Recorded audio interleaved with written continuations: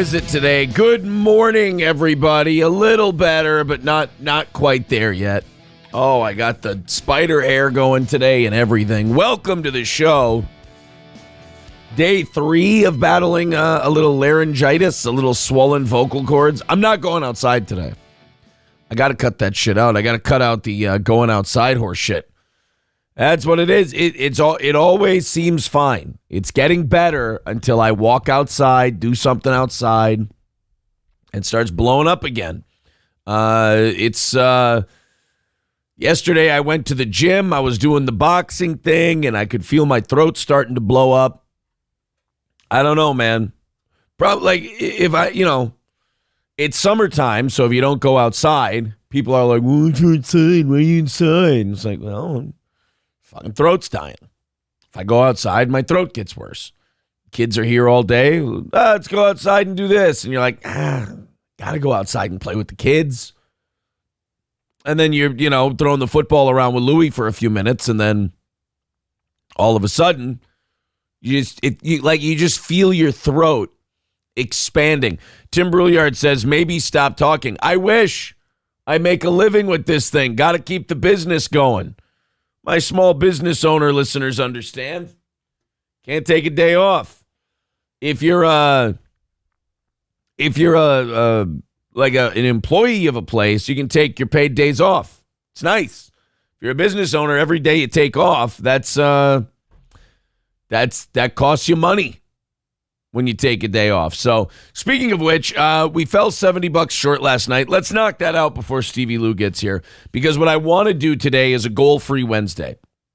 No goal tonight on the evening show. We're going to give away a VIP, and we got Stevie Lew on the show today, so therefore, Stevie Lew's going to take home half of everything that comes in. So be generous.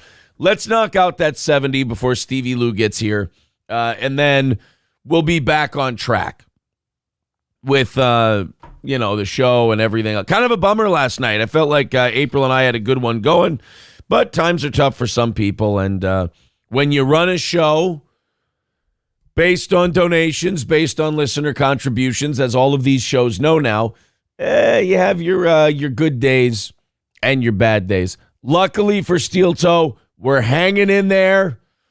We're not bankrupt. We're still breaking even at the end of every month. Oh, it's expensive running the biz, But we're as Chad Zumach would say, we're doing it. So we got $70 left over from last night. If you'd like to chip in and help us hit that, there's all the links in the chat. PayPal, Streamlabs, and Venmo are the easiest ways to do it. Super Chats, memberships, and gifted memberships are doable as well. And let's knock that out. And then we'll bring Stevie Lew on and give him half of everything today. Dub getting it started with a $10 super chat. Thank you very much, buddy. We'll take 7 of that. 65 away from correcting our failure last night. Not your failure, our failure. Lots of stuff to talk about today. Look, man, I'm getting as tired of it as you are. If you're upset about the voice, if you're like, Aaron, you sound like shit, so on and so forth, I get it, man. I hear you. I understand. I'm frustrated with it too. I hate getting up because you don't know until you start talking at the beginning of the show that you sound like shit. Because you're not in show mode. I wake up in the morning. I talk to April. I'm like, hey, how's it going? You're talking in this, and it's also 5:30 in the morning. And you're just going, yeah, I got it. We'll be good. And then until I give you guys the, hey, good morning, it's the Steel, until you go with the good morning and the loud voice, you don't know how it's going to come out. So, like, every show I start this week, I just kind of get heartbroken right up front. I just go, good morning. Oh, there. Yep, it's not there. It's like, like if you have a hamstring injury and you decide to test it, you're going to go, I'm going to fire off a jump shot here. Or like, I'm going to cut left or cut right. And then your hamstring gives on you and you're like, motherfucker, this thing still isn't better. Ankles are that way too. Ankles and sprained fingers. Also, when you jam a finger, those take for fucking ever to recover from. Stevie J says, I like the Cancer vocals. You sound more metal. Thank you, buddy. And thank you to Red Fox Mad. With $9.99, he says, let's go, you pores. Well, you guys only have 55 to make up for last night. And by the way, this would be the morning show audience bailing out the evening show audience, which gives you guys bragging rights as well. So 55, we'll knock that out. We'll get to Stevie Lew. We'll give him half the money today. And Steel Toe will be back on track to a goal-free Wednesday. No goals. Morning show, evening show. We've just got to knock out this one from last night. And then Thursday and Friday morning, that's it. We're done. Another successful week. Big Earn says, just glad you're pushing through to put on a show. Have to, man. Have to pay those bills. I got to pay Gino and Keanu in August. Got to keep working. Got to keep that workhorse mentality going and keeping you guys entertained. Also, good old JR says, you mean to tell me that you don't do vocal warm-ups in the morning? Look, man, I hate to break the mystique. I really do. I don't like to be that guy to tear down the fourth wall. But no, I do not do vocal warm-ups in the morning. I'm sorry. Thank you to Tim Brouillard with $9.99. Says, we appreciate you toughing it out. $4.99 from Hobo Chili. He says, morning, Lunger. You're like Doc Holliday with the tuberculosis, but less gunplay and more gay tendencies of being a dandy and frilly lace. I mean, I am a dandy, am I not? What are you going to do? I mean, with a limited voice, what am I going to do? Argue with the guy? If you're going to argue with a guy, if you're going to dig in, you dig in on the high ground. Where's mine? Devil Pup says, I think your voice sounds more sexy. Thanks, buddy. Also, I did see comments about the hair. I saw the, they're all distracted by your bangs thing going on. There's nothing I can do. If I brush it to the side, people are like, you look like Dracula. You look like, what's with the fucking widow's peak? And then if I do it this way, they go, what's with the bangs? You look like you got a spider on your head. And, you can't do it straight up or straight forward. It's too long up top. It won't hold up. Plus, it'll look like I've got fucking antennas. So I think what you guys are going to have to realize, and I think the thing you guys are going to have to learn to become at peace with, is that I, your host, as much as you may love the show, I am not a good-looking man. This is something that we've had to tinker with and toy with and figure out over time. What we're learning is I am not a good-looking guy. What am I supposed to do? Hobo Chili Recipe says, also, your hair, it lacks credibility. Hobo Chili, please tell me you are doing a Frost Nixon reference there, because if so, that would make my night. Somebody commented on one of our YouTube videos yesterday, and they said, my favorite thing about this show is the obscure movie references. They're not the same movie references. It's weird, obscure movies, like Frost Nixon. It lacks credibility.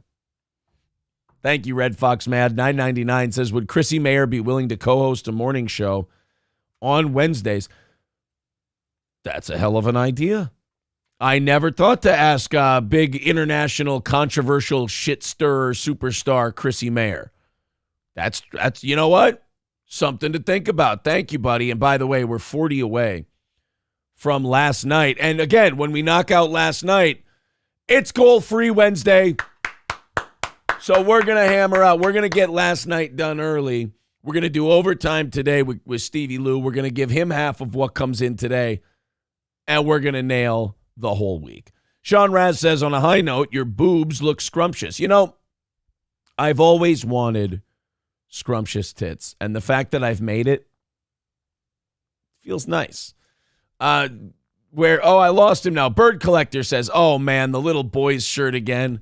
So gay. See, look, you can't win. When you make your living on the internet, when you depend on your audience, and their generosity to keep you afloat, what am I supposed to do? Start a fight with Bird Collector over my Hulkamania shirt? I like my Hulkamania shirt. But I can't do my hair right. I can't do my shirts right. I can't do my titties nice. Can't do any of it. Let's be honest. If I don't have April here to distract them, I'm fucked. April, take me to the lake, says, Aaron looks like Charles Barkley would say, release the hair, let it go, shave your head. I'm not ready yet. I'm not ready. M. Stone says, kind of looks like a spider on your head, though. I understand this.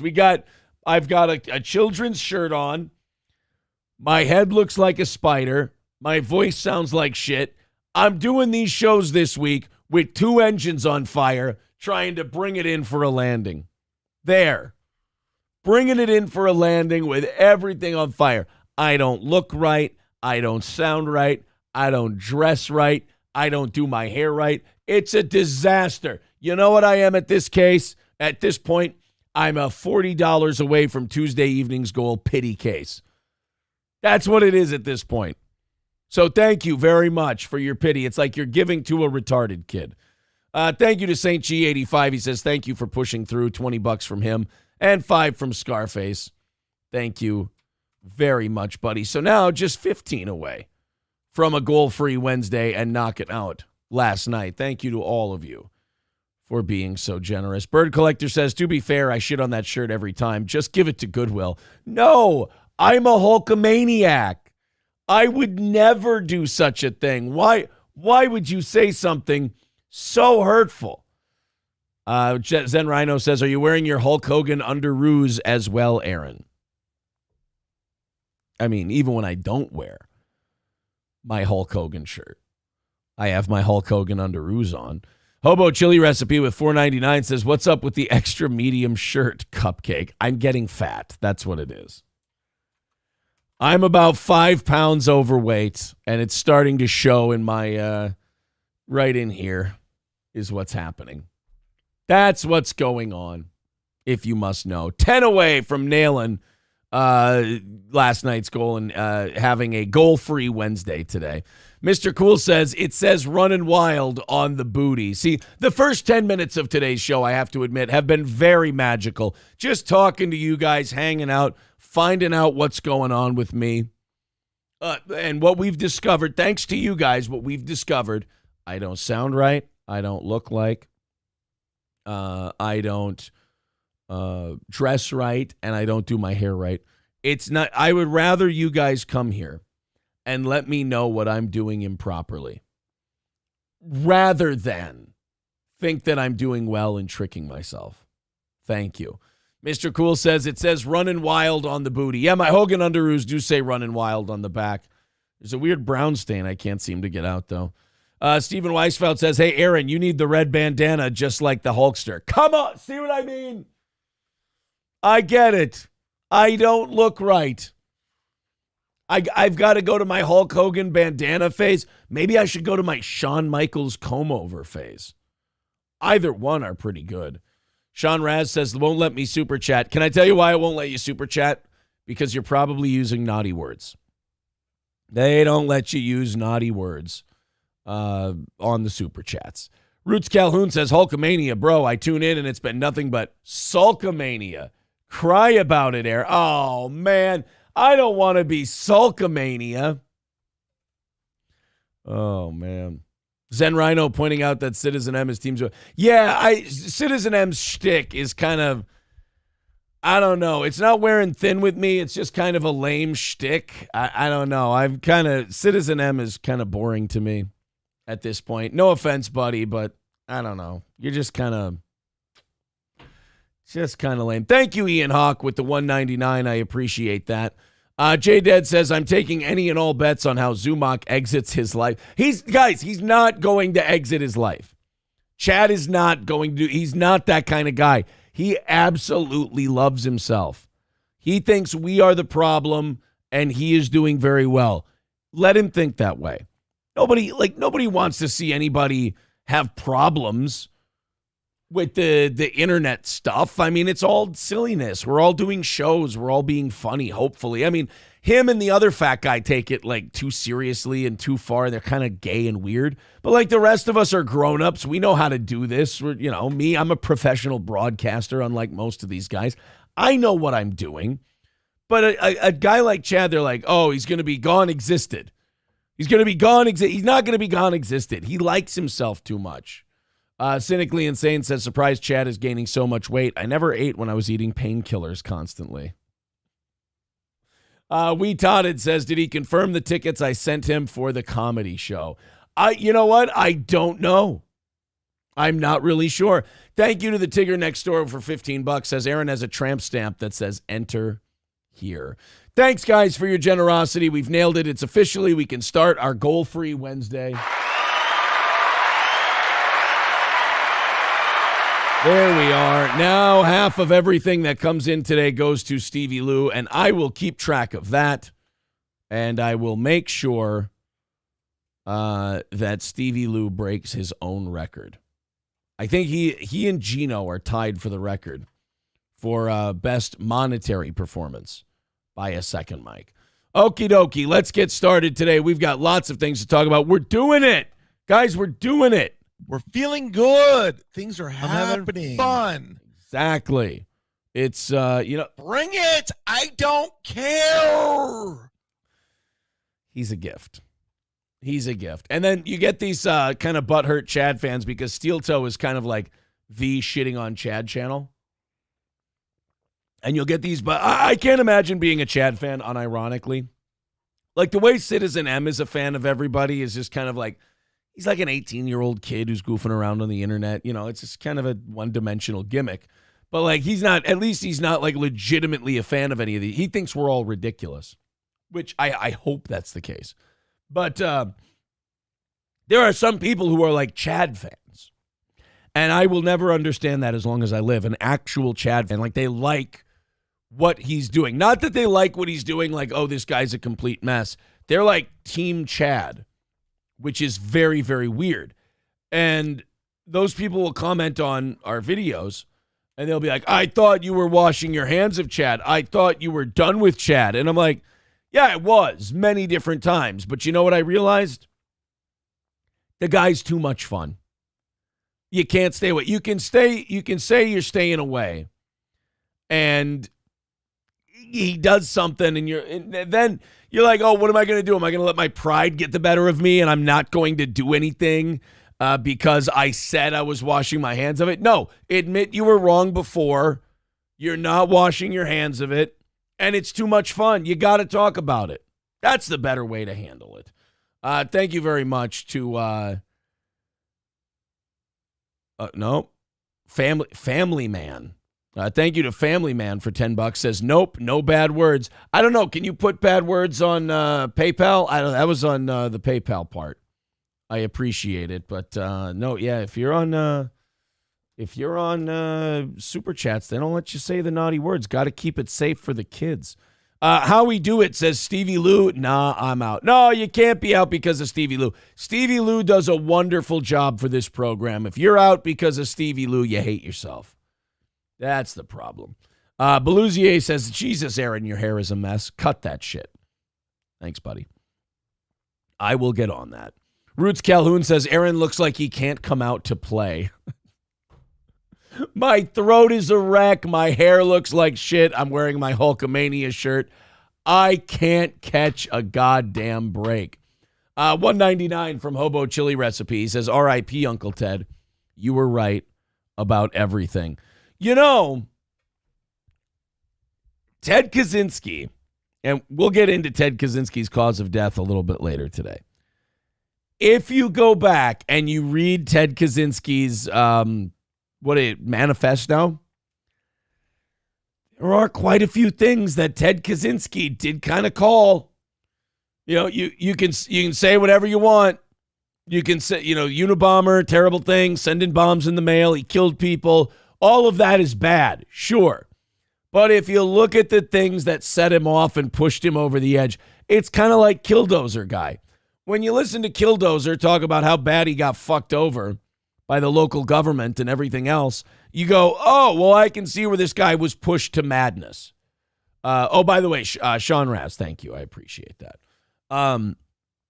You can see how these guys get pushed to being psychos. Doesn't mean what they did was right, but the things they said could be accurate.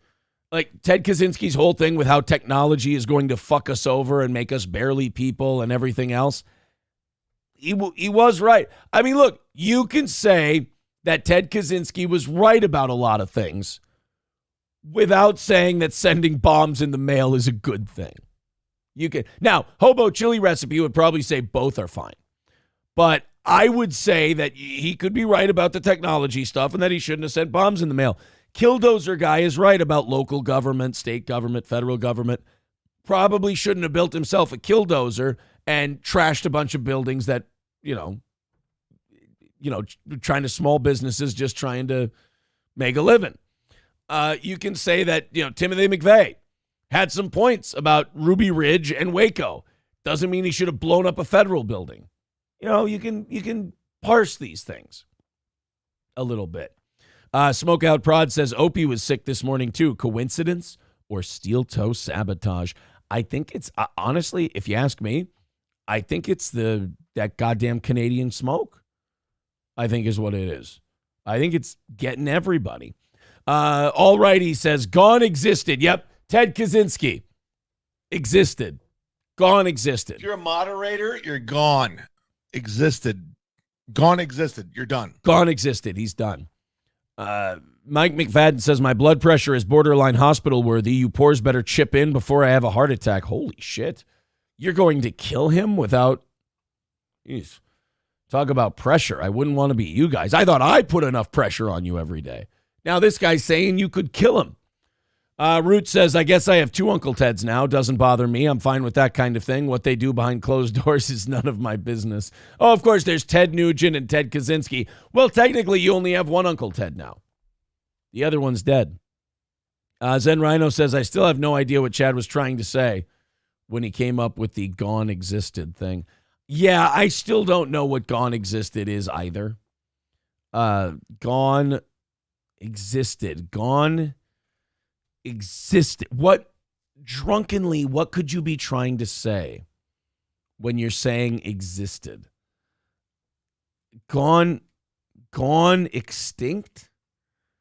Cynically Insane says extincted. Stevie J saying exited, expelled. Yeah, I don't know what word existed could be. I believe that scholars will be trying to figure that out until the end of time.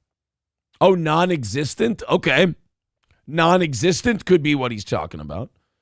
Okay, let's go on to some stories here. I feel like I'm just treading water, reading your guys' comments, leaning on you for content. Stevie Lew is in today. You guys knocked out our Tuesday night goal. I appreciate that. Goal-free Wednesday today.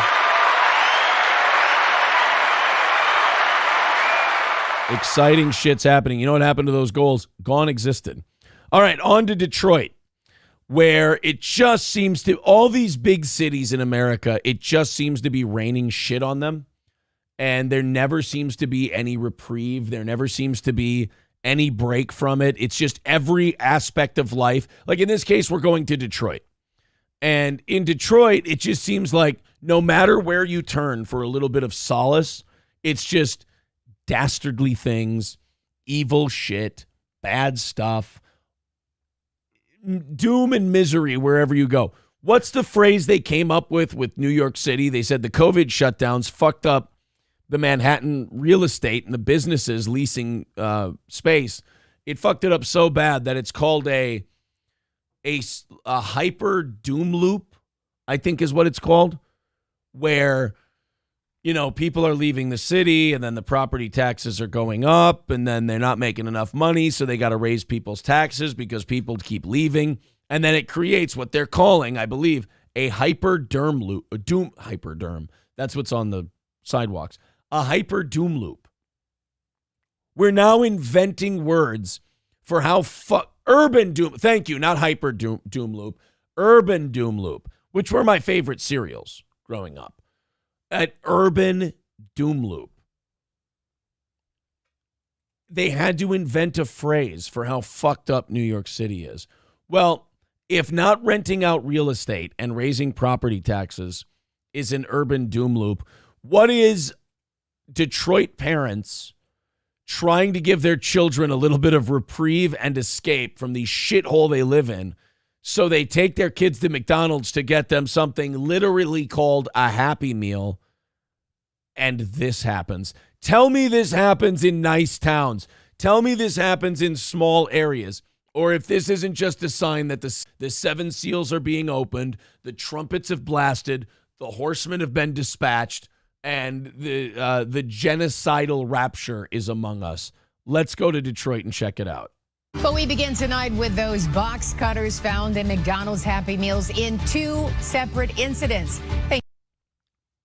Those box cutters found in those Happy Meals. As if you're reporting this to the people of Detroit and they're like, oh yeah, the old box cutter and the Happy Meal thing. We're all very familiar with how that works. Just, I tell you what, the McDonald's Corporation is getting really lazy with their marketing of the Happy Meal toys. I mean, they used to give people Moana, maybe some Frozen shit, some Transformers. Just throw a couple box cutters in there and let the kids go crazy. Maybe, oh, you know what? I have an idea. Maybe they're doing the box cutters for Pride Month so the kids can perform their own cockendectomy. That could be it. I mean, you got to be able to live your truth, right? It's Pride Month. So you give them their own box cutter. Everything goes away. You can be what you've always wanted to be. Or at least what you told your mom with Munchausen by proxy syndrome that you wanted to be. Thank you so much for joining us for 7 Action News at 6. I'm Carolyn Clifford. Take a look at the blades that were found. The latest incident was reported yesterday afternoon in Warren. And while we were looking into that case, we learned about another box cutter found in a Happy Meal in Brighton. 7 Action News reporter Kim. All right, now time out. We've got to look. This is like when someone comes to you with a story of how they're a victim, but it's really kind of a fantastical story. So you've got to kind of pump the brakes for a second and go, you got to bring a third party over, bring them over and go, look, I need to say this out loud and I can't say this to the person reporting it because they'll start yelling at me. Is there a chance they're faking this? Number one, it's the same brand box cutter. It's the same style box cutter.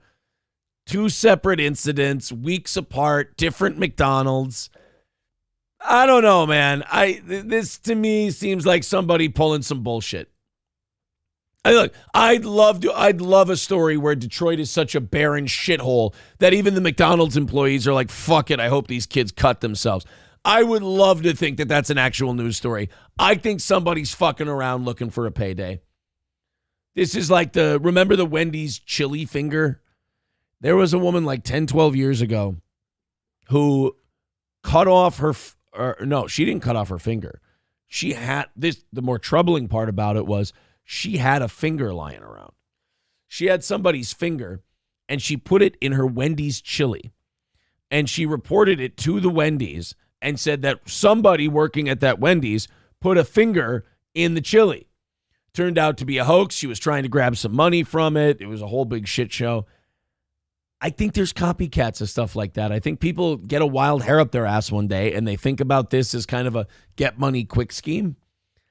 Same color box cutter, same brand, weeks apart, different incidences. I feel like somebody's running around trying to convince people that McDonald's is putting box cutters in their Happy Meals. Billy Craig has more on what these moms hope will put other parents on alert. When you pick up a Happy Meal for a child, you're expecting a tasty treat and a toy. But in 2 recent incidents, parents say what their children pulled out were box cutters. Anything could have happened, and that's what's scary. All right. I'm not saying this is a single mom. I'm just saying that she has I gave up look. She's on the news wearing a hoodie and like a comfy, like I'm not going out again tonight hoodie.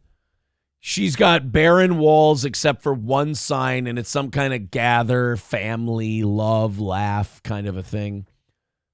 So I don't think a single mom would do a box cutter thing.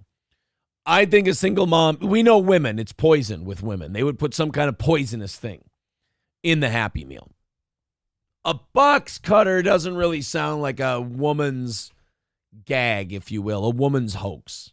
Happened, and that's what's scary. This is what Dawn Parrott says her 7-year-old daughter found in her Happy Meal. It's bright yellow, but it's no toy. It's a box cutter. Parrott says it was found along with a pen inside a Happy Meal box her husband and the girls picked up Sunday. Oh, husband. Okay, I'm wrong.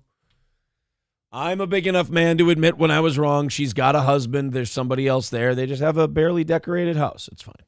Afternoon at this McDonald's at 13 Mile Road in Shaner in Warren. She open up the box looking for the toy, and he was getting the 2-year-old set up, and she turned around, looked at him, and held it out and said, "Dad, what is this?" Dawn contacted Warren police. They're now investigating, and thankfully her children were not injured.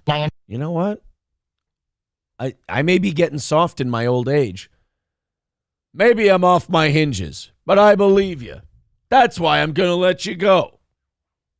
I think somebody did fuck around and put a box cutter in there. She doesn't seem like the type. I would expect tears. I would expect a big performance. She's way too subdued. She's way too calm about it.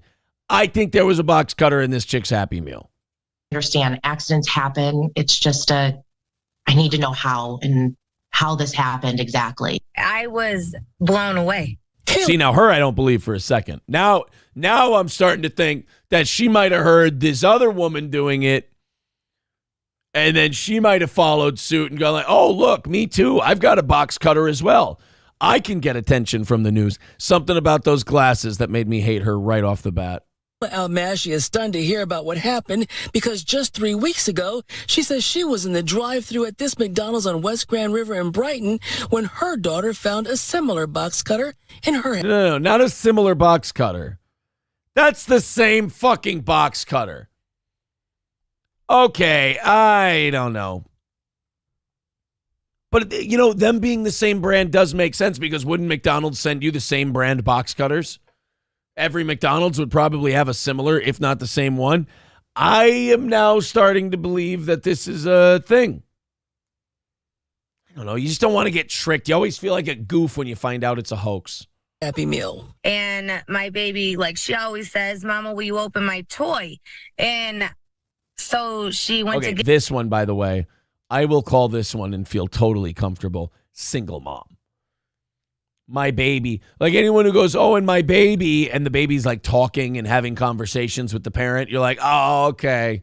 All right. give me the toy, and when I grabbed it, it was a box cutter. Both moms say they immediately reported it to management. They basically just said that they have a catch-all box that's a Happy Meal box, and someone must have just accidentally grabbed it. I just wanted some type of explanation, but there was nothing that he could give me other than he said, do you want a free apple pie or cookie?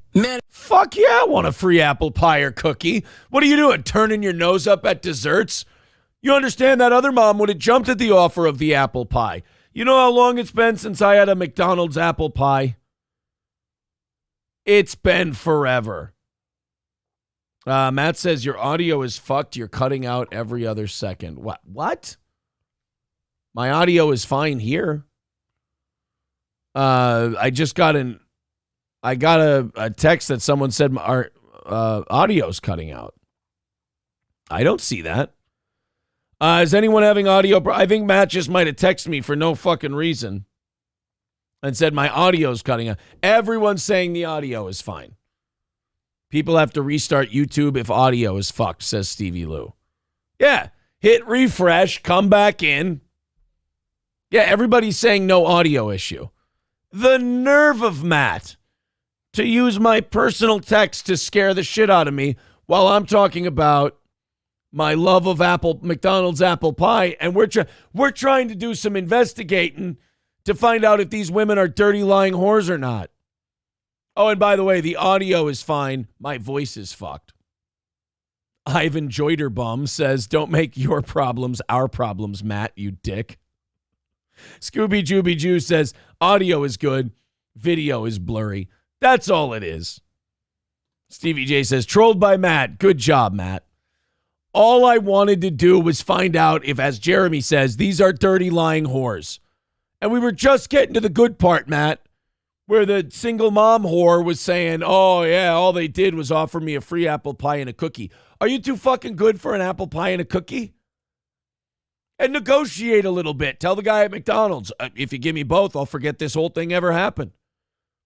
God, it's like people, like your kid got a box cutter in their Happy Meal, and the kid never even had to cut themselves. You just found the thing, and you threw it back, and nobody got hurt, and you still got a free apple pie.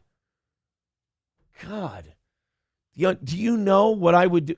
If McDonald's said, I'm sorry, sir. If I came into McDonald's fuming mad, you put a crack rock in my kid's Happy Meal. This is crack. This is enough to kill my child. And they went, would you like an apple pie? I'd be like, oh, yeah, bygones are bygones here. Especially if it was fresh and hot and nice. Oh, why not? Audio is fine. Your prostate is not, says Roots Calhoun. Mike McShane says, your audio was fucked. I restarted the YouTube app, and it's okay now. Mizzle T. Shizzle says, your audio is fine, but there's a box cutter in your Happy Meal. Motherfucker. Schnoop says, overreaction for sure. Darren Orson says, giving a crack rock with no pipe. Thank you. That's what my complaint was to the McDonald's people. Like, how is my kid supposed to smoke this crack rock? What are we supposed to do, play marbles with it? Kids don't play marbles anymore. They got tablets. But if you offer me an apple pie, I'd say, you know what? We're good. The Tigger next door becoming a member for his 13th month says a free dessert is worth finding a box cutter as long as the kid doesn't get hurt. See, that was kind of my attitude towards the whole thing. I mean, yeah, nobody wants to see their kid find a box cutter, but at the same time, if you give your kid a Happy Meal and you don't notice the box cutter in there, you're a dog shit parent. And who's going to get the free apple pie? Exactly, you. Kid gets the box cutter in the Happy Meal. You go complain. They give you an apple pie. You eat it on your way to the car. Maybe you save them a bite. But ultimately, you're getting a free dessert because of a traumatic thing your kid went through. Isn't that what single motherhood is all about? Single motherhood is about your kids going through something traumatic and you getting the attention from it. It's perfect. It's perfect. Let's finish up with these two. I'm telling you, I think the second one is a liar. Management at both McDonald locations referred us to corporate. These moms just want other parents to be aware. Someone's supposed to call me today after they go through video footage. And, I just want to make sure that, I understand everyone makes mistakes. Of course, we're all human, but I just want to know how and why that happened. If hers is real, she says, I understand people make mistakes.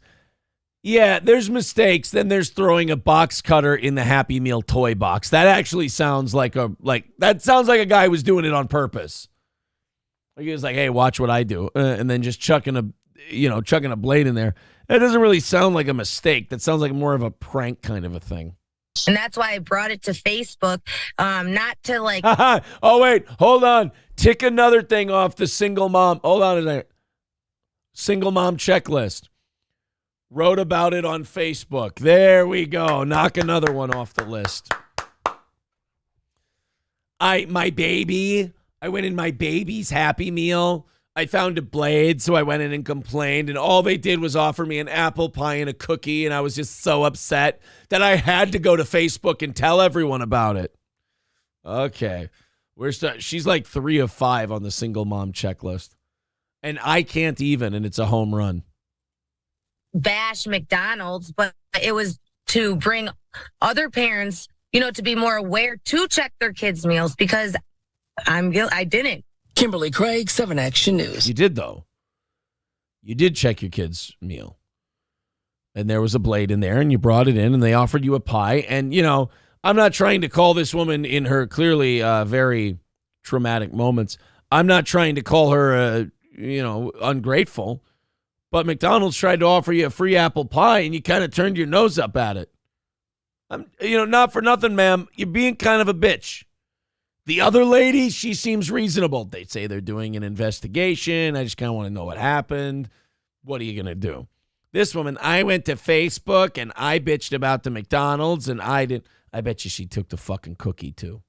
Certainly good advice there. Now, we just got a statement from McDonald's corporate headquarters. It says, quote, the safety of customers and employees is our top priority, and we take these claims seriously. We have been in touch with the customers involved and are continuing to investigate. After all the shit like you've heard from fast food places, how much do you want to bet that McDonald's attitude towards this shit is usually like, I'm they're skeptical at first because, like we said, you've had the Wendy's chili finger thing, and you've had other hoaxes before. Your first reaction to something like this has to be, these bitches are faking it. And then you work backwards from there.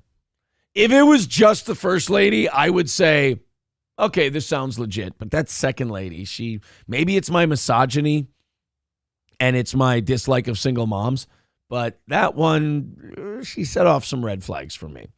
Nizzler says, fuck that. I'm keeping the box cutter. They cost more than the apple pie and last longer. Well, it wasn't like a trade thing. It wasn't like they were, here, I'm only giving you the free apple pie for this experience if you give me back the box cutter. No, you're keeping the box cutter and you get the free apple pie. Those are the rules. Granny Loves Anal says, I hate to say this, Aaron, but your audio and video are queer as a football bat. See, he's not saying we're having any audio problems. He's saying I sound like a homosexual. That's not a... so Matt was apparently the only one having any audio problems. Hit refresh and apparently you'll be fine if you are having issues. Plus, it's great for our fucking view count. What's YouTube's thing? They only, one person's only allowed 3 different clicks before they stop counting your views, something like that. I can't remember what it is. I will say this. We're about 55 away from 10,000. We're almost there. Shoulders into the boulder and push it all the way up the hill. Almost there. Hit that old subscribe button. So close to 10,000. What's with the trend in these smaller podcasts and having this attitude of, I can only do subscriber only chat. From now on, I'm only doing members chat or I'm doing subscriber chat. It's like, what a weak ass pussy you've got to be. Just ignore the shit in your chat you don't like. You know what I do when the chat gets a little out of hand and it's getting a little wild and they're going off on 18 different tangents? I just click on my next story and I don't look at the chat. You got these other guys. I seem like I can only watch MLC for 10 minutes at a time now because I'm like, all right, I've seen this one before. But they were bitching yesterday. Kevin was bitching. He's like, we got to make this subscribers only. Or members only. But if I make it members only, don't I have to read every chat because those people technically gave me money for it? It's like, stop making your whole show about reading super chats and then you won't have to worry if your chat is subscriber or members or anything. You know what we do? We read our super chats, read our memberships, but we pick a handful of comments out after every story and we read those because we have a funny audience. But everyone's so worried about their chat and should we make it subscribers or should we make it members? And gotta be honest, I feel like making your chat subscribers only turns off just as many people as it causes people to become subscribers. If you're subscriber only, then yeah, there's going to be people on the fence who are like, oh, I want to chat. So they'll hit the subscribe button. But there's also people who might come check it out. And believe it or not, but people are weird. They're like, I'm not going to put in the effort of clicking a button. I'm out of here. They will, people. I'm not saying that's right or wrong. I'm saying that's the way people are. But yeah, you've got these shows that have steel toe or lower level audiences. And they'll be like, what should I do with my chat? Should I make it members? Should I make it subscribers? If you have subscribers only or members only chat, you're gay. If you can't handle, you can't be like, I'm a big badass broadcaster, podcaster, but you know what? I worry too much about what my chat thinks, so I got to limit it to people who give me money and then they can chat. That's a bullshit move. That just shows you're a giant fucking pussy and you're too sensitive to do a show. Leave your chat open to everyone, and here's what you do. If people are being obnoxious or they're being cunty or you don't like them, have your mods block them. There you go. Use a scalpel. Don't use a whole big thing. Everyone has to subscribe if they want to talk to me. You're not that important. Everyone has to be a member if they want to talk to me. You're not that good. You're just being a pussy because your chat hurts your feelings. That's all. Hobo chili recipe with $4.99 says your audio is fine, but your stomach spillage is not. Your tight top cannot contain it. Thanks, Hobo chili. Usually I would let that go. And I would be like, what are you going to do? That's a funny one.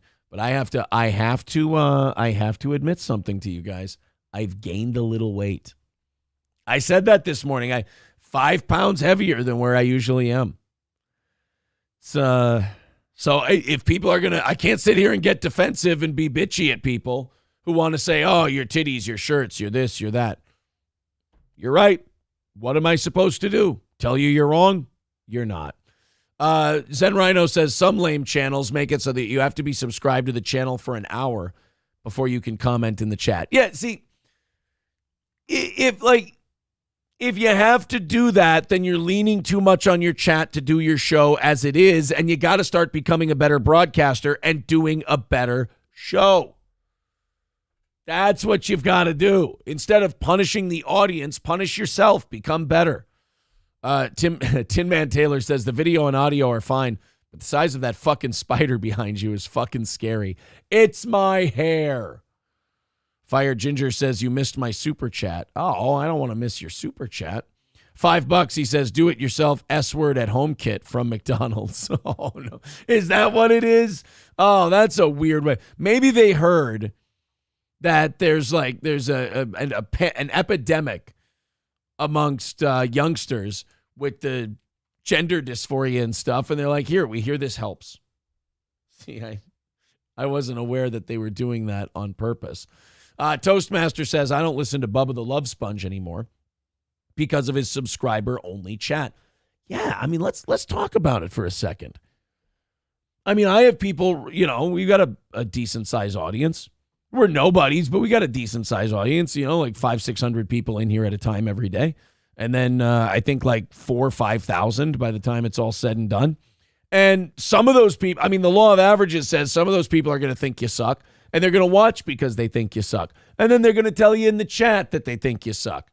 You skip past it, or maybe you have some fun with it, or you get rid of it, whatever. But you don't take your whole chat and shit on your entire audience and go, oh, well, now you have to be a subscriber. Now you have to. Members only is the gayest, weakest, pussiest ass thing you can do, because that's telling people I'm so goddamn important. You have to pay me money if you want to be part of my chat. Ugh.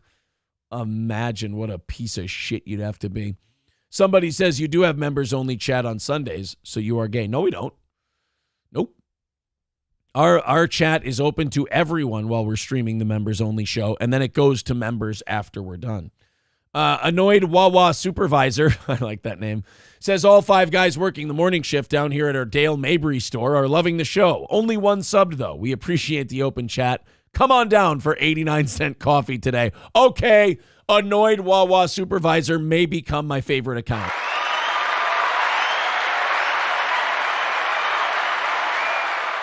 Roots Calhoun says your audio is fine, but your ability to carry a show on your own is not. Thanks, buddy. I appreciate it. LB Dirtbag says, as if the chat wants to try and prove my point. LB Dirtbag says the hair looks rough today. Professional horny boy. I've been saying you've been looking fat. Thank you. I'm glad. This is why I like having an audience of mostly dudes. Like if it was women, they'd be like, no, you look fine. So women lie to each other into obesity. But like a guy's like, oh, you know what? Yeah, you said that you've been having problems. You gained like 5 pounds or so. I've been saying like you look fat lately. Like it's for them, it's not making you feel better about the way you're looking. It's about them being really super pumped that they caught something without being told. So thank you. P. Fletch says time limits are death to a chat unless it's the Legion and a trolling raid. Unless it's the Legion of a trolling raid. Maybe. We Todded says your voice is slowly coming around. It's getting better, but it's getting better, like you said, remarkably slowly. Really slow. It's growth by inches. T. Jefferson says, Aaron, are you retaining water? Do you feel not so fresh? Calgon, take him away. Thanks, guys. I can always count on you. FTW Nil says, I'm not going to lie. April is the best part of the show. Isn't she? Citizen M says, I think you're great. Now, Mersh sucks. I actually do hate watch that show. But Citizen M, let me tell you something that's going to help you in your high school career. Stop hate watching shit. Because it's not bothering the person you're hate watching like you think it is. You've created a thing in your head. And you're actually being a fan of that show. Hate watching is not what you think it is. Hate watching, whether you're hate watching or love watching, doesn't matter. You're being a fan of that show. So don't Don't harm yourself over something like, and don't trick yourself by saying you're not hate watching. It's like when you're listening to a Nickelback song and you get caught and you go, oh no, I'm just listening to it because it's so bad. No, you really enjoy it, but you're worried about the social consequences of admitting it. Annoyed Wawa supervisor says, back at you, buddy. Gonna house a sizzly in honor of each of your titties. I want Stevie Lew to come in. I want Stevie Lew to come hang out with us. I'm feeling bullied. King of all diff says 5 pounds my ass. Tin Man Taylor, Aaron really shines when he's solo. Thank you, buddy. Just like his forehead. Nicole says, no, I agree. You look like shit. I know. Lemmy says, I've never lied to you about whether or not I think you're fat, loaf piggy. You see what I mean? And I can't be upset. It's the audience I've created. Somebody says, yeah, what the fuck is up with your hair today? Toonsis says, go from a 6 to an 8. Bring back the stash and mix in a buzz cut. This is going to get bad, isn't it? Do I even want to go further? I can feel my stomach getting bigger as you guys talk. You know what I have to do? I just have to watch like Chad and Melton clips because I can look at how morbidly obese and sad those two look, and I can go, oh, you know what? I'll go to the gym today. It's like twisting my arm. Mr. Approachable says, just got here. Are we making fun of Aaron today? Your neck has so many chins stacked on it. It looks like a model of a Chinese high-rise apartment. See, why is that? That almost seemed too you're going out of your way to be very mean to me. King of all diff says Aaron put bridges on his head. Oh, yay. Somebody's going to call in to mock my appearance today. Hello, Ryan the Garbage Man. You know, I'm very troubled here. I mean, all these people are insulting. You're not fat. Thank you. Not at all. Thank you. You're just a little husky. Appreciate it. He cut out during his punchline. That always brings it down a little bit when your phone cuts out when you're trying to do your punchline. He said, I'm not fat. I'm just husky. Understandable. We taught it says, when does April's only show start? Mike McFadden says, Aaron, you need to make April control her pH balance so your throat gets better. Oh, no. Is this like Michael Douglas getting the throat cancer from eating pussy? Oh, shit. Damn it. Citizen M says, I'm 30, but note taken. Oh, no. Don't be 30. Citizen M, I would have kept that. I would have taken that one to the grave with me. I would have never admitted that you can't do what you do on the internet and be 30 years old. That just, now I'm sad. Now, okay, the making fun of me bit was funny and I really enjoyed it, but that now I'm sad. That actually made me sad. LOS says you put on any more weight and you're going to start yelling, I don't care, and running into Wi-Fi outages. God damn it. The Fire Ginger says maybe with the No Goal Wednesday, use the pinned message to keep track of the donations. Ooh, good job. Oh, you know what? That's a good idea. Right now, so far, we have 25 for Stevie Lew. Zen Rhino says if you're hate watching a channel on YouTube, you're a closeted fan and don't want to admit it. Yeah, I think that's pretty accurate. Last statue says 5 pounds per titty. Well, let's just lop them off then. Hobo chili recipe with $4.99 says you would look more comfortable on a pallet, something with structural integrity. Thanks, buddy. I've enjoyed her bum says you mean you've gained 5 pounds per ass cheek. Thanks. Chris says, you look terrible, April. Laughing Lions calling me steel dough. See, now how is any of this supposed to help me get better at my job? Matt Melt with $4.99 says, I hope everyone compliments Stevie when he gets on since Aaron hates me. Why would I hate you, Matt Melt? Jesus. Oh, Professor Aaron Plump. See, now, again, how is that helpful? Aaron looks like me after a drunken night at Daytona Bike Week. Again.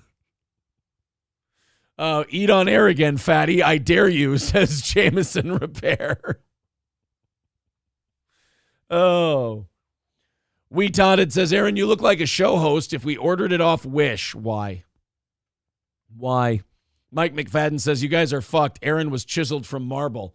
It's not his fault the chisel broke right off the bat. Griddle Gorilla says, you are Michael Douglas's pussy. Lap Glass says, you look like a skinnier Orson Welles. I want to go back to bed. Oh, Christ. Drunk on Cringe. No. Who gives a fuck? He's just upset that we teased him a little. S2H becoming a member for his 13th month says, you're not fat, you're big boned.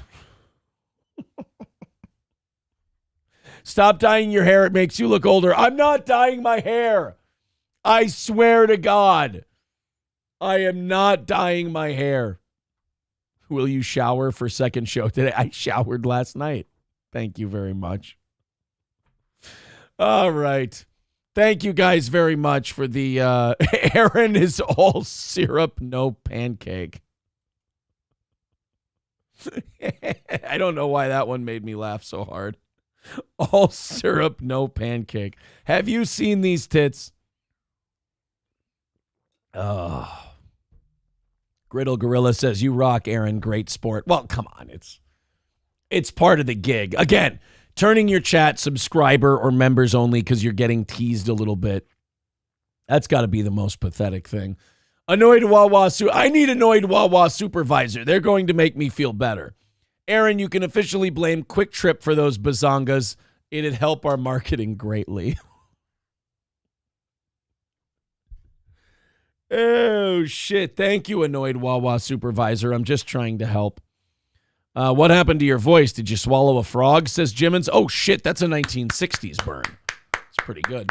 LOS says, speaking of single mom vibes, Aaron, that hair and shirt combo. You know what? Fuck you guys. Give me 1 second. Hold on a second. You're getting an empty stage for a minute. Hold on. Here.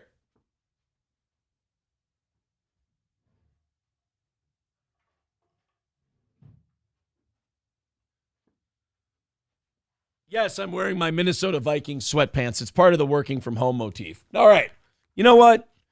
I tried to go with something different because people were calling me Dracula with the side hair. Here we go. Hold on a second. Oh, shit.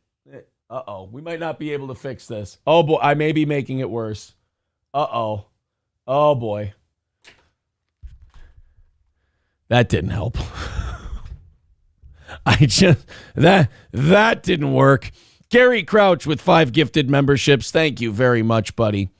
Who got those? Let's shout them out here. Ivan Joyderbum, Granny Loves Anal, Suave Banana, Coach Kevin, and Drew Allen. Thank you very, very much. Hey, at least Danny Masterson would never R-word you, says Chris. Oh, hey.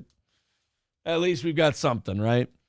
Hung Solo with $5 says Aaron's bringing back a classic movie, Porky's 3. God damn it. Oh.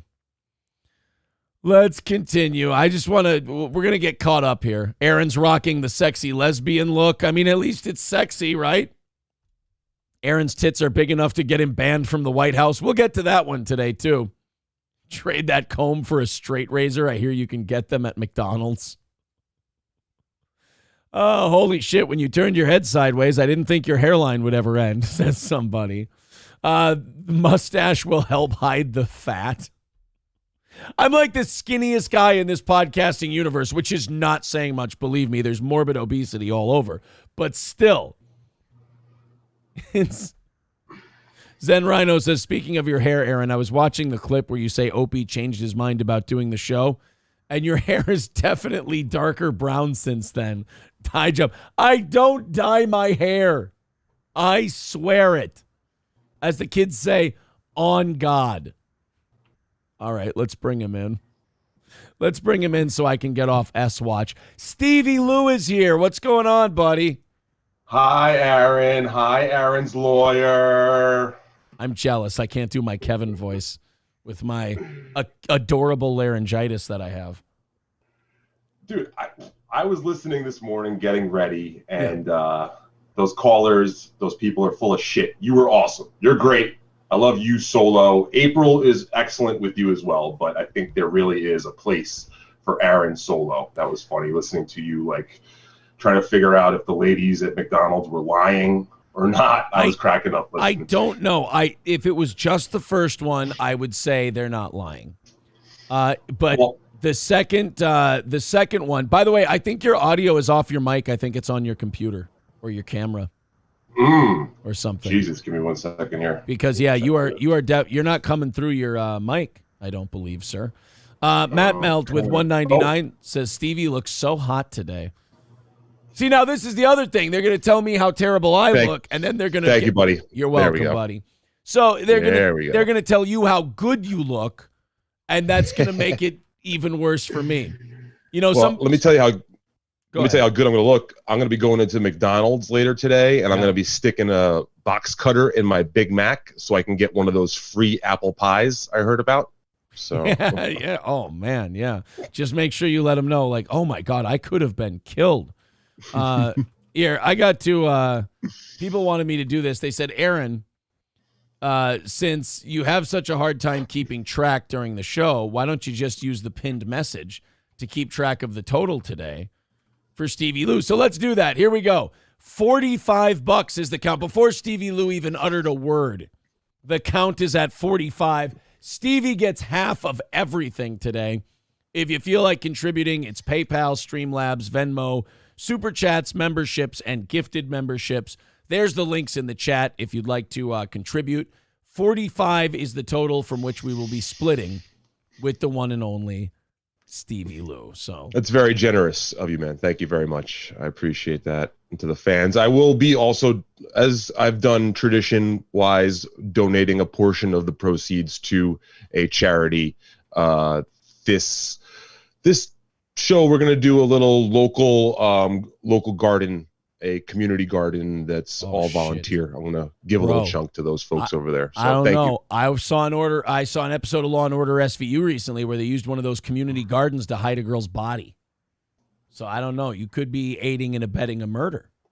Wait, that was an episode? Yeah, an episode of Law and Order SVU. There was a community garden. They took a flower delivery there, and somebody had pulled up all the flowers and buried a woman in the shed underneath all the flowers.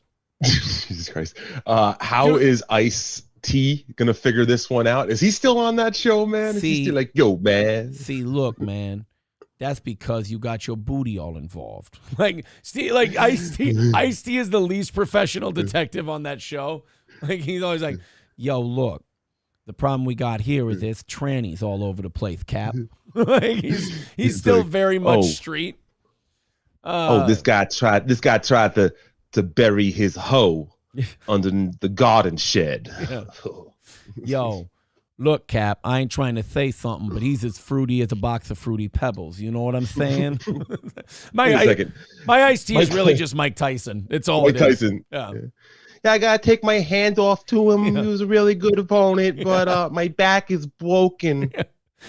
Yeah, Mike Tyson should have been Finn Tutuola on Law and Order SVU.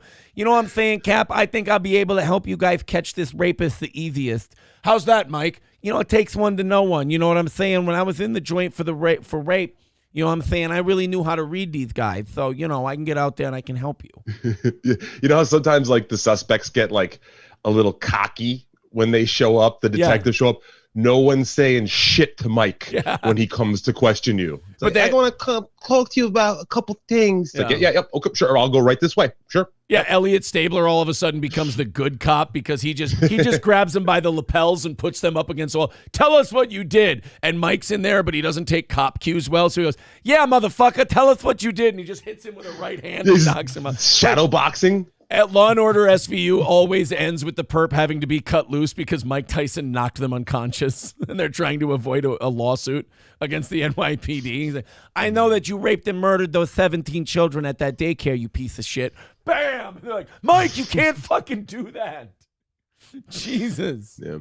You know what I'm saying? I just wanted to make him feel justice before we had to cut him loose, Cap. Yeah, fucking lore. Let's see, we call it like lore and order over here in New York. Lore and order.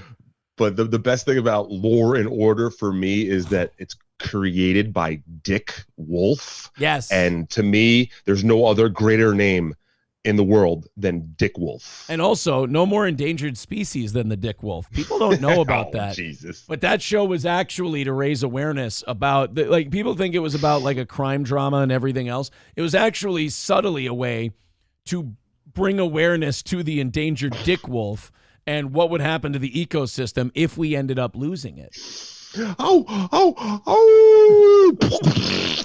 He comes every time he howls. Whenever there's a full moon, there's Dick Wolf come all over the prairie. Oh, we are so stupid. Also, Law and Order SVU, the creator Dick Wolf, parodied in the great Broken Lizard movie Slammin' Salmon because there was CFI Hotlanta created by Dick Lobo. Oh, there you go. Dick Wolf, Jesus, Dick Lobo. Real subtle. The deep cut. Yeah. Yeah, the Broken deep Lizard cut there. guys. All right, we got money coming in for Stevie Lew here. Let's keep track. Carlos Danger with $10. Carlos Danger, that troublemaker Carlos Danger. $10 for him, says, for my friend and pragmatic mentor, the wonderful. Hey, that's not Ray DeVito. Okay, this is for Aaron's purple panties. I'm wearing my Vikings sweatpants. One of the things I have to break down the fourth wall of podcasting. One of the wonderful things about getting great equipment and building a thing in your basement is that you can kind of it's kind of like doing the nightly news, only not nearly as prestigious or important. You get to wear whatever you want on the bottom half. So you're going with that. I actually made a conscious decision to put pants on before I got on air with you. So I could have been just completely buck naked down here, but I was like, you know what? Let's show a little respect to the man that brought me on. Oh, well, you know, that's very nice. And I got news for you. That means you're gay. Matt Melt with $4.99 says, has Stevie lost 5 pounds? See, now this feels mean. This feels mean. They've been accusing me of gaining weight, so you come on, you automatically get complimented and saying it looks like you've lost 5 pounds. No, I think they're talking about my HIV symptoms. Okay. So seems like a compliment, but you seem to be managing it well. I've seen Texas Buyers Club. No? Yeah, you look way better than that guy. Wild Card with $1.99 says, Aaron, get a haircut like Stevie. Now $4.99 from Dead Fool. He says, hi, Stevie, how much? Oh boy. It's actually your price, and this gets weird. That's a reference to there is now bounties out on my head for how much it costs to kick me off a show. Really? So, yeah. I guess what's your number? Why are you probably send you? I always enjoy you being on this program. Why are you getting kicked off? Why do people want you kicked off shows? It's kind of like a fun little carnival game now. You know, it's not really a menacing sort of thing. Good. It's kind of like a little inside joke. Ray DeVito took $200 on Saturday to have me kicked off his show. So there's a number out there. The Ray DeVito angle is still going, huh? The Ray DeVito arc is still out there. I saw he was on MLC yesterday again. Yeah. I had not seen Ray since I last was his bodyguard at the stand because Gino was coming to kill him. So it had been a while. I needed to catch up with him. So I jumped on. And you know what? I think it's kind of boring to rehash it. Folks should go check out the Rock Bottom podcast from I think it was Saturday. Evening I was on there. So let's give Ray a little plug there. Yes. Carlos Danger's on there all the time. Yeah, so. He certainly is. He's got a very shitty hat, though. Hobo Chili Recipe with $4.99 says, Stevie, good morning. Please say something nice about Aaron's weight. Tell him his shirt is form-fitting. His hair is mid. Please be gentle. I told you were funny solo already, right? You did. You know, You complimented my personality. Yeah. So now I'm the fat girl in school. I get it. I understand. Thank you to Balls Deep for gifting a membership. Oh, thank God. Annoyed Wawa Supervisor has a membership. That's well-deserved. It's instantly becoming my new favorite account is Annoyed Wawa Supervisor. I like the ones that stay in character and, you know, they're acting like their namesake. 60, that's trippy. Yeah, 65 is the count for Stevie Lew right off the bat today. So keep it going. Stevie Lew gets half of whatever that total is. Streamlabs, PayPal, Venmo, Super Chats, memberships, gifted memberships. Thank you guys very much. Let's start today. You know, this story was supposed to be done by the time you came in here, but I got into the audience shitting on me, and I was having a lot of fun with that, and then trying to comb my hair and making it more of a disaster. So you get to start today with the Ku Klux Klan. Oh, that's quite the eye opener. Let's do it. I have to tell you, usually, and I'm not trying to tell you how to work, but usually when I tell people that we have a Ku Klux Klan story coming on this show, they get very excited. You seemed a little hesitant, and I've always said this. I'm not trying to train you in. I'm not trying to change your style or anything. But I always say the best way to react to a Ku Klux Klan story is with unbridled enthusiasm and hope and, the endless possibilities of what you could do with said story. Okay, well, I got to take down the fourth wall here because I'm a little worried. Because you're a Klan member? No, it's a little more intricate here.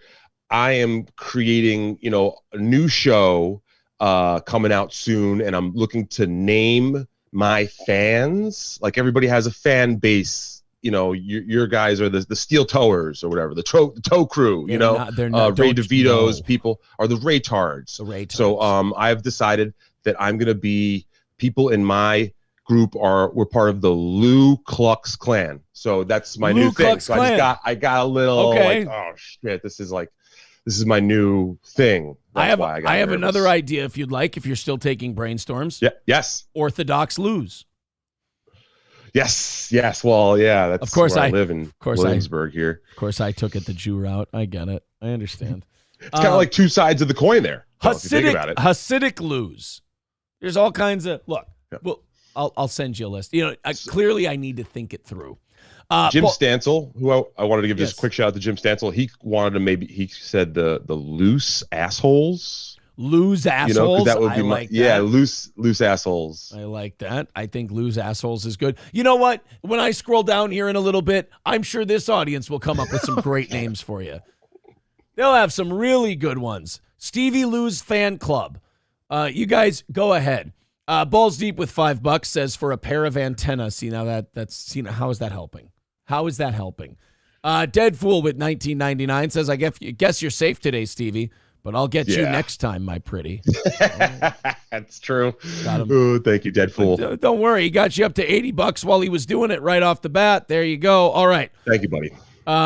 Matt Melt, Lose Who Rule Hollywood. See, that's a little long. A little long-winded. I love that Loading just kind of gets this show right off the bat. He doesn't even come up with his own ideas. He just goes, okay, make it racist. Why? Professional Horny Boy, The Losers. Okay, you guys can see from Stevie Lew's reaction there. We can work on it. It's okay. He fucking hates it. Kotad says the Lews control the media and the bank. See, again, I feel like you're making a statement rather than trying to come up with a marketable name. I dig it, though. I'm for it. Little Lemmy, I'm Lou Dabba Dee Dabba Die. Oh, this might be my favorite. Stevie J, they're coming up with names for Stevie Lew's fan club. The Lusitania. Yes, the sinking of the Lusitania. Actually, I've used that one before because that's a great moment in our history. The Bear Lose. You guys are really. I probably shouldn't have started that Jew thing, should I? You guys are really leaning. Yeah. I didn't. I never thought that angle, but that's why I come on these shows. You broaden your horizons. Why do you come to Aaron's show? To figure out how we can make this a Jew thing. That's but to which this audience says ROTC did it first. So unfortunately. Shout out to the Bad Luck Boys. Yes, and Mersh and Royce, and both of them decent human beings. Stevie's Weebs. I don't. Yeah, there we go. The Losers. I'm Lou Bagels. I know I have. You want me to give Billy Mitchell a call right now on air? Because I fucking will. I'll ruin this show. Oh, Philip Sears, this is just mean-spirited. He says his fan club should be called Bad Investment or Money Wasted. Now, see, how is that helping? Not even creative. The opposite of Addicted to Profits, Yeah. I guess. By the way, Addicted to Profits and I have been DMing. He's been contributing to this show. He's a good guy. I don't know why anybody would bust that guy's balls. I don't know. My thing is, if someone's going to be really generous to your program and they haven't been a fucking asshole, treat them with respect. Yeah, so I guess I'll see you down at the Super Bowl party he's having there next in February. April and I did officially get the Bahamas invite. So it didn't take very long. Either you can be a dick to somebody or you can be maybe nice. go hang out in the Bahamas in February. Exactly. Right. he can be that friend that you use for his really nice house and boat. Perfect. See, now I can't read half of these that are coming in for Stevie Lew's fan Make club. a mental note. Make a mental note and send them over to me later. Granny 6 million Lose. I don't think that's one that we can. I don't know if that's marketable. Yeah, that one's just not true because it's not true. That's the only reason why it's not marketable because it's a lie. Right? You got to stop coming here. See, it infects you. Andrew writes, "Cray Looney Tunes." No.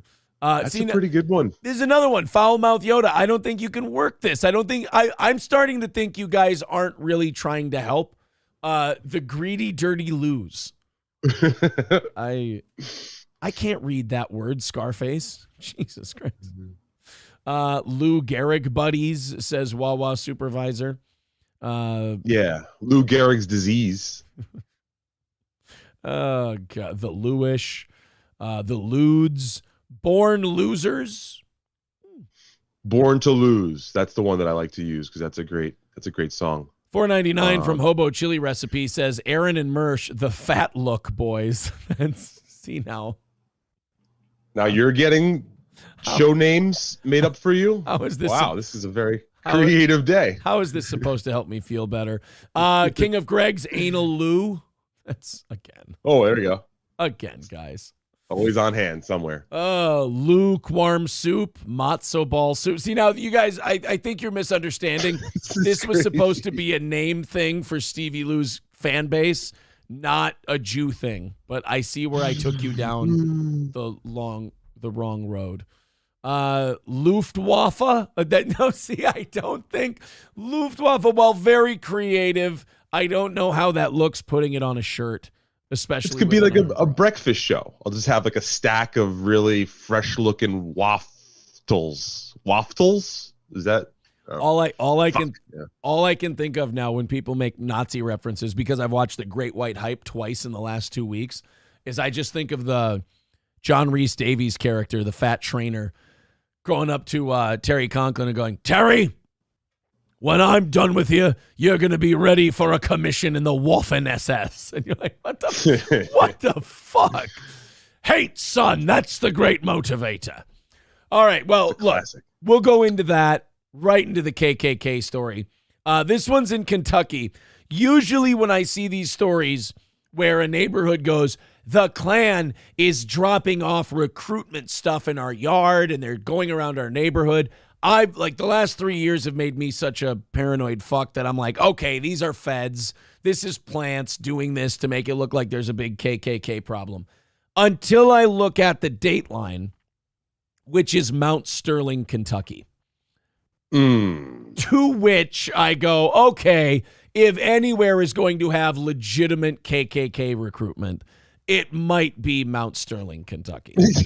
Do you know where Mount Sterling is, or are you just taking a educated guess? Look, it's a Bible Belt city that starts with Mount. I'm guessing it's fucked. That's just, I'm playing it safe. I feel like if I made that bet at a Las Vegas sports book, I would come out ahead more than 50% of the time. So let's check out what's going on there and what's got the neighbors so shook, and if this neighborhood may be being targeted for a, say, specific reason. Go ahead. Hey, Tom, on thanks your so time. very much. 6:31, neighbors in multiple Kentucky. Oh, you guys are wearing the same colors. Oh, her and I, yeah, we have a lot in common. We hang out. If you scroll down, it does say Hulkamania across her chest. Hers is dropped out. Yeah, hers is just a little lower than mine. That's all. We both have the same intro music.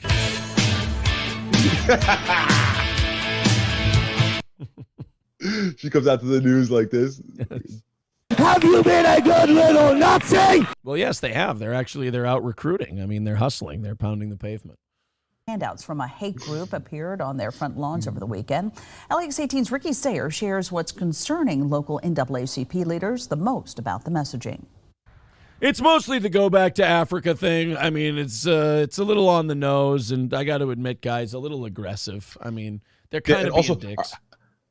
How are they handouts if they were just dropped off and left there? Don't you have to hand something to someone to be a handout? And that's ballsy. Exactly. If you're out there giving it into someone's hand, then you've earned that racial chip, your racist chip. You know? I tell you this, Stevie Lew, you're absolutely right. My number one complaint about these Klan recruiter guys, remarkably lazy.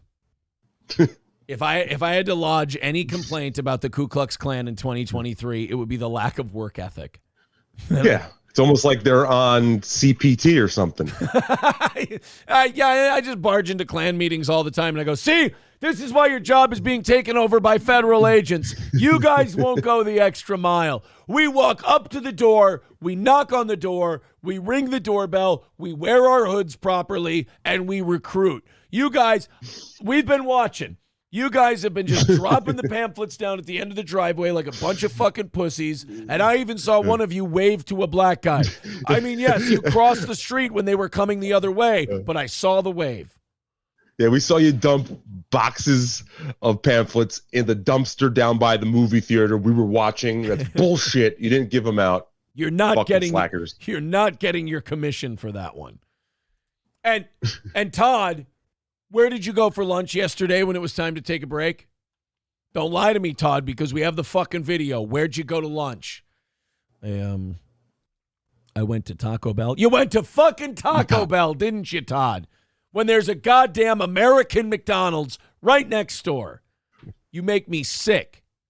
They're flyers with fresh box cutters in them. Yeah, fresh box cutters. Side of the road in one central Kentucky community, the sort that has neighbors feeling the need to Throw it in the garbage. Okay, I always say this about these stories. People have to stop saying that we're not making any progress socially in this country because 50 years ago, that guy was handing out the flyers. And Victor, right? Victor, can you please go back and get that?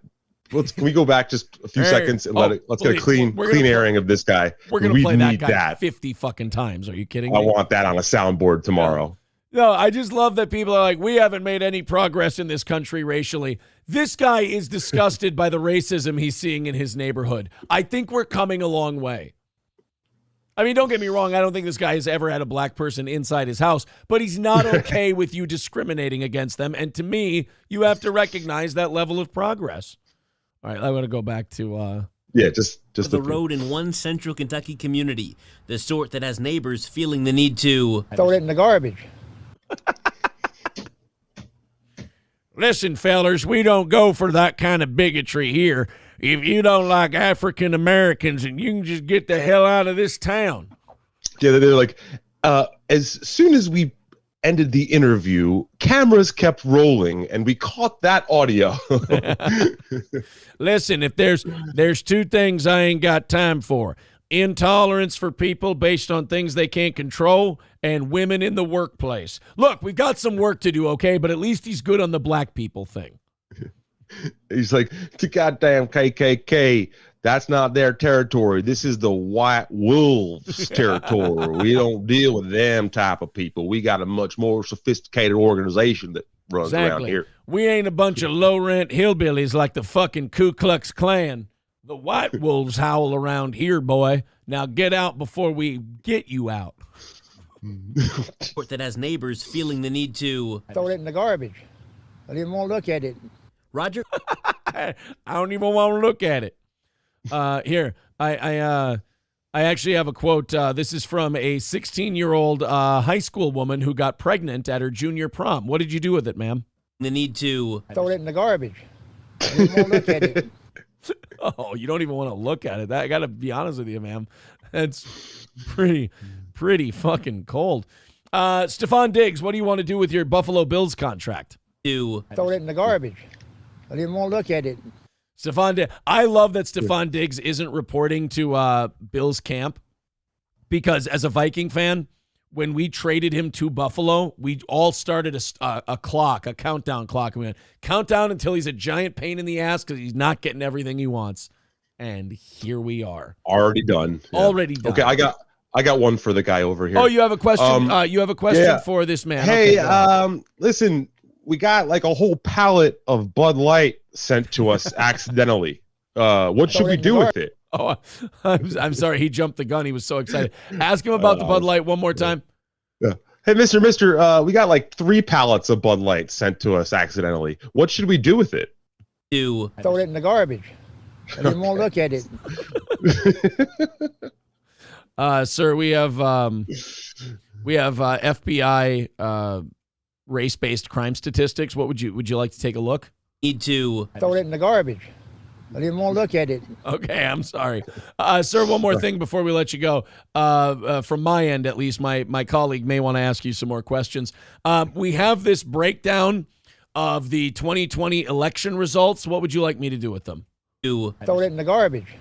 I didn't want to look at it. Oh, okay. Yeah, a lot of people feel that way. I've only got one more question, Your Honor.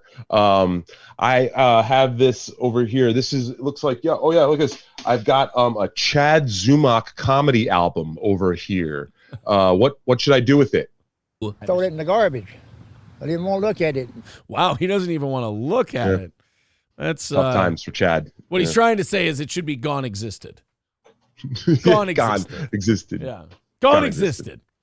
All right. I don't have any more questions for this. I got no more use for this guy. To throw it in the garbage. I didn't want to look at it. Roger Canaster discovered the flyer on his driveway Sunday morning in Mount Sterling. We're all older citizens on this 110 Holly Hills, and we're not used to this type of stuff. The flyer. Do you know how fucking racist you have to be for a 75-year-old man from Mount Sterling, Kentucky to go, I am just appalled because in this neighborhood, we are not equipped to handle this type of bigotry. Now, look, if you come in here with your goddamn pride flags, we know what to do. But this KKK stuff is a little too intense for me. Yeah, I feel like this guy's got a few distasteful jokes. Yeah. Some tasteless jokes in his bag of tricks that he's ripped in his day. Or he's the official stereotype buster. Who knows? Yeah. Maybe he's never fingered his cousin. He's never said anything racist. This guy, he's busting them all down. He's got all his teeth. Yeah. Doesn't own a moonshine still. This guy's. I was gonna say that, yeah. Yeah. Could see out of both eyes. Yeah.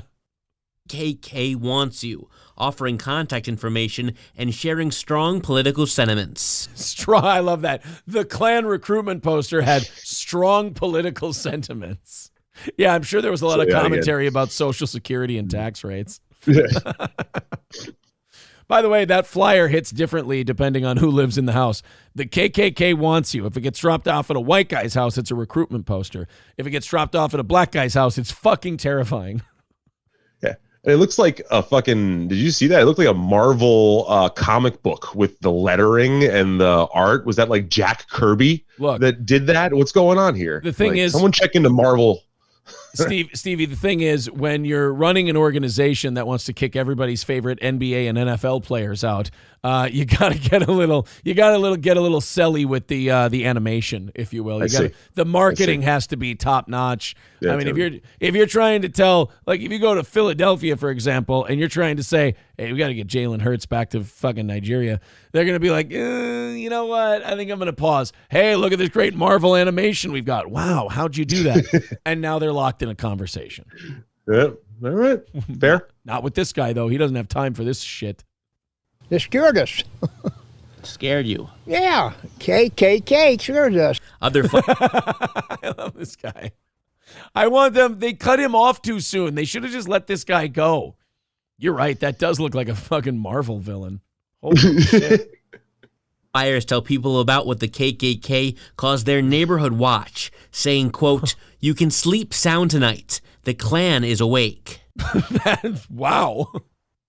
I mean, I feel like the Klan doesn't really understand most people's view of it, because they're kind of this is like when the Four Horsemen used to cut a promo like they were baby faces while everyone was booing. I'm disappointed. I really am. Oh, we got another old. I love this. I love that we got nothing but old guys shitting on the Klan again. Old codgers, it's just all old codgers. Yeah, this is progress. The Klan is awake. I'm disappointed. I really am disappointed. We spot. See, that guy's not mad at the Klan. He's just disappointed. Yeah. This fire on the grass in front of Robert Butler's home. It's such a negative thing. One of at least 8 on the street. There are people that want to keep us divided instead of trying to unite us, and that's Is he reading off a script? That guy's reading off a script right now.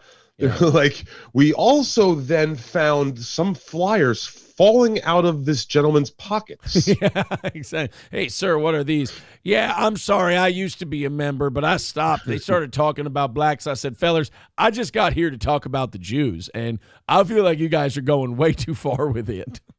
That would be funny if you get one of these guys.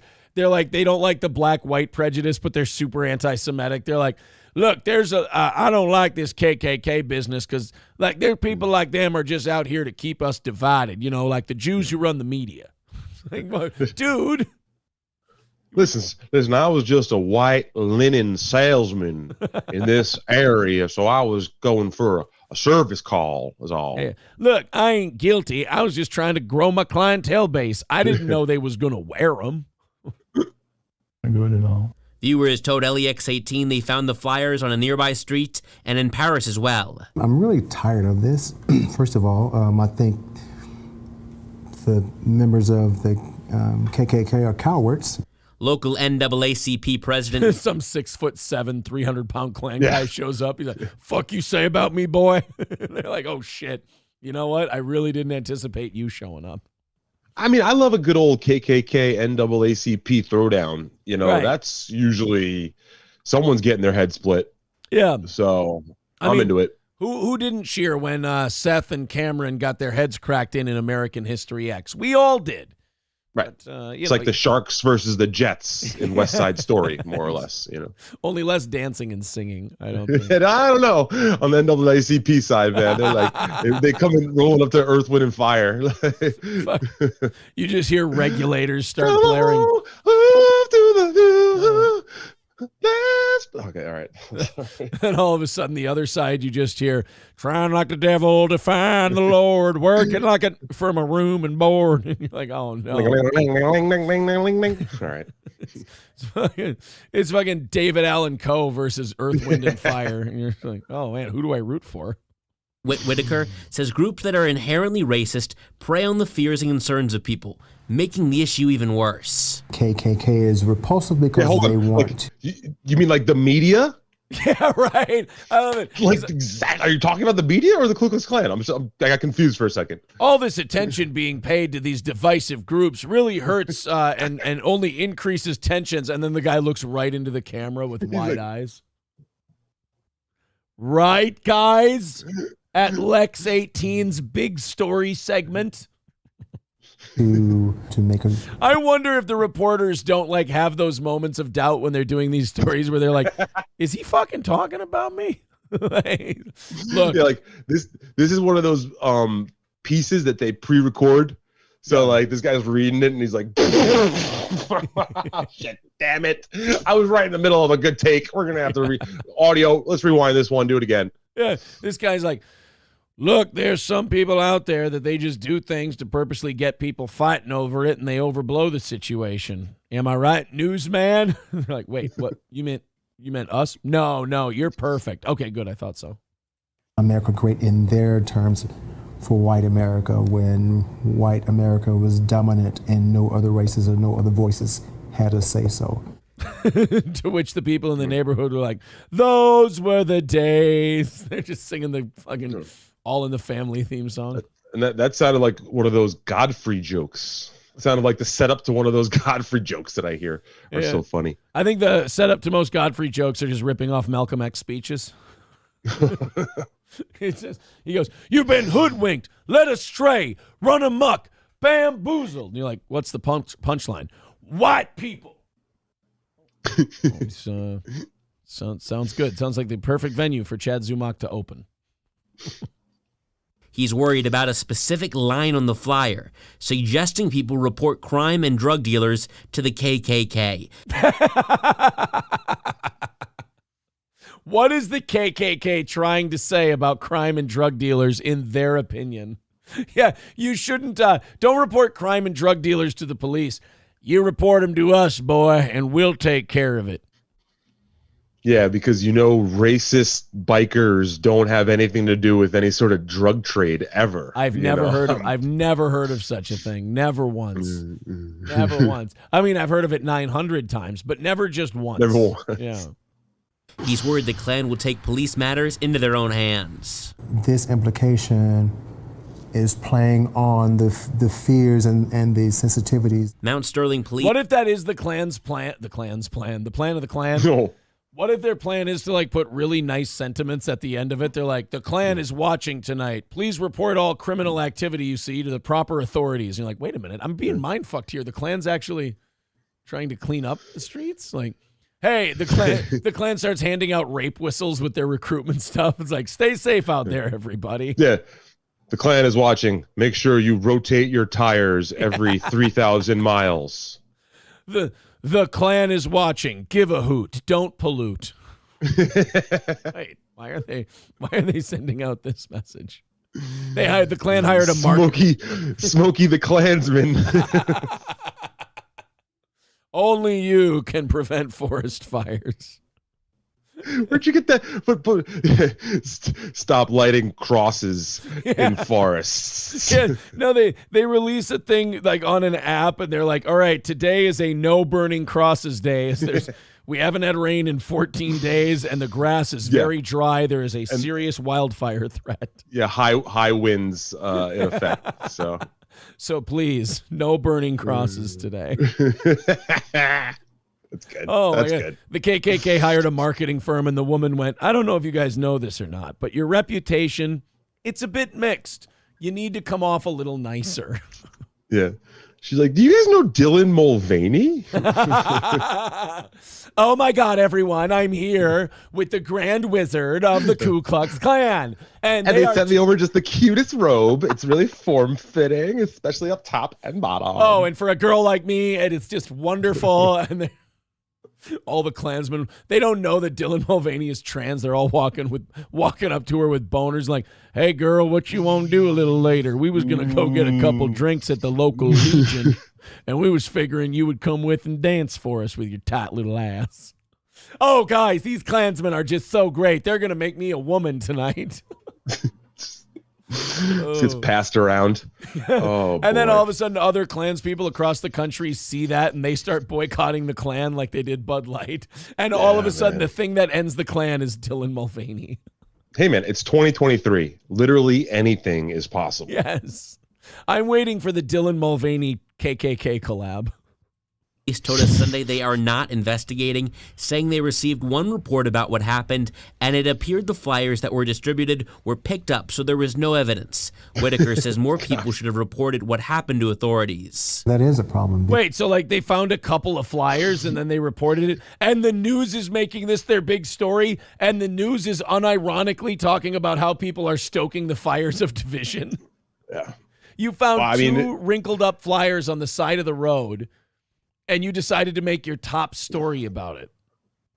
Wow. I mean, but the cops' response, if that was the response, does seem a little like, I don't give a fuck. And I don't know if that's because just the cops are lazy, or maybe they know that this is like just some old crazy motherfucker, that's into that sort of shit. Yeah, they're like, good point. Guys, don't worry. It's just Terry. He's out. He's like, you need guys, don't worry. It's just Kevin Brennan.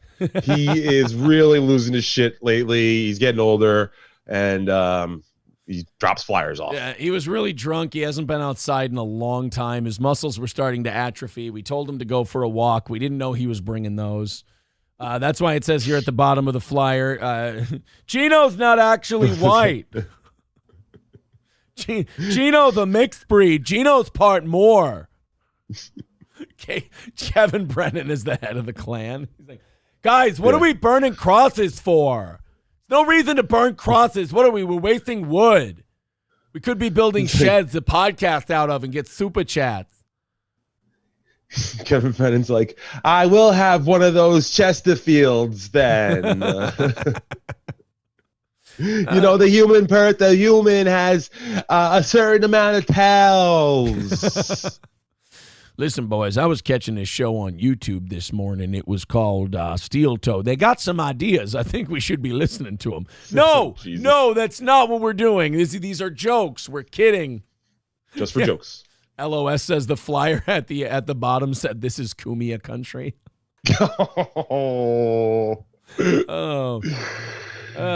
You can see our flyers every Tuesday on Compound Media. Wait, what? I think in the extras section. Yeah. Hey, wait a minute. I'm in the extras section. Catch the right next to Bobby's World and Steel Toe. God damn it.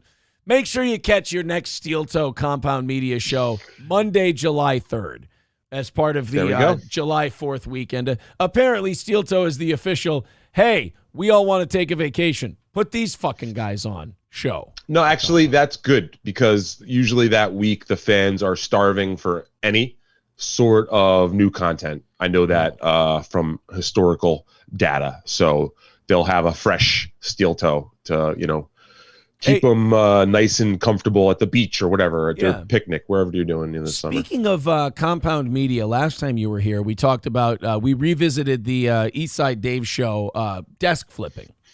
But I was thinking about something yesterday that I wanted to ask you about today.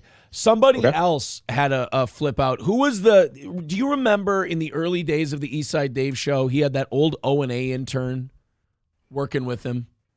That was Cream Pie Jones. Cream Pie Jones. Jared, the intern. Didn't he have like a worse rage out than you did? That's how I got my position. Okay. I was there. I came in as just a fan of Eastside Dave's. I was an old Ron and Fez fan, Bennington show now, but it used to be Ron and Fez, and Dave was an intern on that show. I went and saw, actually I was on my good buddy Pat Dixon's Crime Report. I came in as a guest on Crime Report. So if folks go and check on the Compound app, you can still find my first ever appearance on Compound Media was a Crime Report episode because a homeless guy tried to stab me back in 2016 one night. Oh, shit. I was in the news and shit, yeah. Next episode, I'll have all that shit prepped for you so that we can watch the news clip that was about the story. But Pat Dixon got his hands on that clip, thought it was hilarious because there was a rash of stabbings and slashings going on in the city, and some guy tried to slash me and I knocked him out. Nice. So we ended up going on. I went on Crime Report. I saw that the Eastside Dave show was on Compound. I contacted Jared Cream Pie Jones if I could come in and see one of the shows beyond the bleachers. He said yes. I came in a few weeks in a row. Jared quit on air because he had left his Facebook Messenger open on the computer. What did they do to him? So at the time, he was talking to his current wife, and he had just put the moves on her out of the blue. So he was and if you know a guy like Cream Pie Jones, he's not the kind of guy who's getting laid, left and right. I think this was like his first true love, and was kind of flirting with her online and took it super, super serious. And okay, this is where it gets a little funny, and I don't want to bore the compound folks, but this is a little inside story. So Cream Pie Jones used to drive Eastside Dave into Compound every show. That's why he was his producer, because they lived in the same area and Dave wasn't good at driving into the city. Okay. So he used to drive them in. They used to park at a parking lot right by Compound.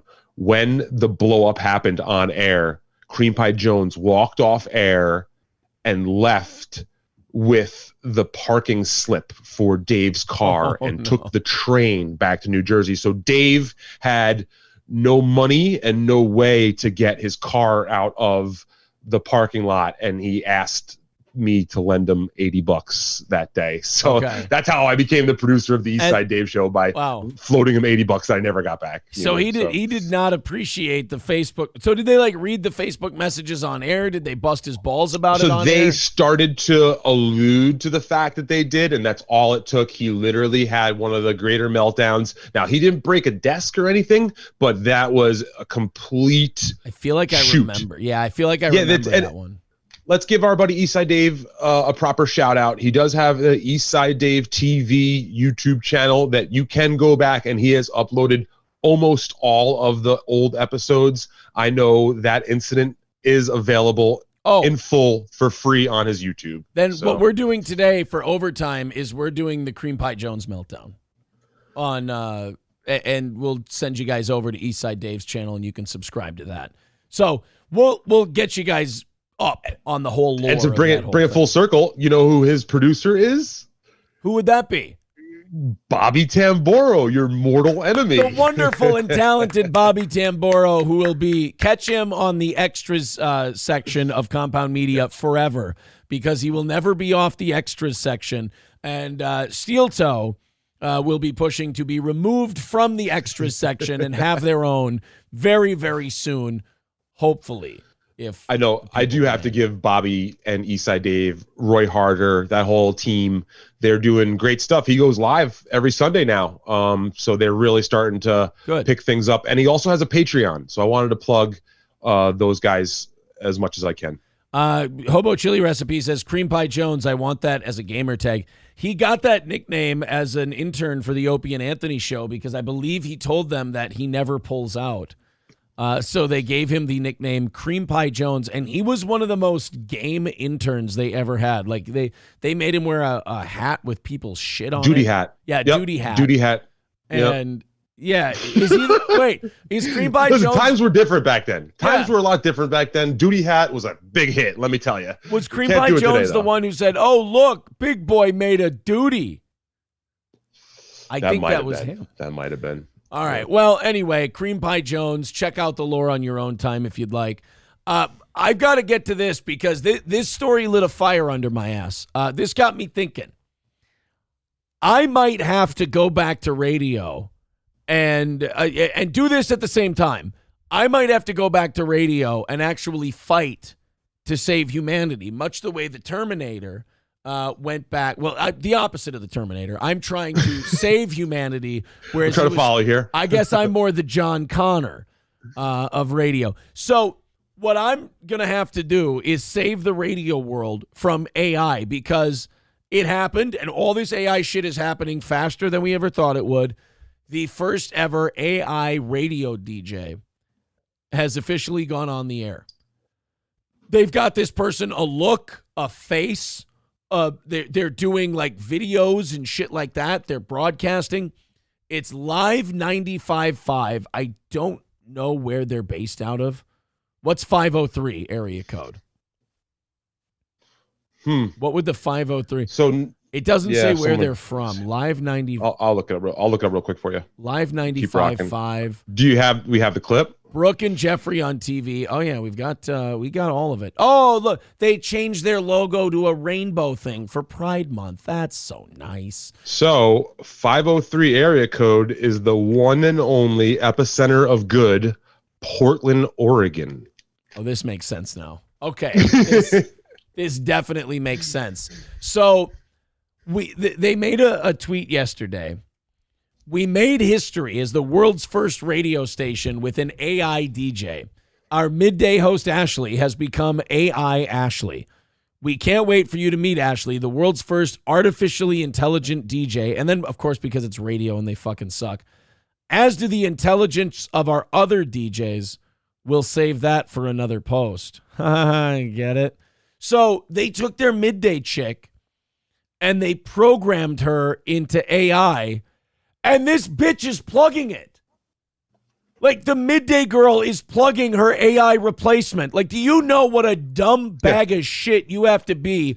And if any of the other jocks are promoting this on this station, they're so goddamn dumb. I mean, radio people have done this to themselves. Not being interesting, accepting the program director, foisting prep burger bits on them and just turning them into a generic program that sounds like everybody else. And now they're being set up to be replaced by AI. And then they're making the personality plug their AI replacement on the air. In the business, they call this they have you sharpening the spear that they're going to stab you in the back with in a few days. And, so like, it's pretty sad that this dummy doesn't, either she's that desperate for work, or this is the sad state of radio, or how absolutely diabolical corporations are. I would say it's all of the above. I mean, radio people are remarkably stupid. I don't want to get on a stump here, but I had this same thought this Sunday. My wife, my darling, loving wife, loves Broadway. Okay? I can't stand the shit. Sure. But she loves it. So she's watching the Tony Awards. And there was this whole big thing where the Writers Guild is on strike. So they can't write the award ceremony. So are they going to be able to do the award ceremony? Should the people on Broadway be in solidarity with the writers? Right. And they're not. They're allowing the award ceremony to go on where they should be standing up, because that's why the writers are trying to strike, is because they're using AI to write, exactly. Just wait until they start doing AI Broadway plays or AI fucking movies, and then see how quick you're out there in the street picketing and forgetting how you left the fucking writers in the Dutch back then. Like, people need to really fucking waken up and wisen up and understand that your job is fucking next if we don't have some sort of fair play here. You've got to stand up for these people, because like you said, with the Tony Awards, they were caught between standing up for the writers and also they're theater kids, so getting attention for themselves. And they had to choose the getting attention for themselves. But as far as the AI DJ goes, these radio people got to be willing to walk away from this radio station and quit their jobs by going, we're not promoting your fucking AI DJ. No goddamn way. Because, again, you say that they're sharpening the spear that they're going to stab you in the back with. This radio station is stabbing them right in the gut, right in front of them, right to their face. They're stabbing them right in the eyeball. And these radio people are going, oh boy, I sure do like doing my prep burger job. Oh boy, I sure do like my radio job. I don't want to rock the boat. Like, it doesn't pay well. There's no benefits. Definitely not a future, but it's a job, so. They're laying people off every single quarter, but I'm one of the good ones. They'll never get rid of me. Oh, these people I'm stuck between an industry I got into because I liked it, I loved it, I wanted to be good at it, but also knowing what I know about the people that are in it is every single one of them fucking deserves this. So it's really hard. On one hand, I'm like, no, you idiots, don't promote this. But on the other hand, I'm like, fuck these people, burn them to the ground. If an AI can take their gig, then give it to them. Because radio has an advantage over everything we're doing. It's in the car. It's free. You can just turn it on. You push a button. Do you know how fucking shitty radio has to be?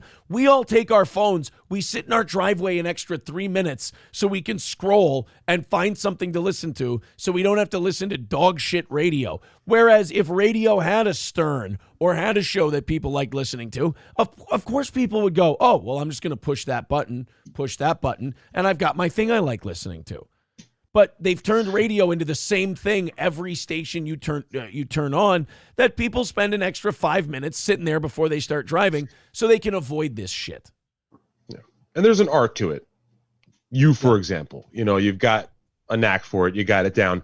The AI will not be able to replicate a good radio host. It may be able to replicate a radio host, but not a good radio host. It's just like with the AI art, they can't quite get the hands down. Yeah. They can get everything down, but they can't get the fucking hands down yet. And the trained eye is like, oh, look at the fucking hands. That throws everything off. So I think there will always be a market for people who will want an actual human on the air with them no matter what. There's going to be a bunch of people who don't go with that trend, but I think that hopefully my hope is that, like, in this form of entertainment and even like cinema, where it's becoming too much paint by numbers these days, you need to have the independents, you need to have the small people like Stevie Lew over here making films, and having eyeballs on them. That's the problem. Radio has done a great job of setting up for this to happen because they've made everybody boring. They've made and they make these people so scared to lose their jobs that they just go along to get along. I can't imagine if my old boss would have come to me and said, Aaron, you want to promote our AI midday DJ? I'm like, fuck no, I don't. Yeah. Why not? Because it's AI, it's eliminating people, and if anything, my show is going to get a little crazier, a little louder, a little more contentious and everything else, because I got to make myself stand out, because you're trying to replace me with a computer. But I know radio people. These radio people get the orders from the PD, and they go, all right, guys, this is the new thing we're promoting. And some of them are such teachers' pets that they actually get excited. Today I go from just Ashley. Get excited about it and promote it. Let's watch this chick. These are the clips of the midday girl at Live 95.5 in Portland, Oregon, promoting her AI replacement. Today I go from just Ashley to AI Ashley on Live 95.5. So let's see how close the AI sounds. Oh, okay, wait a minute. Exasperated sigh. Okay, good. You picked that up too, because I'm like, this is such a hostage video. I feel like men in balaclavas should be standing behind her with AK-47s. Allah Akbar. And also, I'd just like to say, before we play the AI clip of me, the great Satan will be brought to justice, but only the supreme God Allah's justice. And afterwards, the imperialists will leave our cities. They are treating me well here. I am being taken very good care of. Wednesday is ice cream day. We have delicious desserts. Hello, Mutta. Hello, Fada. All right. Let's watch AI Ashley plug her replacement. You fuck. I know Chad Sumac uses this word incorrectly all the time, but this is a very cucked relationship she's having with her radio station. It is. She's literally a cuckold. Her radio station is fucking the AI right in front of her as she talks about how much she likes it. Today. Oh my God, somebody's breaking into your home, Stevie Lew. Sorry, I just heard. Sorry. I heard something drop or break or rattle. I don't know. It's the kitties are getting fed. That's what it is. Either that or Stone Cold Steve Austin is coming. I don't know. Right. Yeah. Listen, Stevie Lew, you better start getting a lot more funnier on Steel Toe if you want to make any money. What? I thought that was the Klansman from the story before. I didn't know who that was. All right, let's watch Ashley promote her replacement. Today I go from just Ashley to AI Ashley. Okay, I'm sorry I'm pausing again. This is a radio thing. I'm going to pause a lot. Notice the wording. Today I go from being just Ashley to AI Ashley. So even in her promotion, well, the AI is clearly better. I'm just Ashley, that dumb blonde bag of shit you hear on the radio every day between songs. But this is AI Ashley. Get ready to be pulverized by a big radio cock. Oh. What are you going to do, lick the cream pie too when the radio station's done? On Live 95.5. So let's see how close the AI sounds to me. Today I go from just Ashley to AI Ashley on Live 95.5. Let's see how close the AI sounds to me. It sounds perfect, bitch. You're fucking done. You see that look on her face? That's her going, oh shit, better start sending out resumes. The company that owns Live 95.5 is looking to cut costs, and I was the most expendable. Does the AI generate pink slips as well? Can they get them to draft up a? Can your AI also be HR? Just hey, go talk to the AI computer. They'll tell you everything you need to know. Oh boy, see that look? That's the look of someone realizing I'm fucked. That's crazy. Yeah, laugh. That sounds like me. I guess I have the day off. Haha, yay! I have the day off. Hey, guess what? You got the week and the month off too, bitch. Take off. We can program this shit without you. Here's another one. Here's so now they put up a 1-minute clip of nobody behind the microphone and the AI taking over. Again, radio people promoting their replacements. Savage. It's AI Ashley calling our first Taylor Swift winner. So the AI is going to call the prize winner too. Hello. Hey there. Who's this? It's AI Ashley from Live 95.5. What's your name? This is Lisa. Hi, Lisa. Where are you from? Salem, Oregon. Do you have any idea why I might be calling you today? The only thing I can think of is Taylor Swift. Did you text in to win the tickets? Yes. It looks like you got every keyword on Friday. I tried really hard. I tried really hard. Well, that's why I'm calling today. Stop it. Lisa, you won. Do you understand now why people sit in their driveway for an extra 5 minutes looking for something to watch or listen to?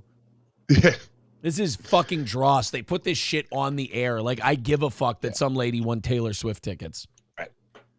And I don't have to tell you, but the folks at home, maybe, like, whenever they do these FM radio phone scam things, you have to sign off to have your voice transmitted on air like that. So this is a canned sort of bullshit situation here. Like, this lady knows that she's supposed to give these answers, and this is all a bunch of horseshit. When I did mornings at Q102 for a month before we both decided that it fucking stunk and I wanted to leave, believe me, they wanted me gone as much as I wanted to leave.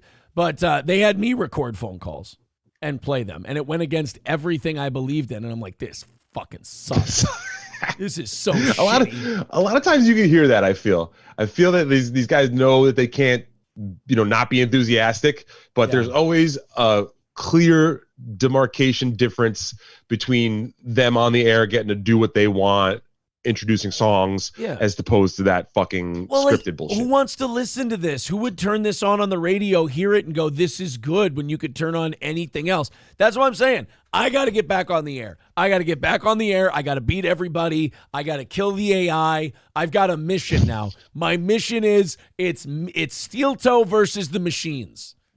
And I've got to win. I've got to beat the machines. I'm calling around. I'm getting a radio gig. I'm going on. I'm going to fight. You know what's going to happen is get back on, start doing well, and they'll be like, hey, Aaron, you want to promote our new midday AI thing? And I go on the air and I go, guys, fuck this shit. These guys are full of shit. They're trying to replace all the radio people, and we all ought to rise up against it. And all the radio people are like, bro, dude, I need this job. And they're carrying me out. And I'm like, no, you've got to fight the machines. They're pulling me out like Ginsburg on Mad Men with my nipple torn off. That's a Mad Men reference. There we go. I mean, a lot of people out there are psyched that we're going to have to send you back in time naked, right? Because that's how it works. That is kind of exciting. And for me, too, that's the only way that you can go back. But I just, the whole promoting the AI radio people as if like that's going to be something good for their business, as if that's something that they're like, oh, look, we're the radio station that has the first AI. Yeah. They're going to have to, the radio station will be like, excuse me, midday girl, what's this we shit? She's like, what? What do you mean? Well, we have an AIU. We don't fucking need you anymore. What are you doing with this? We have the first AI DJ. You used to work at the station that now has the first AI. You were the first DJ replaced by an AI DJ. That's your piece of history. Congratulations. Made the news. Nicholas Davidson says, it's amazing. The AI is just as boring and devoid of personality as the real radio DJ. Yes. Wasabista says, unfortunately for Ashley, AI can do OnlyFans as well. Oh, no. Raz of Chaz says, you are supposed to be different, not lead us into darkness. Aaron is John Connor. Yeah, we'll see. Mr. St. Caesar says, can the AI make a better Flash movie and have the TV Flash instead of the crazy Flash ad? Well, I can tell St. Caesar is definitely upset about the Flash movie. I guess it was no good, yeah. That's for sure. Again, that's independent film, folks. Go check it out. Independent films. All right, guys, remember, Stevie Lew is doing this for money today, not because he likes doing the show. I'm kidding, of course. But we want to get Stevie Lew paid and paid nicely. So chip in, be generous. $85 is the count so far. So we're a little light from where we usually are, but we haven't given it a good plug today. So yeah, we've been rambling too. So we've been going off on shit. Streamlabs, PayPal, Venmo, Super Chats, memberships, gifted memberships, all of it counts. Contribute as much as you'd like because half of all of it goes to Stevie Lew. No goal today, none of that happy horse shit. In fact, no goal tonight either. It's a goal-free Wednesday. Half of everything goes to Stevie Lew. So everybody throw in a little bit. Everybody be generous to old Stevie Lew. And we'll keep the count right there, pinned to the top of the page. 85 is the count currently. All right, we'll continue. I have to open up the 7 o'clock stories as we just got through the first hour. Guys, make sure you go to midlandarmory.com. That's midlandarmory.com and use the promo code SteelToe when you make your order at Midland Armory. That's midlandarmory.com. Promo code SteelToe for firearms, optics, knives, parts and gear, you name it. midlandarmory.com. Also, All Care Towing, 320-253-5203. For All Care Towing of St. Cloud, if you go in the ditch, you get in an accident, you're here in central Minnesota, nobody better than All Care Towing. That's 320-253-5203 for All Care Towing of St. Cloud. Stoney's Bar in downtown Rockville, playing host to the 9th anniversary Steel Toe Party, Saturday, August 12th. Not many tickets left. Get yours today at eventbrite.com. That's Stoney's Bar in downtown Rockville. Visit Stoney's today. Bring back Stevie Lew there. And, of course, big meet and greet. Gino That's great. I was doing little sorry. act outs. I was doing little act outs for each thing. Oh, no, they could still see you. Side. They could still see you. They just couldn't hear. I was opening the 7 o'clock hour stories. I didn't want that loud ding sound going off in everybody's ears. Okay, good. They could still see you. So of course, meet Gino Bisconti. Keanu C. Thompson will be there as well. And apparently Chad Zumach. Oy. Just kidding. He's definitely not fucking. No way. No way he makes it. Oh, an anonymous contribution. I don't know if he wants me to read his name. He's told me before he doesn't. But $200 coming in. Boom. Oh, no, it's from AI Stevie Lew. I'm sorry. They do want to be, okay, they don't want me to say their name. I fucked that up. AI Stevie Lew. AI Stevie Lew throwing in $200 for today's program. There you go, guys. That should Thank you. That should jumpstart it. Everybody get in on that now. 285 is the count. Now, Stevie Lew, the all-time, you and Gino are tied for the all-time lead. What was your half? Oh shit! It was 2-something, right? Yeah, I could look it up real quick because I know you said it. I think it was like 230. Yeah. So I think 230 or 240. 460 is the all-time record. That's who has that one now? You and Gino. Oh, sorry. Yes, that half. Yeah. So we'll say 460 is the record, and we're at 285 right now. So got some. Let's make a run, folks. Got some possibilities. Let's make a run, and maybe he knocks this whole thing out. Did you see the story of the trans influencer making a fucking tit of themselves at the White House? I don't blame this influencer. I don't blame this trans person. They're doing exactly what I would think that a mentally ill dude with a tit job would do on the lawn of the White House. I mean, they didn't take a shit on the grass, which, I mean, to me, it was a win. But the White House invited a bunch of trans influencers, like people with a lot of YouTube or Instagram followers, and they had them over for Pride Day at the White House, at a Pride event. And I think me, you, and I think, well, I shouldn't say this right after I say me and you, but every gay person in the country. Okay, where are you going with this? You know what? The AI radio person is going to kick the shit out of me. But like every gay person could have told the White House, like, They could have pulled Biden aside and went, look, you really should just have us here at this thing. You don't want to include all the trans influencers. We know some of them. They're fucking insane. they're like, what do you mean? We got to celebrate everybody this Pride Month. It's like, I don't know if you've been following what's going on underground in the gay community, but we're trying to make a push that we don't really have to honor everyone during Pride Month. That is, I've been seeing more and more articles when I prep shows of like gay people being like, guys, ixnay on the Rands tray. I mean, they're getting a little unruly, and we might have to scale this thing back a little bit. I mean, we brought them in originally to pad the numbers, but is the fucking we're getting worth the fucking we're getting is all we're saying. Now the leather-faced dog guys are coming in too. Yep. And it's just becoming a whole fucking bacchanal festival of just lust. It is really funny that like gay people are now going to have to make the argument that like straight white conservatives were making during the gay marriage thing. They're like, hey, if we allow trans people in, then that's going to be a slippery slope to allowing this and that. And then the gays are sounding like Jerry Falwell all of a sudden. Oh man, here comes the dog collar people. Here comes the furries. I mean, we can't do that. And then all of a sudden you got some fucking priest holding a cross going, I told you so, my son. Oh my. So anyway, this Rose Montoya gets invited to the White House.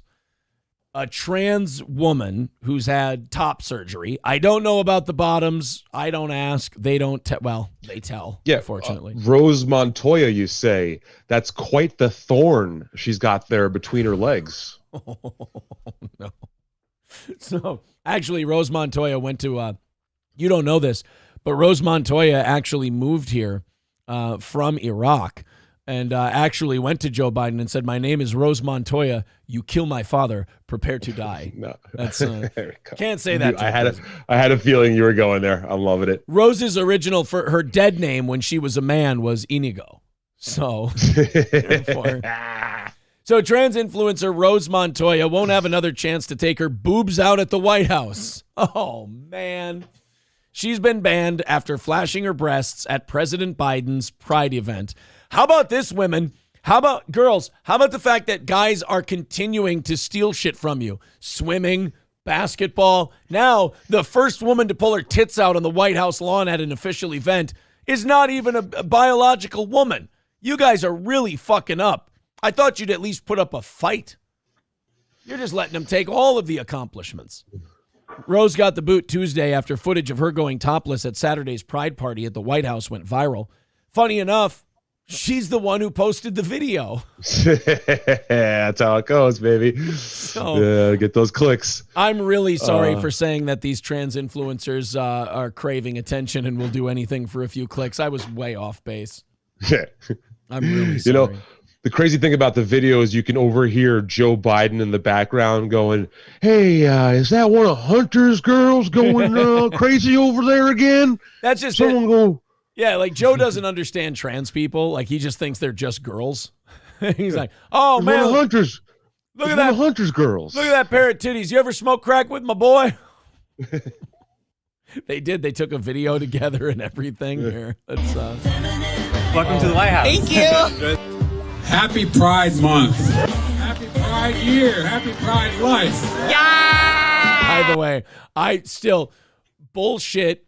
You cannot tell me that an 80-year-old man from Scranton, Pennsylvania gives a shit about pride, fucking wants to be in a room full of trans people. Like, this is just, they're like, Joe, look, we've got an agenda. We need you to be the face of it.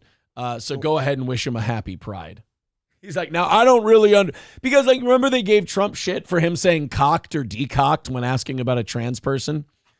You know that everybody Trump's age asks the same question. Like Biden has said, all right, does this one have a pecker or not? I'm not really sure. Transgender children. You are beautiful. You are heard. You belong. You are understood. You are loved. And you belong. I'll take things I've never said in private company for $2,000, Alex. You are understood. And all the gay people were looking at the trans people going, no, I'm got to tell you, I still don't get it. But, I mean, do you, Queen?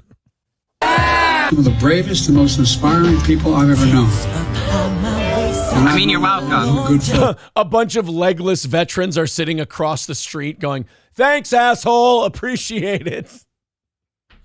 You're some of the bravest people I've ever met. I mean, in fairness, I never actually meet with the wounded soldiers, so I'm not lying. Can we take a little video? Hi, Mr. President. It is an honor. Trans rights are human rights. Would you like to see my titties? Oh, it's a video. Oh, it's a video.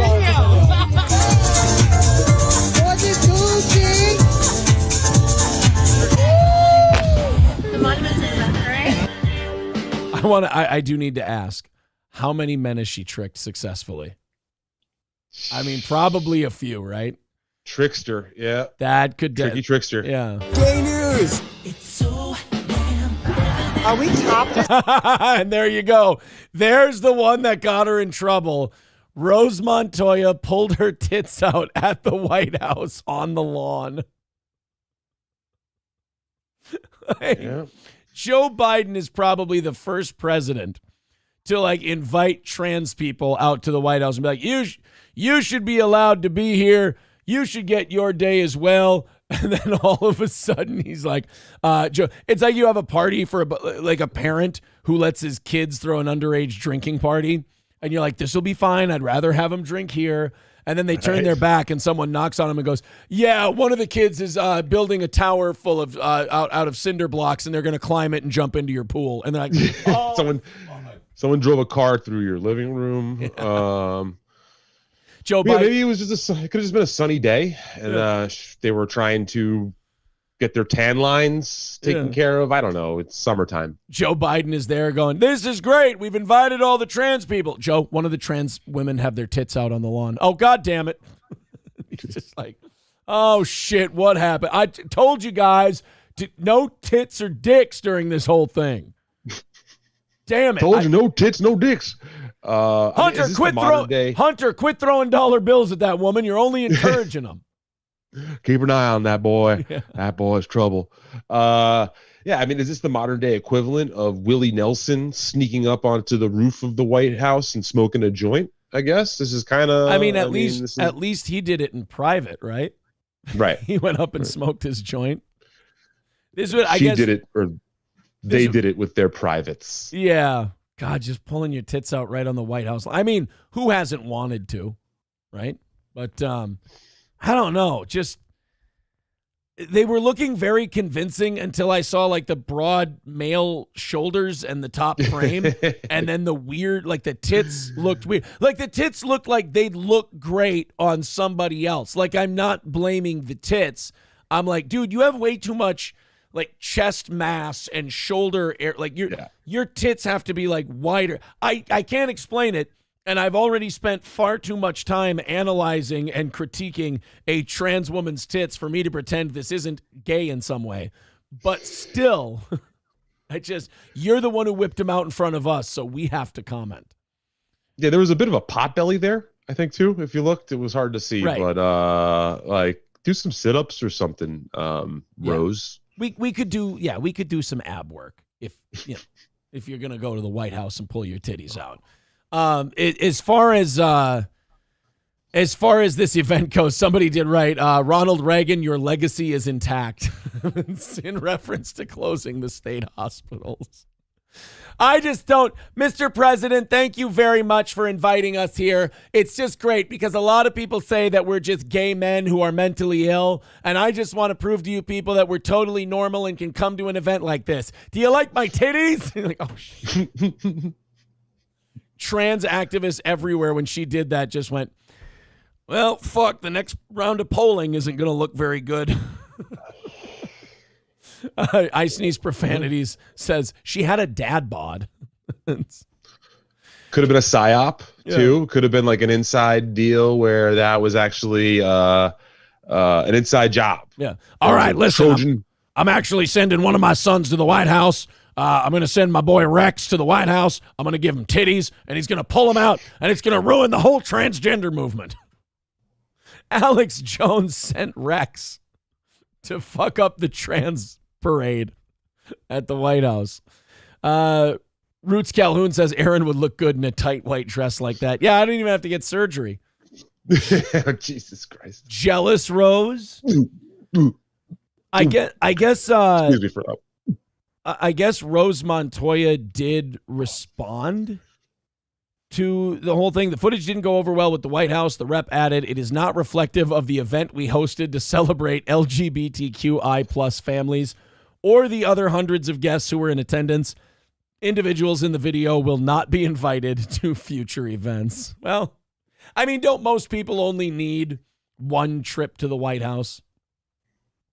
Yeah, and she's not invited until we do have a trans president.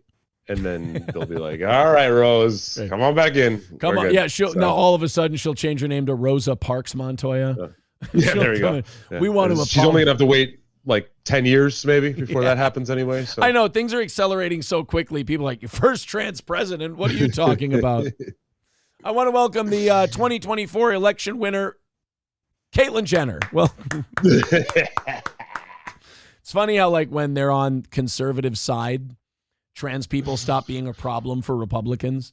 Like when it's Blair White, she's like, oh yeah, but she's totally cool. It's like, well, then you don't have a leg to stand on whatever your argument is. Like either it's weird and you don't get it and you don't understand it, or when they say that taxes should be 5% lower, they're totally fucking cool. Dude, June 14th, 2023, you called the 2028 election. I'm telling you. To make sure that there's a timestamp on that, you fucking nailed it, bud. Caitlyn Jenner, Blair White end up being the winning ticket for. Not only that, they win. Jim Norton is going to vote 5 times. They win 49 states. The only one that resisted was Florida, and that was it. She reacted to this. Let's see what Rose Montoya had to say about her White House behavior. She, surprise, Stevie Lew, she does not feel that she did anything untoward whipping her tits out on the White House lawn. Let's hear her out.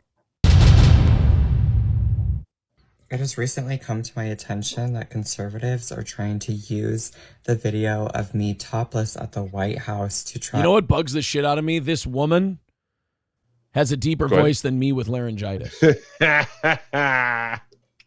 I can't, she would beat me in a Barry White off. That's, I think, what bothers me most about all this. My darling, darling baby. Trying to use. Can't get enough of your love, baby. The video of me topless at the White House to try to call the community groomers, etc. And I would just like to say that, first of all, Okay, not everything is grooming. Guys, some shit can I didn't hear that. Yeah, some people can just be weirdos who whip their tits out on the White House lawn. I mean, it doesn't all have to, they're trying to say. Go ahead. Sorry, I jumped on you. Go ahead. No, I can't shut the fuck up on this story. Go ahead. Yeah, I jumped on you there. Sorry. I was going to just say that the woman doth protest a little too much, if you ask me, because no one said nothing about that. They were just like, hey, that's a little bit too much to be doing at an official White House event. That's all. Yeah. You're the one who said groomer. We're not even mad at you for being trans on this one. We're mad that you were just a little bit unprofessional. That's all. I would just like to say that, first of all, going topless in Washington, D.C. is legal. Oh, well then everybody, hey guys, pack it up. Everybody stop complaining. It was legal in Washington, D.C., so it's totally fine to do it at the White House in front of the president. Hey, Hunter, I said get away from her with that dollar bill gun and stop paying her in Ukrainian currency. It makes us look bad.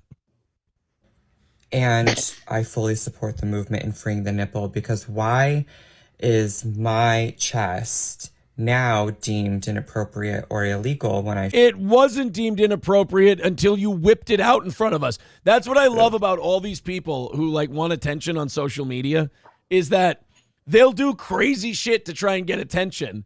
And then when it's not the attention they wanted, they'll go, why is everybody looking at me? Yeah, bad look. Bad look here for the they. For the they. Show it off. Is that what the T stands for now? Is they? I can't keep it straight. However, before coming out as trans, it was not. All you're doing is affirming that I am a woman. All you're doing is saying that trans women are women. because for some reason, people like to sexualize women's bodies. And what? Yeah, wait, this is. Hold on. Wait a minute. What? Are you, Stevie? Did you know that tits were sexualized?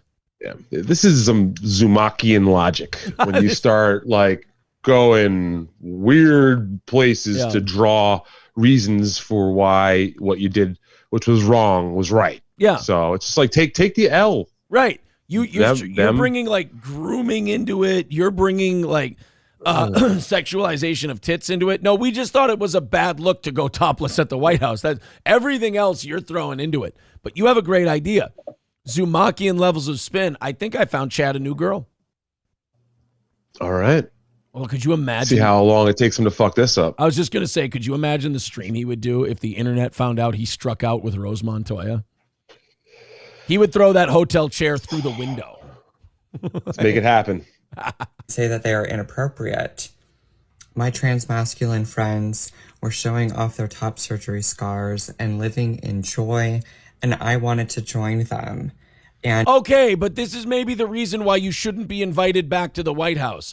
If you guys want to pull up your shirts and show off all your surgery scars like some fucked up recreation of the scene from Jaws where they're showing each other this, you see this one? This is last Tuesday. Tit job. Bosun's main. Of course, we didn't know because my top surgery had been so secret. No distress signal had been sent. They didn't even list me as a woman for over a week. I'll never go to the White House again. The eyes, she had black eyes, a doll's eyes. Farewell, farewell, and adieu to you, fair tranny ladies. It is perfectly. At least of all of the excuses so far, that's the only one where I'm like, okay, that actually has a little bit of gravitas to it. That if that's why I didn't realize what the hell was going on there. To be totally honest, I'm just watching her their TikTok thing, and it didn't really explain that part. It just shows a bunch of folks pulling their shirts up. You know? Like to me, like the one excuse that makes me go, okay, at least you addressed the situation, makes me also go, yeah, that's why maybe this event should. Yeah, this event maybe shouldn't have been held. If we knew that you guys were all going to start whipping out your fucking pecs and tits and showing off your surgery scars, we might not have invited you to the White House. I mean, this makes Forrest Gump telling LBJ that he had to take a piss look rather professional. The most unprofessional thing that's happened to the White House before this was maybe, Forrest Gump showed LBJ his butt. You know, he showed him his ass. And listen, if you want to go streaking at an event, take all your clothes off and then go running away from security. That's how it's done. You know, like have some fun with it. Don't just do this, you know. And again, I'm not completely not okay with the action. It's just like you said, the place for it. Right. You're not going to see that during the last guy's administration. That's for damn sure. There's just all these weird things that are like, I guess it's meant to bring attention and all that, and that's what that side wants. But I just wish everybody would have the self-awareness to understand you did something silly. People are going to fuck on you for it, and we lost that. We lost that humility somewhere. Like that. I think that would go a long way to relieving whatever social tensions we have in this country. Is that if people would just learn, what I thought was a really brave and a strong act is actually a lot of people think was ridiculous and silly. Oh, well, I did it in public. People get to have their opinions about it, but they'll do shit for attention, but it has to be the attention they want. And if it's not the attention they want, then they're going to go make a 1 minute, 30-second video on TMZ talking about, how they're really upset about the reaction they got from the thing they did for a reaction. Right. And I wanted to join them. And because it is perfectly within the law in Washington, D.C., I decided to join them and cover my nipples just to play it safe. I went to the White House. I met the president. And when I pulled my titties out, I wanted to cover my nipples, to keep it classy. I mean, if I got my nipples out at the White House, that's fucked up. because I wanted to be fully free and myself. I had zero intention of trying to be vulgar or be profane in any way. I was simply living in joy, living my truth and existing in my body. And look, if you were at Burning Man, nobody would have, batted an eye. You were at the White House in front of the president. I'm trying to help you understand this, but I don't think it's getting through. Sounds like a lawyer got in their ear. And said, this is how you're going to have to at least try to spin this. Yeah. So if anything, if it gets worse, we can maybe say that this was, I don't know, the whole world's burning. Yeah. My biggest problem with the video, though, is she missed a little stubble right here. And I thought she could have got that before she made a video. But that's just me. Hobo chili recipe with $1.99 says, Aaron, is that you in conquistador form? Thank you. Oy. Yes. 285 is our total for Stevie Lew today. 460, I believe, is the all-time record. If you'd like to contribute, half of everything you contribute today goes to Mr. Stevie Lew for being our guest co-host today. I announced yesterday on the evening show that I believe that we can hand the official title of official guest co-host of the Steel Toe Show to Stevie Lew. That whenever we need someone and we don't have someone booked, we contact Stevie Lew. Stevie Lew's there. He's ready to go. Yeah, you gave me the utility guy, utility man moniker a while back, and that really, I think, works for me. So I'm there for you, Bo. In Minnesota, you'd be known as the Denny Hawking of podcasting. That's what it would be. So 285 right now. Stevie takes half of that. If you'd like to contribute, again, Streamlabs, PayPal, Venmo, Super Chats, memberships, gifted memberships, everybody throw in a little something for Stevie Lew in the offering plate. It is a goal-free Wednesday. No goal today, no goal tonight. We're giving away a VIP instead. Join us for the evening show tonight also, and let's get Stevie Lew fucking paid. Eastern time, what's your heart out today? When do you usually go for another hour? Is that what we're... For the guest host, yeah, we usually ask, hey, if you can go till 10:30 your time, that's great. Yeah, if we could do 10:30 today, I'm sorry, but I know we didn't really get a chance to talk too much. You know me, I'm always juggling a bunch of swords over here, so I do got to kind of bounce at 10:30, but I can do that for you for sure. I'm glad that you wore your BYB shirt today. I was going to ask you to wear your BYB shirt and promote the Backyard Boys. Yeah, it's a free plug right there for my homies. Please do check out the Backyard Boys, BYB Pod on YouTube.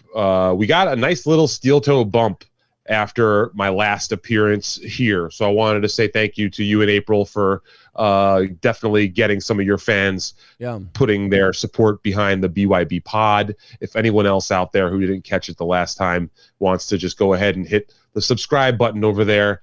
As some of you know, we did get our channel struck for complete bullshit reasons by some ass clowns. So we did have a whole lot of momentum going that got taken from us, but we just put our heads back down and got back to work, and things are going well over there at BYB. So shout out to all my BYBs. And to Hulkamash, Need Trump, Zen Rhino, any one of the mods. If you guys want to put up a link to the Backyard Boys podcast YouTube channel, please do that, and then everybody can click on it and subscribe. Yeah, subscribe. We are about 10 closer than we were last night to 10,000, so we're 50 away. We're officially inside of 50 away. I heard that, man. 50 away from 10 grand, and that means we just got to push that shoulder into the rock and push it uphill a little bit more to go ahead and nail it. So, can I give you a little suggestion? I think that when next time you go out, you should go grab a nice bottle of champagne and do what they do like in the NBA finals, or like they'll put it on ice somewhere. Put plastic all over the place. Yeah. When you're at just 5 away, April is just duct taping plastic all over the audio equipment in the background. And then as soon as you go over, you make sure, no matter what show it is, you go and you fucking cut that bottle top off and pop it open. Do it like those teams that are up 3-0 and just have it ready. And then if you lose game 4, you're like, okay, we'll get the room ready for tomorrow night, and then the next night, and then you never know when it might happen. But we're famously in the 1986 World Series, the television crew, the Bill Buckner ground ball game, Mookie Wilson grounder through the legs. They famously had the Red Sox locker room set up for the championship trophy and all the champagne and all the plastic, and they had to fucking hustle as fast as they could to get all that shit out of there before the Red Sox went ape shit and started attacking people. You know what I mean? Because of how traumatic of a loss that was. Yeah, that's going back, but I'm sure the folks know. I never understood that. I kind of thought that what should have happened was you keep the booze there, because aren't those guys going to want to drink after losing their World Series game? Yeah, man, you're right. Let you're them right. drink. But they have the trophies out and shit like that. You know what I mean? Yeah, the trophies there. You got to put the that's trophy a mind away. fuck. Yeah, that trophy part's got to go. Thank you very much, Johnny Chopsticks, for $5. Says, for Stevie's Flim Flam charity shtick. No, I did. I have receipts from the first one. The second one was for a private charity, so I can't receipt that one, but I will post the charity receipt this week once we're all good. So. $290 is the total. I'm sorry, April needs something. What's up? Yeah. Go ahead and take care of that. Thank you. I forgot to have our lawn guy's payment ready, and the lawn people are here, so I kind of fucked that up last night. So April's down here. She was mouthing. She was going.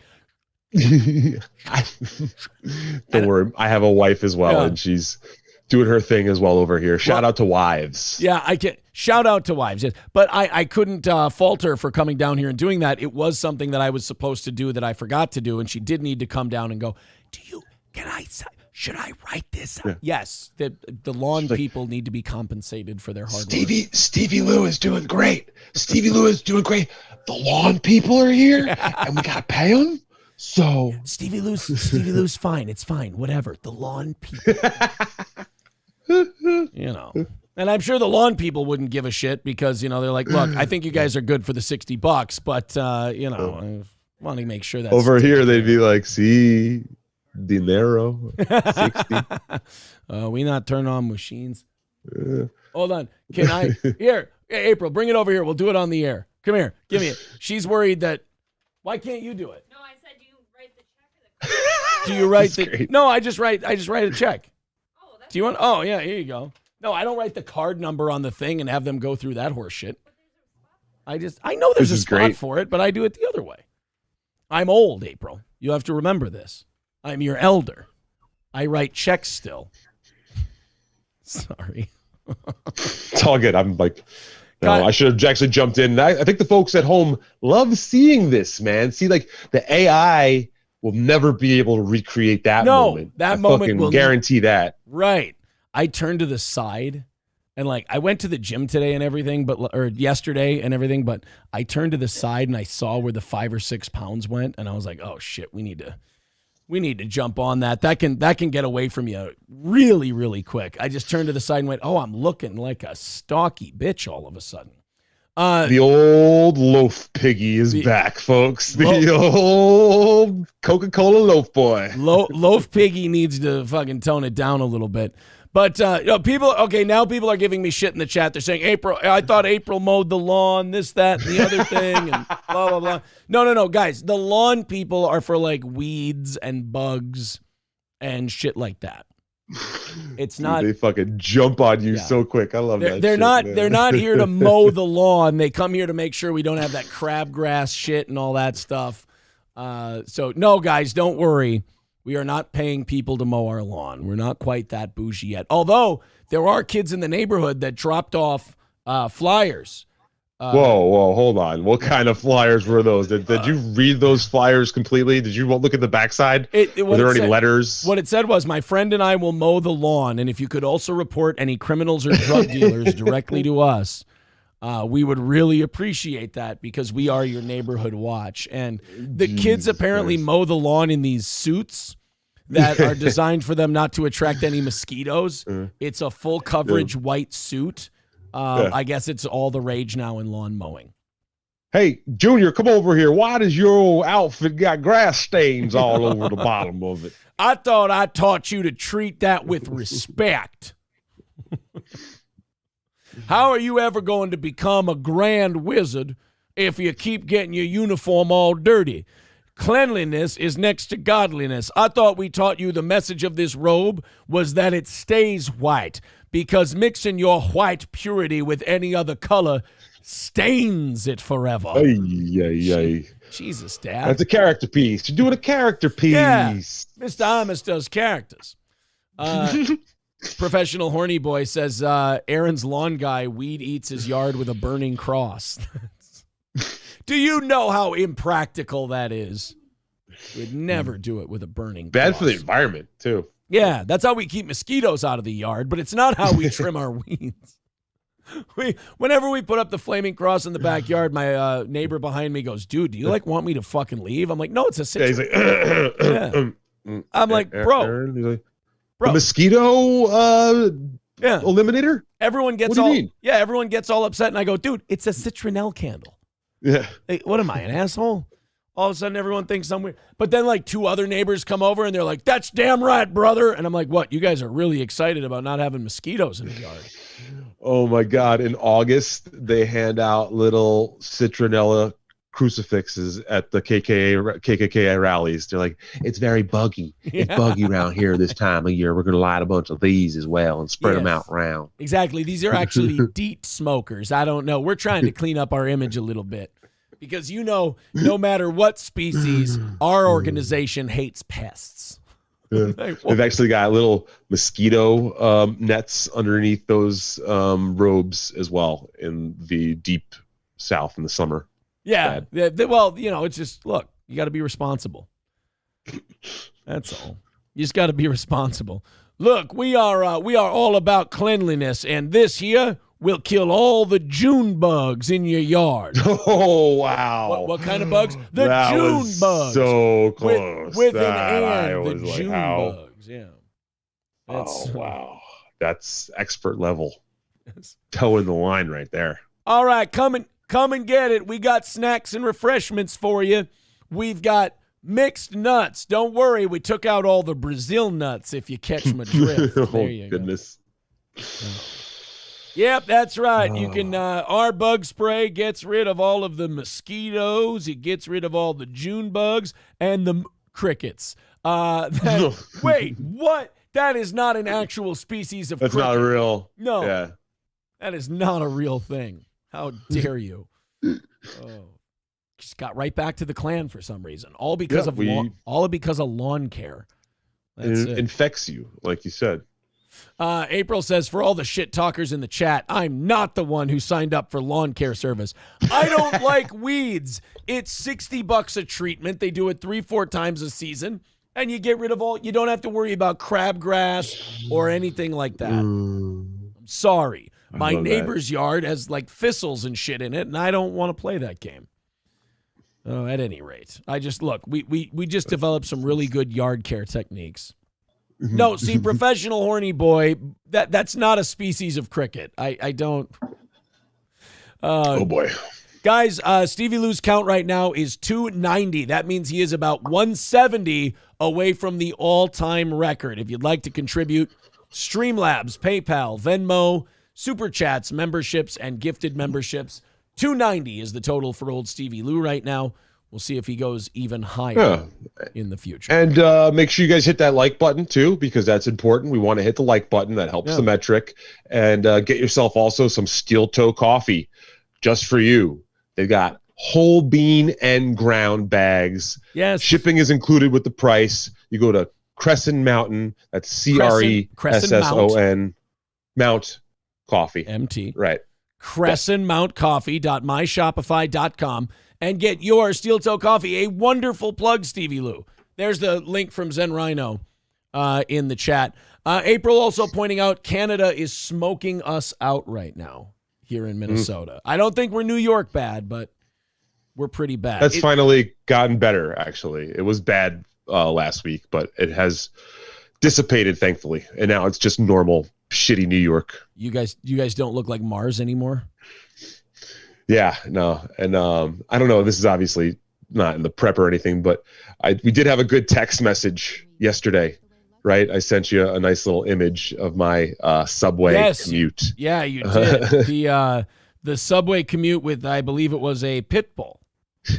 There was some Someone brought their pit bull on the subway yesterday, so I was like, basically nuts to butts with a fucking, How was he? Did he behave himself? He was pretty actually one of the cutest, sweetest, well-behaved dogs you'd seen out there. So it is one of these crazy things that you gotta just kind of deal with. That, like, yes, there are some really good ones out there, but they could snap in a moment's notice. And you know what I mean? Like, the fucking subway is very loud and like herky jerky, and there's a lot of people. It was kind of funny. There was a gentleman of a certain persuasion with a bag of McDonald's sitting right by him too. So the dog mostly was eyeballing the McDonald's the whole time, and that was really cute. I was almost going to try to take a picture of that, but then it would have been weird. You say a person of a certain persuasion, and the dog was eyeballing the McDonald's. Let me try and guess what you're trying to say with person of a certain persuasion. Would this perhaps be a person who may have lost money on that dog's last fight?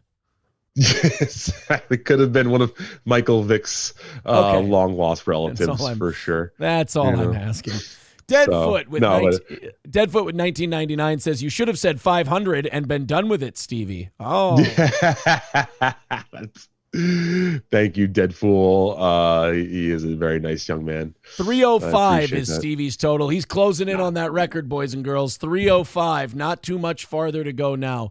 So I wanted to get to this Garth Brooks thing because I am, growing up in the Midwest, I am a Garth Brooks fan. I like Garth. I know that Garth's kind of controversial amongst country fans because if you like Garth, you're kind of gay. But I like Garth Brooks, and he recently, I cannot for the life of me understand why he did it.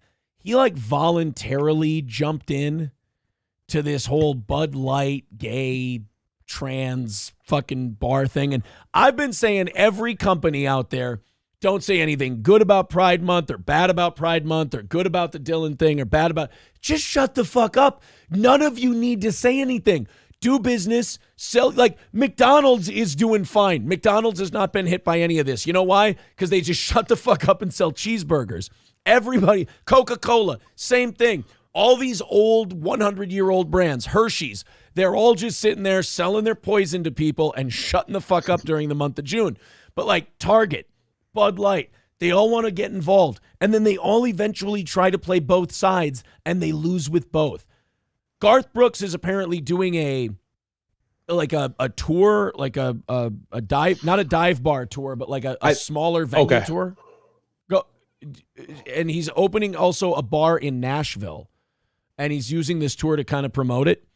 And he came out and he was like, hey, we're going to serve all kinds of beer at my bar, and if you want to boycott it, that's fine. There's plenty of other bars to go to. Now, Stevie Lew, I haven't been a guy who owns a business for very long, but I know that if you're in the customer service business, which bars are, telling an entire group of people to fuck off and go somewhere else is not usually a good marketing strategy.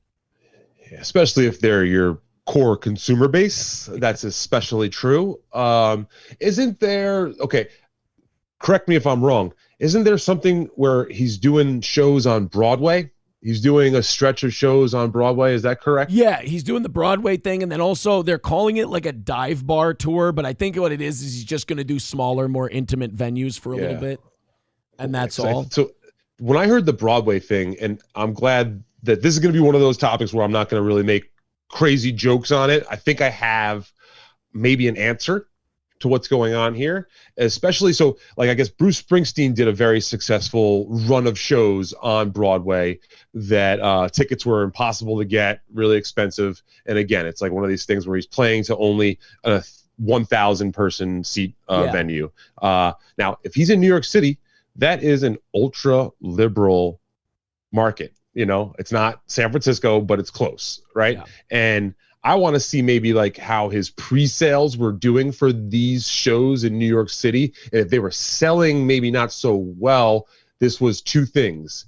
A, it was a way to get free publicity for his tour by his marketing team by making this news, but also maybe making him more sellable in the New York market where he's going to be really living, I guess, for an extended amount of time and trying to juice every penny out of that. And finally, New York City, if he is doing this specifically for New York, Budweiser is only like 10, 15, 20% of the beer market in New York City. I happen to know a guy who works for Budweiser, and the majority of beer sold in New York is other brands besides Bud. They still have 20%, but Bud sells a lot better around the country, doesn't sell well in New York. So any extra shine that Bud can get out of this, especially for a New York centric sort of event, I think is what could be at hand here. What you're trying to say is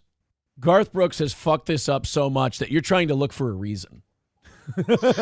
Yeah, or it's one of these things where it seems like a short-term loss because again, he's kind of spiting his core base, who are mostly, I'm sure, conservative. Yeah. By doing this sort of thing, he's kind of spiting himself in the short term for what maybe he sees as long-term gains. Yeah. So I don't know. I'm concerned. Like, for whatever reason, this story has my skeptic alarm going batshit crazy, where I'm like, this is a orchestrated sort of media, Sure. marketing tool here. So BJ says Garth Brooks is using the Frosk business tactic. Yeah, if you don't like us, fuck off.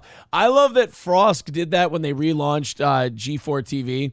And she was like, if you don't like it, fuck off. And I'm sure the people who ran G4 were like, no, that's not the message that we were supposed. God damn it. Like, I love when it's not people's thing, when they go ahead and speak for it. Like, Frosk is not the owner of G4. She didn't have ownership stake. And she's like, yeah, if you don't like what we're doing, you don't like my bits, fuck you, go watch something else. We don't need you, you piece of shit. Whereas the owner was probably like, we do need them. And I do believe they're going to go somewhere else. That was not wise. We shouldn't have done that. Whereas at least Garth Brooks owns the bar that he's opening up. So if he wants to be like, yeah, if you don't like that we're serving every kind of beer, how about you go fuck yourself? At least it's the guy who owns it. But yeah, fair enough. I think something else. I just feel like something is about here. This doesn't seem like there's got to be Garth another Brooks play. he's not really an outspoken guy, right? Because you would know more. Does he normally take stances on political matters? Garth isn't usually like super straightforward political, but Garth is, I would say country fans would call him left of center. I think he's just kind of a moderate guy. I politically, I mean, he did that song, We Shall Be Free, and that was like the early 90s, and he was talking about like gay people being accepted and shit like that. So he's kind of been ahead of the curve socially as far as country music goes, but he's never been like antagonistic. So you're right. Gotcha. I don't know. Is there something else going on? Is he getting older and just he thinks I think the Bud Light thing is stupid. I do, but I don't give a shit. People should drink whatever they want. If they don't want to drink Bud Light, again, don't make them drink Bud Light. If they want to drink Bud Light, who gives a shit? You want to drink piss water? It's your funeral. But I it's disgusting. It's so bad. But like, I would never make the beer I drink part of my like political identity. So that's just not something I'm into.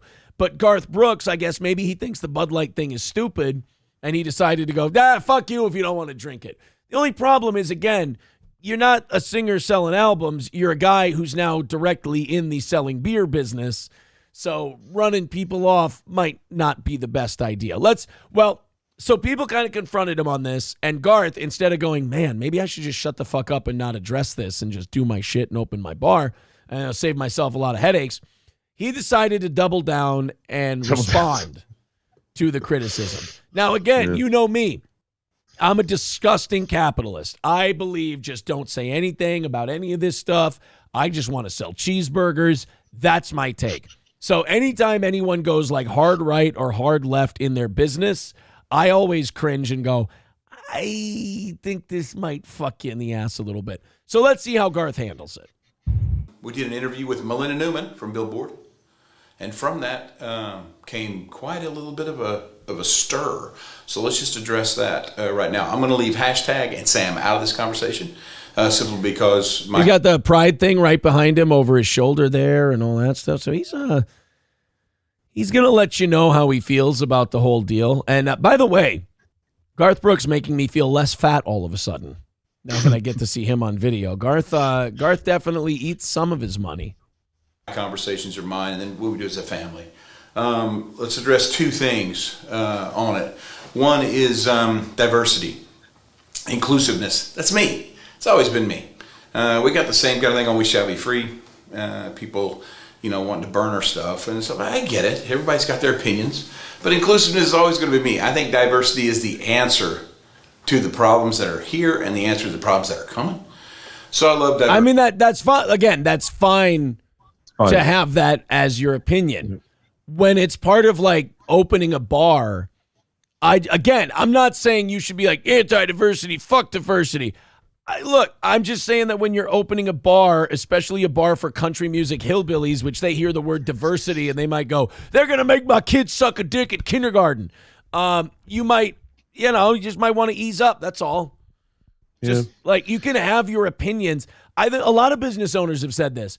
I have my own personal opinions. I don't have any opinions when it comes to business because, what's the old Michael Jordan line? Republicans buy sneakers too. So I don't know. I think he's handling this the way an artist would handle it, but people are going to take it out on like his bar and shit. Yeah, but he could be setting himself up to make sure that he can never be accused of discrimination too. Yeah. As a business owner, there's a whole HR component of this now too. He wants to be clear that this is a all-inclusive organization that can't be sued for discrimination. Plus, you've seen Florida Georgia line. Gay is big in country. So there we go. Yeah, it's Old Town Road. Yeah, exactly. It's so gay. Billy Ray Cyrus. All are welcome. I understand that might not be other people's opinions, but that's okay, man. They have their opinions. They have their beliefs. I have mine. Garth, you are in the selling beer business. There is no room for reasonableness or reason or, you go your way, I'll go mine. Dylan Mulvaney held a beer can and Bud Light is dying. That's the way the market reacts to this shit now. I understand where Garth is coming from. He's like, I just don't understand why people believe the way I believe. They can believe the way they believe. That's totally fine. Garth, that's not the way the marketplace works anymore. People lose their shit over the tiniest little thing. If Colin Kaepernick ate a Hershey's bar and Hershey's tweeted it out, there's still people out there that be, I'll never, fuck Hershey's, Mars is the best, suck my dick. So while I get what Garth is trying to say, it's just that's not the way people react to shit anymore. Second thing, though, just let's talk about being a bar owner. I'm a bar owner now. Are we going to have the most popular beers in the thing? Yes. It's not our call if we don't or not. It's the patrons' call, the bosses, right? Bring them in there. If they don't want it, then I got to go to the distributor and say, hey, man, your stuff's not selling. And then action gets taken, right? But the truth is, it's those people in those seats that make those decisions. And that's what Friends in Low Places is going to be. Oh, his bar is called Friends in Low Places. Like butthole places. I get what he's trying to say. But he did say in the initial, he's kind of walking it back a little now because in the initial comments, he went, if you want to be an asshole, go to another bar. You should have started out with we're going to have all the beers, and if people don't buy them, we're not going to bring them back. Like, I would have started with that one. Or here's what I would have done if I run a bar. Hey, you can have Bud Light in your new bar. You'd be like, my bar's going to be great. We're going to have the greatest live music. Have I shown you our whiskey selection? Oh, this is fucking phenomenal. You guys are going to love this shit. We got a mechanical bull. Hillbillies love mechanical bulls. Yeah, but the Bud Light, though, are we going to have Oh, Bud my Light? God, you are absolutely right. The bands we have for the first weekend are going to sell the place out alone. It's going to be awesome. I can't wait. The jukebox has the widest selection of music you've ever seen. We're going to have the old sawdust dance floors. Oh, you guys are going to be thrilled with it. But, sir, we wanted to ask you about Bud Light. Oh, my God. And it is our lunch specials. Holy shit. You will not believe how delicious they are. That would be me. I would be diverting and denying the Bud Light thing because I know that I could take one side and I could have a whole group of people that love me for it and think I'm great. Or I could take another side of it and I'd have a whole group of people that would love me and think I'm great. But I also know that I just lost myself a shitload of money from people who might have bought a drink or a sandwich at my fucking bar that now aren't going to. Because I took a goddamn position on a shitty light beer. Watch somebody hang themselves that way by like trying not to comment on Bud Light. They're like, I'm not gonna lose my goddamn bar commenting on some dog shit piss water beer. And then people are like, oh, he called boycott. Yeah. Boycott. It wasn't even. And then you like you try to defend yourself, but then you say the wrong words. You're like, well, it was about how shitty the beer is. It had nothing to do with homos. Wait, goddamn. Oh shit. Fucking fast forward a few days later, he's got people showing off their surgery scars on his lawn. Rose Montoya is drinking a fucking Bud Light Lime on top of my bar. He's like, yeah. She's filming TikToks outside. Yeah, absolutely. Play ABBA again. I'm like, oh, fuck, Dancing Queen. Jesus Christ. A little on the nose there, Rose. That's what we'll call Rose Montoya at my bar. On the nose, Rose. Yeah. It's where she'll sit if you tip her well enough. Yeah. So here's the deal, man. If you want to come to Friends in Low Places, come in. But come in with love. Come in with tolerance, patience. Come in with an open mind. And it's cool. And if you're one of those people that... But I can tell, okay, again, that sounds great, and I agree with you, Garth. But I'm going to tell you what country music fans hear. Don't tell me what to fucking do, you millionaire. You're dealing with customers, and customers all have their own personalities, and you can sit there and go, come in with tolerance and acceptance and blah, blah, blah. You go, what are you, a fucking groomer? You trying to have drag shows for my kid? It's like, I understand the pride thing. You want to address it. You want to show that these people aren't going to silence you. But again, it's a business. The less you say about politics and social shit, the better off you're going to be. I promise you. But hey, go check out Friends in Low Places and have all your gay beers. Ainlaw the Chanter says, Garth is finding out the cure for a foot in the mouth is a bitter pill to swallow. Delco Lou says, we'll see how tolerant Garth will be when his bar looks like a Village People music video. Dude, I bet here's what a good businessman would do. If you open your mouth and put your foot in it and you fuck up and you want to be a country bar, but all the hillbillies don't want to go because you said something that pissed them off, but all the gay people want to go because they think you're on your side, then you fucking rebrand and you become a gay bar. I don't give a shit, man. If I owned a bar and like the gay thing was working, I'd go, fuck it, we're a gay bar now. It's fine with me. Yeah. You guys want to make that money, baby? You guys want to dance in rainbow shit all day? Works for me. We put a dildo on the riding bull. Yeah, exactly. I'll put a dildo on the riding bull. I'll change out the music we play. Fuck it. Hey man, I thought you wanted to be a honky tonk bar. No, actually, I wanted to be a millionaire. And it's actually the dildo on the mechanical bull is working wonders. And everyone stays on for at least 8 seconds. It's amazing. Magnum DUI renaming Garth Brooks' bar Friends in Blow Places. There you go. LOS is saying, I think this sounds like more of a Chris Gaines idea. True. Oh, shit. Well, good luck to Garth. I like Garth. I like his music. I think I always liked him when I was a kid. And good luck to him with his bar and all the sweet ass that's going to be in there. Congratulations, Garth. All right, 305 is Stevie Lew's total at the moment. He takes half of that. Pow. If you want to contribute to Stevie Lew's guest co-hosting abilities today, he's got a half hour left. 305 is where he's at now, which I'm looking back. It did beat his last appearance. However, it's about 155 away from the all-time record. So if you'd like to contribute, we're not that far away from it.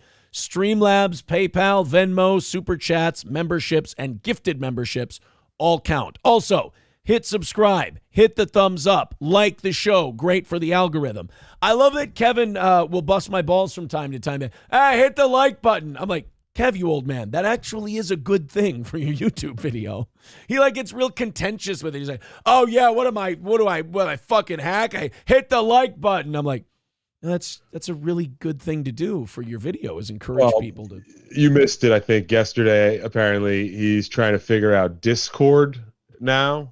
So I did watch the first 15 minutes and I saw that. Oh my God. This should be a new era of the show, the Discord era of the show. It's see the arc already forming itself. he wants to eliminate his chat already. Like, he's talking about members only and subscribers only and shit like that. Like, he wants to get rid of his chat. How are you going to handle Discord?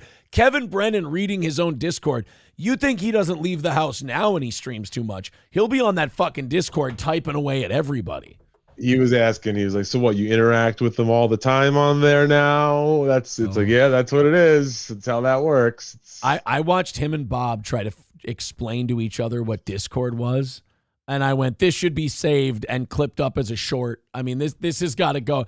2 60-plus-year-old men going, no, it's like a chat room. And he was, oh, it's like a chat room, but like so they can talk to each other. Yeah, you just go in there and they talk, and then they. So what is it?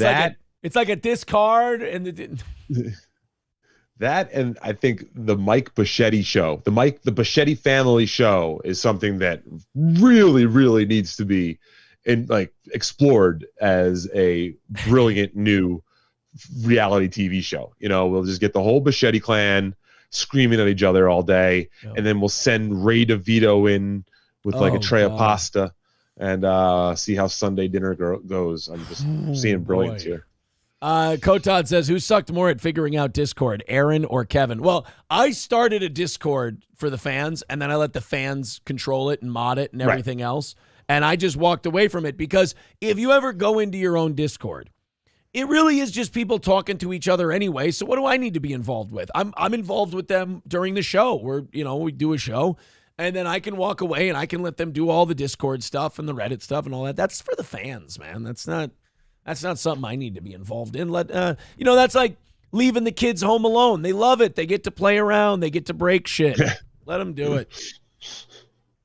Zen Rhino says, I love it when Boomer Aaron makes fun of other people for not understanding technology. Well, if you asked me what Discord was, I could explain it to you. I mean, I think I'm on a different level of being shit with technology. When I hear Kevin Brennan talk about technology, I feel a lot better about myself. That's all. Have you seen the video of Earl Thomas? And by the way, this is how I know I'm getting old. Is Earl Thomas still in the NFL? Is he? I don't know, but I don't think so. Okay, because these guys, it all runs together now. Like you'll see these guys who, like when Richard Sherman would pop up with a team like San Francisco, I'd be like, oh shit, I didn't know he was still playing. Earl Thomas, 34 years old, free safety, last 2019 with the Ravens. So no. Or he's still with the Ravens, one of the two. Let's see. Professional career, Baltimore Ravens. August 21st, 2020. During the 2020 preseason, Thomas became increasingly surly and withdrawn, frequently skipping meetings and walkthroughs. So sounds like he's been. Yeah. So the 2019 season was his last. Holy shit. So he only played 1, 2, 3, 4, 5. He only played 6. Oh, no, postseason. So he played 1, 2, 3, 4, 5, 6, 7, 8, 9. Oh, he had a 10-year career. Okay, so he played for a while. Well, he had a little situation. What's his deal? Yeah, he had a little situation with his wife, and the cops had to come. It got pretty intense. I want to get to that in just a second, but first, Granny wants to talk to us for a moment. Granny, go ahead. Hey, Aaron. Hey, Stevie. How are you today? Better now. Okay. Thank you. Anyway, Discord is like heroin to you, Aaron. It's like almost like if you touch it once, you'll be addicted or something. Am I kind of like on with that? No, I checked out the Discord thing like a year ago or so, like when people got it up and running again. And I just kind of, it was just kind of one of those things where I'm like, I don't really get it. It's not really for me. It was like a chat room that all the fans were talking about shit in. And I was like, well, let them do that. Let them have their thing. Discord just isn't for me. When it comes to shows and things like that, I like a certain level of immersion, and then I don't like to immerse myself any further than that. And to me, I feel like going on Discord or going on Reddit is like the teacher trying to hang out with the kids after school. It's weird. It's creepy. Let the kids have the place where they can go and drink and do drugs and do all the things that the teacher doesn't let them do, and then I'll just go do my own thing. All right. Well, with that being said, Stevie, check your Discord DMs because I have sent you some tasteful nudes. All right. Yeah. High and tight, buddy. Acorn in a hair nest. All right, thanks. Wait, no, hold on. What's the bad news? But there isn't any bad news. Oh. All right, Granny, go ahead. Oh, man. I thought he said he sent you some bad news. Oh, no. Oh, wow. I'll take a look here. But, yeah, Granny is balls deep in Discord. Yes. Which may be confusing because balls deep is a different person on Discord. So I don't want to, like, fucking really scramble your brains any further. But it's, like, pretty high-level shit that's going on over there. So think about it. Do you see why I say that there's a level of immersion I feel comfortable with, and when you're like, oh man, there's so much deep, heavy shit going on Discord. Like I'm thinking about like after the show's over, I got to go pick up the kids, and then we got to hang out with them for a while. I can't fit Discord into all that. I'll go insane. No. You can go hang out in a voice chat with Ian Hawke and Beloved Chatter. Don't you want to? That I mean, okay, stop digging. You've struck oil. Hey, I got featured on WATP's latest clip. They decided to talk about Opie's meltdown regarding Steel Toe. Now, we covered Opie's meltdown about us. Nicholas, first name Nicholas, last name Gurr. And last name Gurr, yep. Fan of the show. Cousin Nick. Yes, I like to call him Cousin Nick. Cousin Nick went on, he likes this show, but he went on Opie's show to tattle on me and say, hey, Opester. You know, Aaron, he was over there saying that your Iron Sheik photo of him pissing himself was a little, not the photo to post on the day the Iron Sheik dies, not really the RIP photo that you want to put up there. And that's all I said. That's all it was. And Opie lost his fucking mind. We did our own video on it, and it was respectable, about 4,000 or 5,000 views. But Carl apparently covered it on WAT. Hold on. You mean this picture? Do you have an autographed copy of the Iron Sheik's piss pants photo? By Jim, Opie, and Anthony? Is this the picture that you're talking about by any chance? You son of a bitch. I tell you. Well, Carl apparently covered it on WATP, and I'm sure it's way too long of a clip for us to do on this show. It's 11 minutes long, and I don't know about you, but I love Carl. Yeah, the only thing is I got that hard out. If you want to let it go, we'll probably talk about it. Well, let's remember. I'm going to watch the rest of this later. I love Carl and I love WATP, so I'm totally fine. And I did not see this segment yet, so I'm okay totally playing this here. It went up an hour ago. So I haven't seen it either. We'll do this. Let's give it a fresh watch, man. Let's do this, and then we'll do the Earl Thomas thing, and then we'll get you out of here in about 20 minutes. Guys, half of everything goes to Stevie Lew today. 305 is the count if you want to contribute. Streamlabs, PayPal, Venmo. There's the links in the chat. Also, Super Chats, memberships, and gifted memberships. If you'd like to contribute and get Stevie Lew's payday jacked up just a little bit more. He is not far away from the record. He's about 155 away from the record. Let's see. We got a thank you to everybody who's chipped in there. Thank you, AI Stevie. That was very kind of you. Well, AI Stevie Lew decided to be your main benefactor today. He just says, Stevie Lew, blunt smoker, click, whir, cough, wheeze. And he throws in... And he throws in 150, Stevie Lew. Jesus, man. I can't even. That's like $350 he's thrown in of the now 455 that has come in. Man. So we're right there on the goal line. $5 away, guys. 20 minutes of Stevie Lew left. $5 away from Stevie Lew knocking out the all-time guest co-host total. On Fired up. Let's see if we get there. There's all the links in the chat. All right. I like Carl. I'm interested to hear what Carl had to say about this. Nicholas asked a question. Opie went nuts. Carl watches. We're going to watch someone else. That sound good? He has a VPN. He's in Minnesota, but I'm not buying it anymore. I'm starting to think that guy's in Canada. Wait, hold on. Quality, thanks a lot. Cardiff Electric. I blame Cardiff for this. Oh, it's Cardiff. Okay. I'm starting to think that guy's in Canada at the same time. So Opie gets asked a question from Nicholas Gurr. We know whose side that guy's on. And I just want you, I don't know if I'm just going to let this play. I might. It's about Steel Toe. But listen how Opie just gets revved up. And it's not like he's going back and forth with someone. This is just him revving himself up more and more and more over just a single question. Yeah, I want to point out that, like, Opie didn't listen to what we said about it.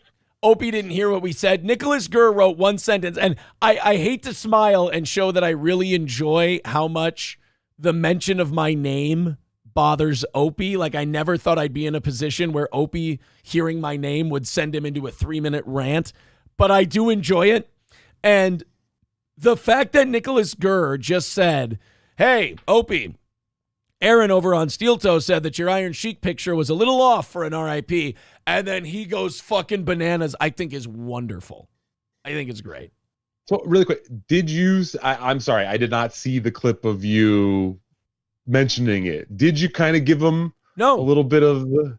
What I said was that I thought, because we were mourning the Iron Sheik. It was the day Iron Sheik died. We were mourning him on the show.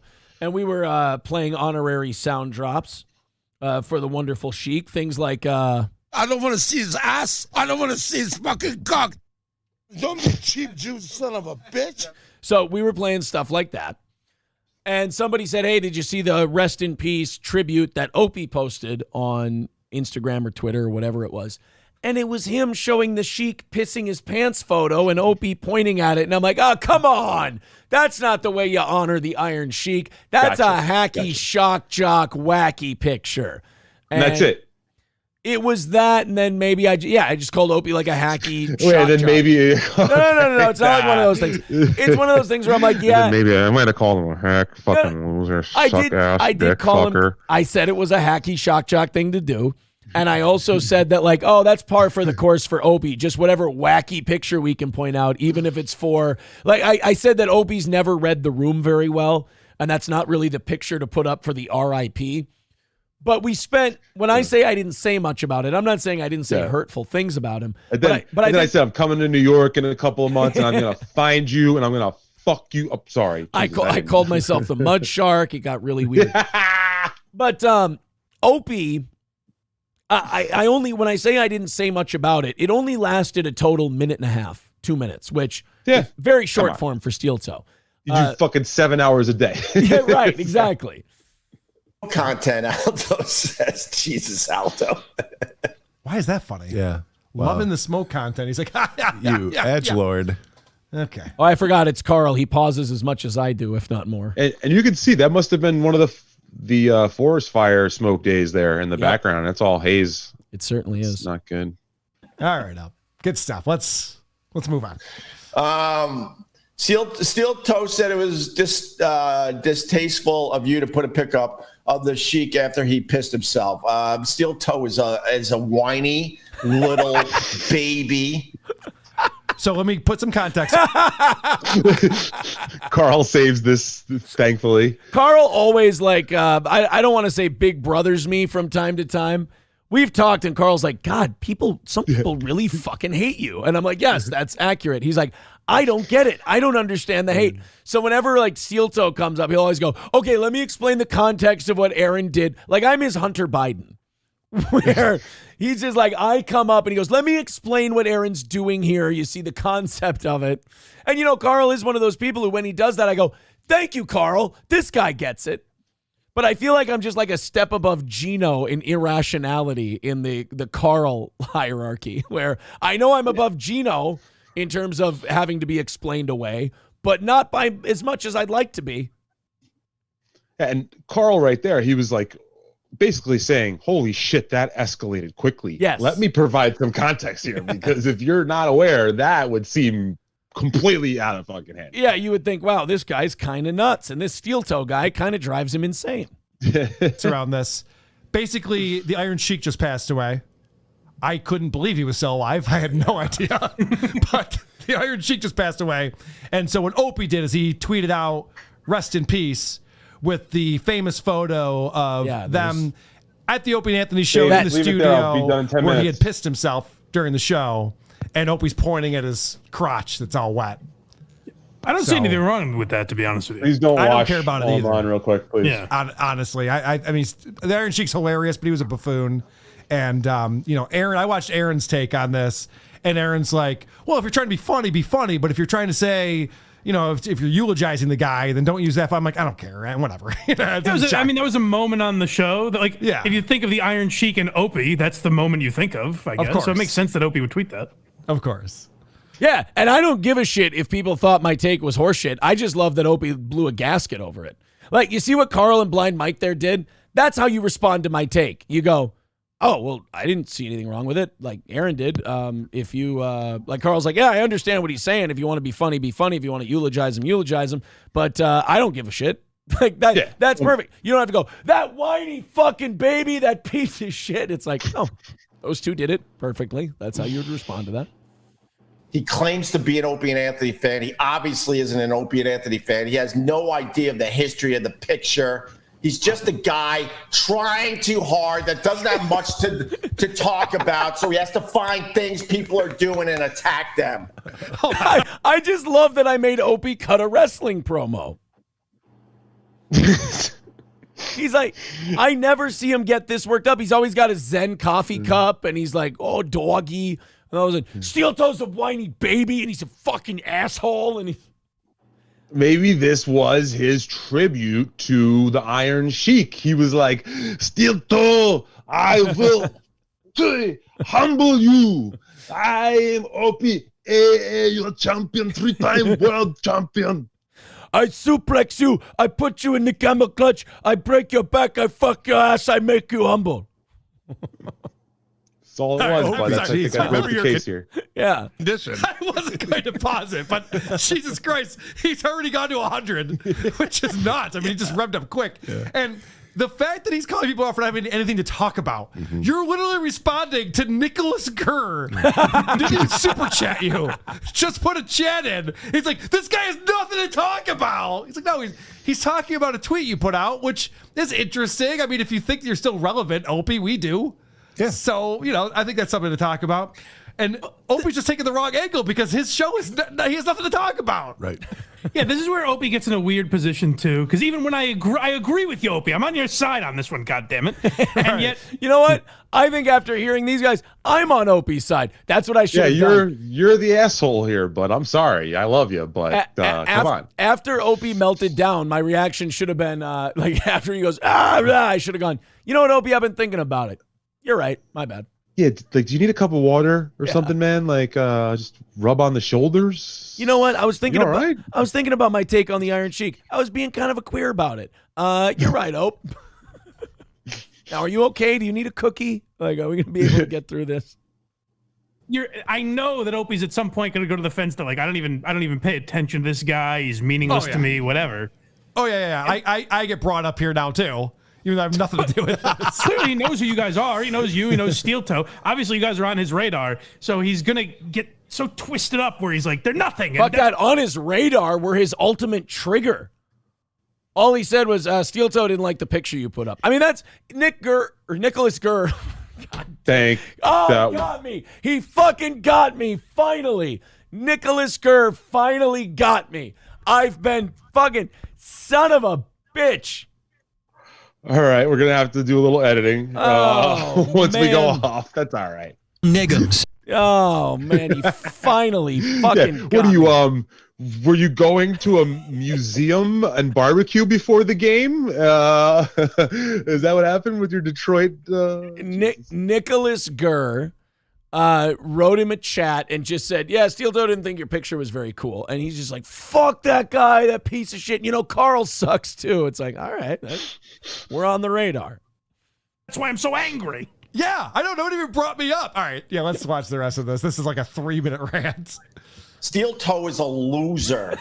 And for the people that don't know, and most of you don't, he's a live streamer that just has a lame-ass audience. He's not talking to anybody. I'm not talking to that many people, but I had my run in the big time, and he's a guy that'll never have his run in the actual big time. I love how Opie had to anticipate the response to that, and he had to cut it off. He's like, Steel Toe has no audience, and then my response would be, well, it's way bigger than the audience you've got right now. He's like, yeah, well, okay, look, and I'm not talking to many people, but I had my run. It's like, okay, well, right. Maybe I'll get my run too, Ope. Maybe, I'm not 60 like you are, bud. I got some time to maybe get this thing off the ground. He's trying way too hard. He's That's talking about true. a picture of me, Anthony, Jim Norton with the Iron Sheik. We're taking a group picture. We all noticed that he had an accident in front of his. Okay, whether you agree with my take on the photo or you don't agree with my take on the photo, I made him defend the photo. I made him go into a large explanation of why the photo was okay without him actually hearing what I even said. I'm proud of this. Oh, yeah. Pants. We were shock jocks doing crazy ass stuff. So I pointed just as they were taking the picture. Wait a minute. Wasn't that my point? My whole point was, well, that's kind of a shock jock, wacky thing to put on an RIP in memoriam thing. Like, if you were at the Oscars, you wouldn't put that picture of the Iron Sheik up there or, whatever award show. That was my whole point. He's like, hey, shut the fuck up, Steel Toe. I was just trying to be a shock jock. I know. That's what I was saying, Opie. Yeah, he's one of these situations where he doesn't have the full grasp of what's happening. Oh, really. and I don't care if he's right or wrong either. I just like that I caused this. I'm actually sitting back and watching a 14-car pileup that I hit the brakes on before I got into. Down at the spot, and it turned out to be an incredibly legendary picture that the Opie and Anthony community, real Opie and Anthony fans, appreciated and loved. Some say it's one of the greatest moments in Opie and Anthony history, even though it wasn't on the air. It's one of the greatest moments in Opie and Anthony history, even though it didn't happen on the air. That's never a good sign. It's a little hyperbole. Yeah. But I get it. Yeah. Some say I'm legendary for it. Yeah. Okay. People are torn over this. And then a little backstory to the picture. The Iron Sheik didn't give two craps about the picture, Steel Toe, you loser. God, these little live streamers, they're just losers. They're just pathetic losers that literally can't turn on a mic and just talk about stuff. If they're not beating up somebody and basically stealing the Opie and Anthony Jocktober bit, they have nothing else to do with their live streams. Do the mosquito thing. Again, he's taking a lot of time to beat up Steel Toe. I know. Somebody doesn't give a fuck about. Yeah. Almost everything he said is a projection. He's not talking to anyone because he's trying too hard. Like, why is that a bad thing? Yeah. Look at this asshole. He's trying to get content to talk about. And it's weird because, again, Opie is losing me with his dumb logic. Because I love that. At the beginning of this clip, they're like, Aaron's take is kind of dumb. Let's be honest. It's kind of a stupid take. But now after Opie explains it, they're like, oh, no, I kind of see what Aaron's saying. Opie sounds like a fucking... Opie's so stupid, he makes me look smarter with my dumb take. Opie polished up my really shitty take for me. I know you only got a couple of minutes, so we're gonna get through a little bit more of this. I just like getting the WATP rub. That's all. I'm starting out on his side again, where it's like, I mentioned this on my show the other day, where like I think Aaron and some of these other guys, they get into these little like sniping arguments where they're like, you only have 450 live viewers and I have 600 live viewers. I'm like, none of these are numbers you guys should be bragging about necessarily. You know what I mean? Yeah. But for Opie to then be like, that's true. I mean, I pretty much do the same numbers, but he's nothing. He's I really like Blind Mike when he's on there. He's like, look, I do the same numbers. Yeah, I mean, Ski Mask and I got like 150 live views the other day on one of our streams, and we couldn't have been more over the moon about it. So as much as these numbers don't really mean anything, they mean something to us. They're a point of pride. They're a point of pride. I always say this show, we're a nobody show. We're a nothing show. The only time I like to bring up data and statistics is when people are like, oh, Steel Toe sucks. He's awful. He's terrible. I'm like, all right, let's go ahead and look at what you're doing then. If I'm awful and I'm shitty, then you should be blowing me out of the water.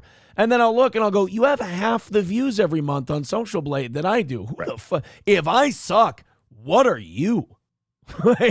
You gotta make sure you've got the statistics to back you up if you're gonna go into he sucks. All right. It's good to stay humble. It's good to keep people humble too. Fuck them in the ass and make them humble. Thank you, Sheik. Is what you got to do. All right, Stevie Lew, I know you got to head out. We got a few thank yous. I'll watch the rest of that on my own. I'll suck my own dick on my own. I don't need you guys. Yeah, you're here great to- by yourself, man. I'm telling you. Like, people need to warm up more to that if they're just breaking your balls, most likely, you know? $5 from Dub says 07. $20 from Need Trump says take my money, Stevie. Great show. And $4.99 from Hobo Chili Recipe says finger points to hashtag 10-inch. Oh, yeah. 10-inch my cock. Yes, that's another plug-in Iron Chic line. All right, Stevie, you officially broke the record. 475. That's so awesome. I really appreciate it to everyone who chipped in on this one and all the fans in general. Thank you guys for helping out here. I was about to send my own $10 super chat if I needed to. So it's a good thing I could put that away and not be filthy, dirty, sneaky Lou. Yes. Jinx. All right. But yeah, can I do some quick plugs? Is that cool? Plug away. I've got a new Twitter. I'm back on Twitter. Last time I was not on Twitter anymore. So Stevie Lew is back. That's actually my Twitter handle. So you can go, please give me a follow on Twitter. Stevie Lew, Lew, is back.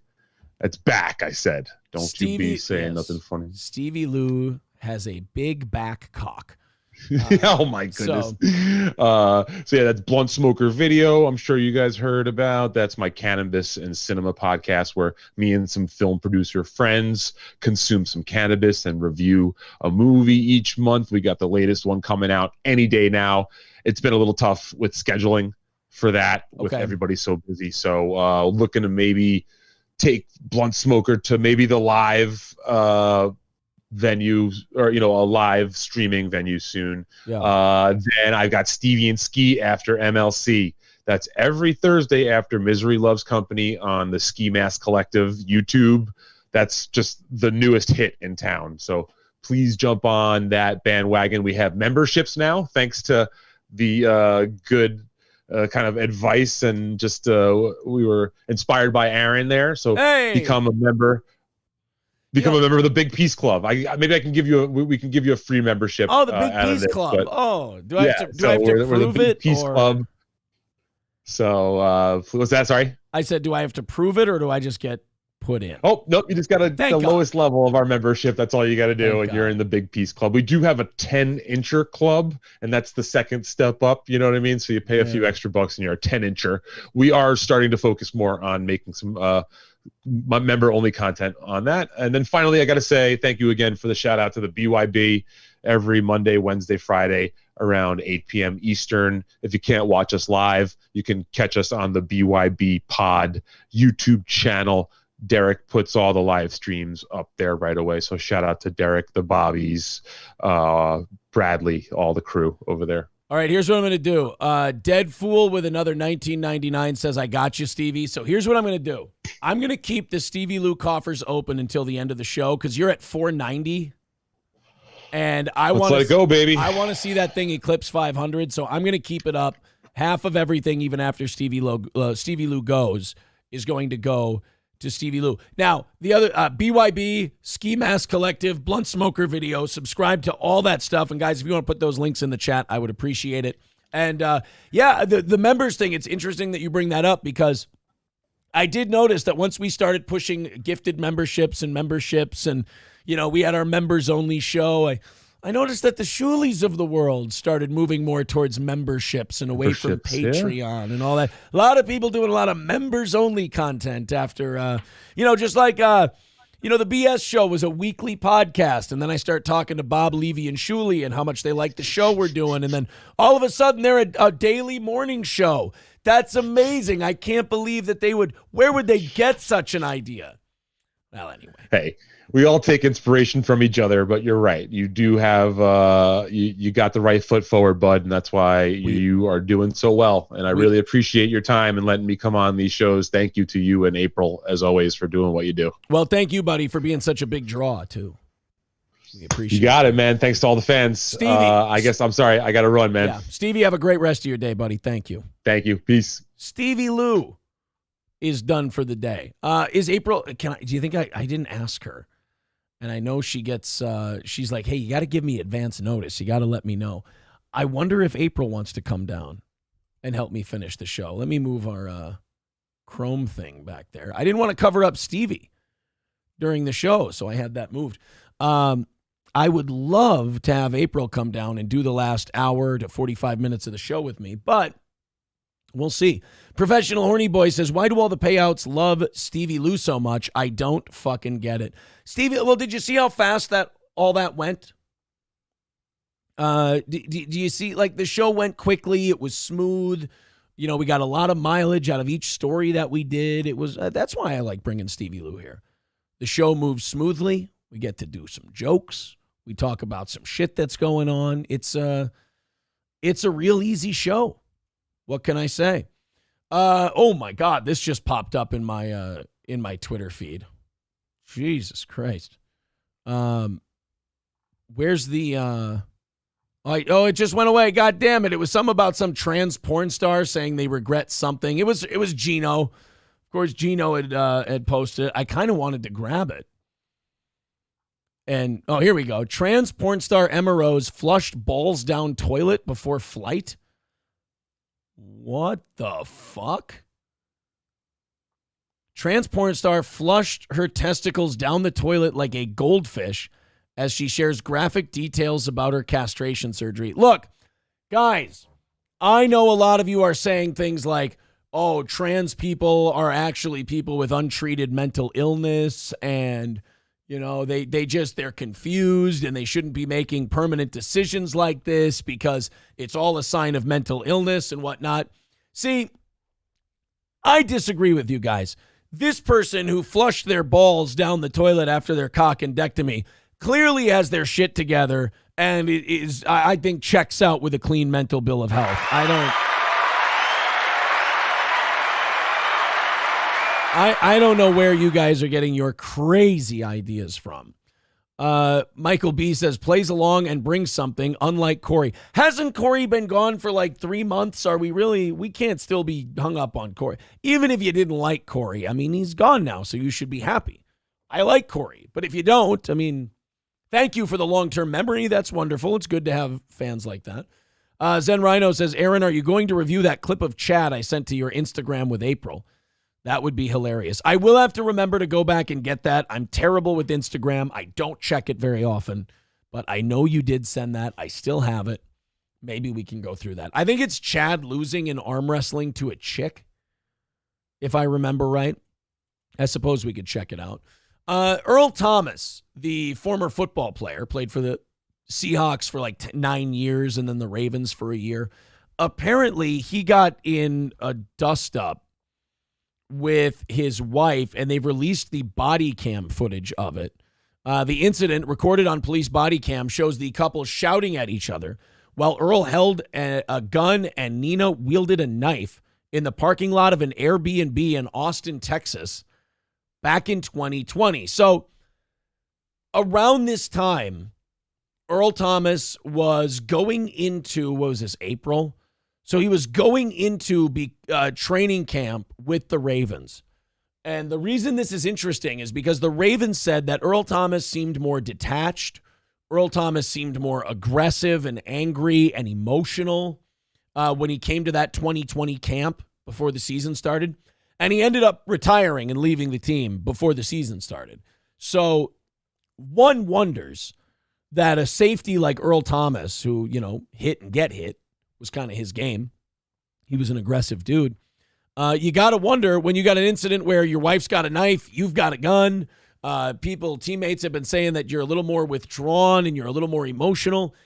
You got to wonder if this isn't another guy who's got, head trauma problems from all these concussions in the NFL. But this is a pretty wild fucking video that TMZ got. Drop it now! So there she is. She's got a knife. Which, by the way, normal domestic, right? She grabs a knife, you grab a gun, you're pointing it at each other. Here come the cops. All right, now we got to break it up. But the cops should have let them, work through these things. This is how couples grow. Drop it! Both of you get on the ground. Do it now. All the way down on your face. Hey, push up with me. Hey, push up with me. And watch them. God, you kind of forget, like we all talk about like police shootings and stuff, like, oh, how could they shoot that guy? How could they shoot this guy? Imagine the fucking shithole situation that you're walking into here. You've already confirmed you got a guy with a gun and a chick with a knife. They're on the ground, but then you see like 3 people lurking in a dark alley over there, and everyone likes to go, I know what I'd do if I had a gun in that situation. I know what I'd do if I were the cops. Okay, walk into that pressure cooker of a situation. Your muscles are tense. Your heart's beating out of your neck, basically, at this point. I mean, I can see where you'd get a hair trigger. I can see where you'd maybe, snap and shoot somebody. I mean, that's a high-pressure situation. Stay over there. Keep your hands where we can see them, and then we'll figure it out. Bianchi, I'll come around. Hang on. We'll wait till they Yeah, the fucking last thing a cop needs when he's got 2 suspects that he's apprehending that are armed is a bunch of people off in the corner in the peanut gallery going, excuse me, you don't need to. You just, look, you go, shut the fuck up. I understand it's a cop thing, so you want to watch it, but either go up to your room or just shut the fuck up because you are really not helping. Like, if I'm Earl Thomas or his wife, I'm yelling at those 2 to shut the fuck up. It's like, you're going to work these guys up and get me shot, motherfucker. Stop talking. get those 2 in here with us, and then we'll go for and detain. There we are. Yeah, look at them. They're just sitting there yelling at the cops. Keep 2 to keep long. She dropped the knife. I caught my husband cheating, officer. Okay. Okay. Now I understand why the knives and the guns came out. So maybe this isn't an Earl Thomas CTE thing.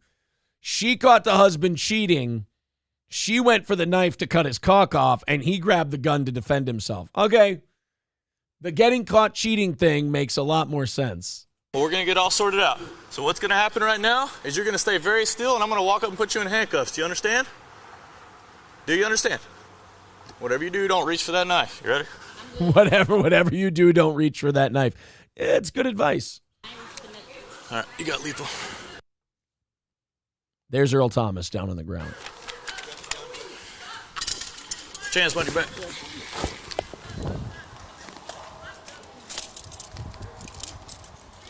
I don't understand these 3 back here.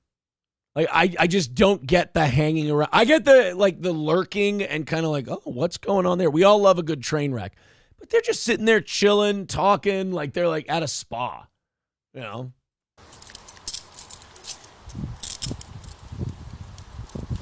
Roll. Yes. Step up.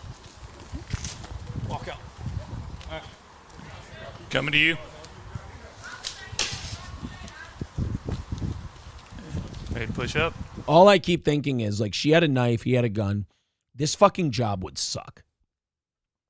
Like, being a cop, I don't know what percentage of them do it for, like, the, to serve and protect. I don't know what percentage of them do it because there's benefits and a paycheck. I don't know what percentage of them do it because of the power trip. But all I know is, whichever reason you're doing it for, it's a shitty fucking job.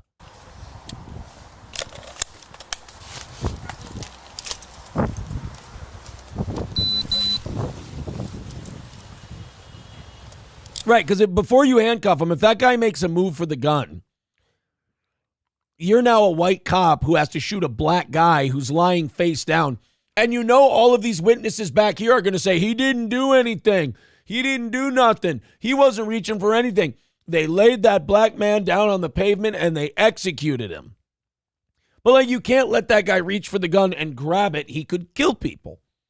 So, like, this guy laying on his stomach, if he reaches for the gun, you have to shoot him.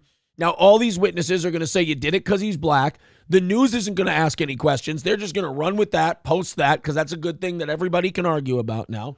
Then there's riots in the streets. People are burning down Walmarts and auto zones, and all because you did your fucking job.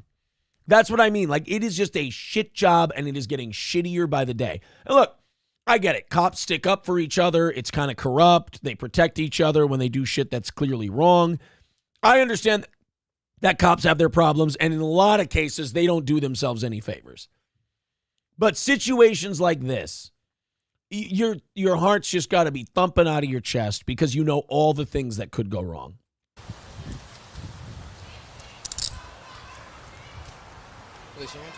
Anyone else think that Earl Thomas needs some Earl Grey to chill the fuck out? Hey, T-joke. Ooh, that guy's coming in with the big artillery. Holy shit.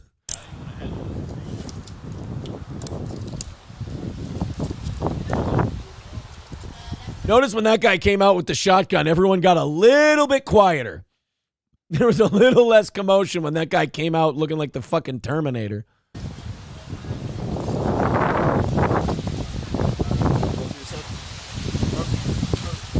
That's my husband. But Okay, here we go. Is it just you two involved? That's my husband, but my sister-in-law caught her boyfriend in the towel cheating as well. And my sister with the jean jacket rode with me. Uh-oh, did you hear that? So her sister caught her boyfriend cheating in a towel, did they say? So she caught Earl Thomas cheating. Her sister caught her boyfriend cheating. So Earl Thomas took his brother-in-law out to get some pussy, is what happened. And they got caught. Thanks. You know, you probably think it's real cool to have an NFL brother-in-law. You know, he can hook you up with so much shit until that stuff starts to affect your private life. And there's 2 women upstairs. We ain't touched them, no. Okay. How many other weapons are there? No. The gun, I had the knife. We got the knives from inside. Where'd the gun come from? I brought it. It has no clip in it, sir. Is there any other guns? Nope. Okay. That's my husband's. He has concealed carry. But there's no clip in it. 708, 703. Ma'am, it's a magazine. Like, you can, like, it'd be funny if there was a gun douchebag just passing by and she was like, yeah, a gun doesn't have a clip in it. Ma'am, it's a magazine. Good night. She said that she brought just the one firearm and the knife. Those people are involved, but that's the only weapons that they brought. Yeah, I mean, the other guy just got a good old-fashioned, ass kicking. She didn't have a knife or anything like that. He just got slapped in the head 40 times until the cops got there. You need an ambulance? Let me see how bad your hand's cut. It's right here in the middle. I think it was on like my bracelet. Yeah, it's not too bad. No, it's not. Okay. Did you see how bad that cop's hand was shaking when he shone the light? Look at how fucking nervous he was. It's right here in the middle. I think it was on like Look at that. Look at him. Yeah, it's not. That's what I'm saying. Like, this job, they have to do it so calmly, but it sucks, and it's just a terrible fucking gig to have. That guy was literally just shaking, trying to shine a flashlight on her hand wound, and this is after the guns are gone and the knives are gone and everything else. He's still petrified because, like I said, that guy moves for that gun. You're now shooting a black guy face down in the street, and nobody's going to believe you about what really happened. They're just going to want the good story. Not too bad. Okay. It's cold out here. Yeah, my adrenaline is pumping, sir, so I'm not cold. What's going to happen is once we get all this secure, we're going to bring some cars around here in the alley. We're going to put you in a car. We'll come talk to you with the heater on. Let's figure it all out, okay? It's cool. So you and your sister? Me. All right, so that was Earl Thomas like 3 years ago. Well, if it's cheating, then I'm willing to say it probably wasn't the, CTE or anything like that. Like, if it was she just caught him cheating and then she pulled knives out, then he gets the gun. I get it. Michael B. says this was his last day before he retired. Okay. So this is probably the incident that caused him to go, yeah, maybe answering for this in the middle of a season wouldn't be the best idea. Zen Rhino says if he was in the NFL, what the fuck was he doing in the projects? Well, they were at an Airbnb apparently, but that didn't it? That looked like a shitty, seedy motel room that they were at. Scooby Jooby Jew letting me know that he's not actually nervous. That was Michael J. Fox. Oh, okay. Well, now it makes sense. Michael B. says, why was he shaking? For the reasons I pointed out earlier. Because if a guy like that not only shoots a black guy lying face down in the street for reaching for a gun, but shoots Earl Thomas, the Pro Bowl safety. I mean, it's going to be a nightmare. Absolute nightmare. Michael B. says, you missed my joke. Oh, it was the cop's last day before retirement? Well, then I'm fucking dumb. I don't know. The cop's last day on the force. Oh, okay. I did miss the joke then. Guys, you can't say Michael B. had a bad joke. I fucked it up for him. Don't worry. I got 40 more minutes of fucking shit up. I really, you know what? I'm going to admit. I prefer doing the show with a co-host rather than by myself. But I don't think she might not even be home, to be fair. But if she were, I would love her to come down and hang out with me for a half hour and do the show. Tonight, we're not going to have any goal on the evening show. We're going to give away a VIP spot to one lucky viewer on the evening show. So no goals. We ended up knocking out last night. Thank you guys very much for that. Last night's goal was taken care of, which means we're going to do overtime this morning for you. And then Stevie Lew broke the all-time record for contributions. And Stevie Lew is actually $10 away from 500 and setting that for the new mark. So there's the links. We're still going to give half of everything to Stevie Lew. That comes in today.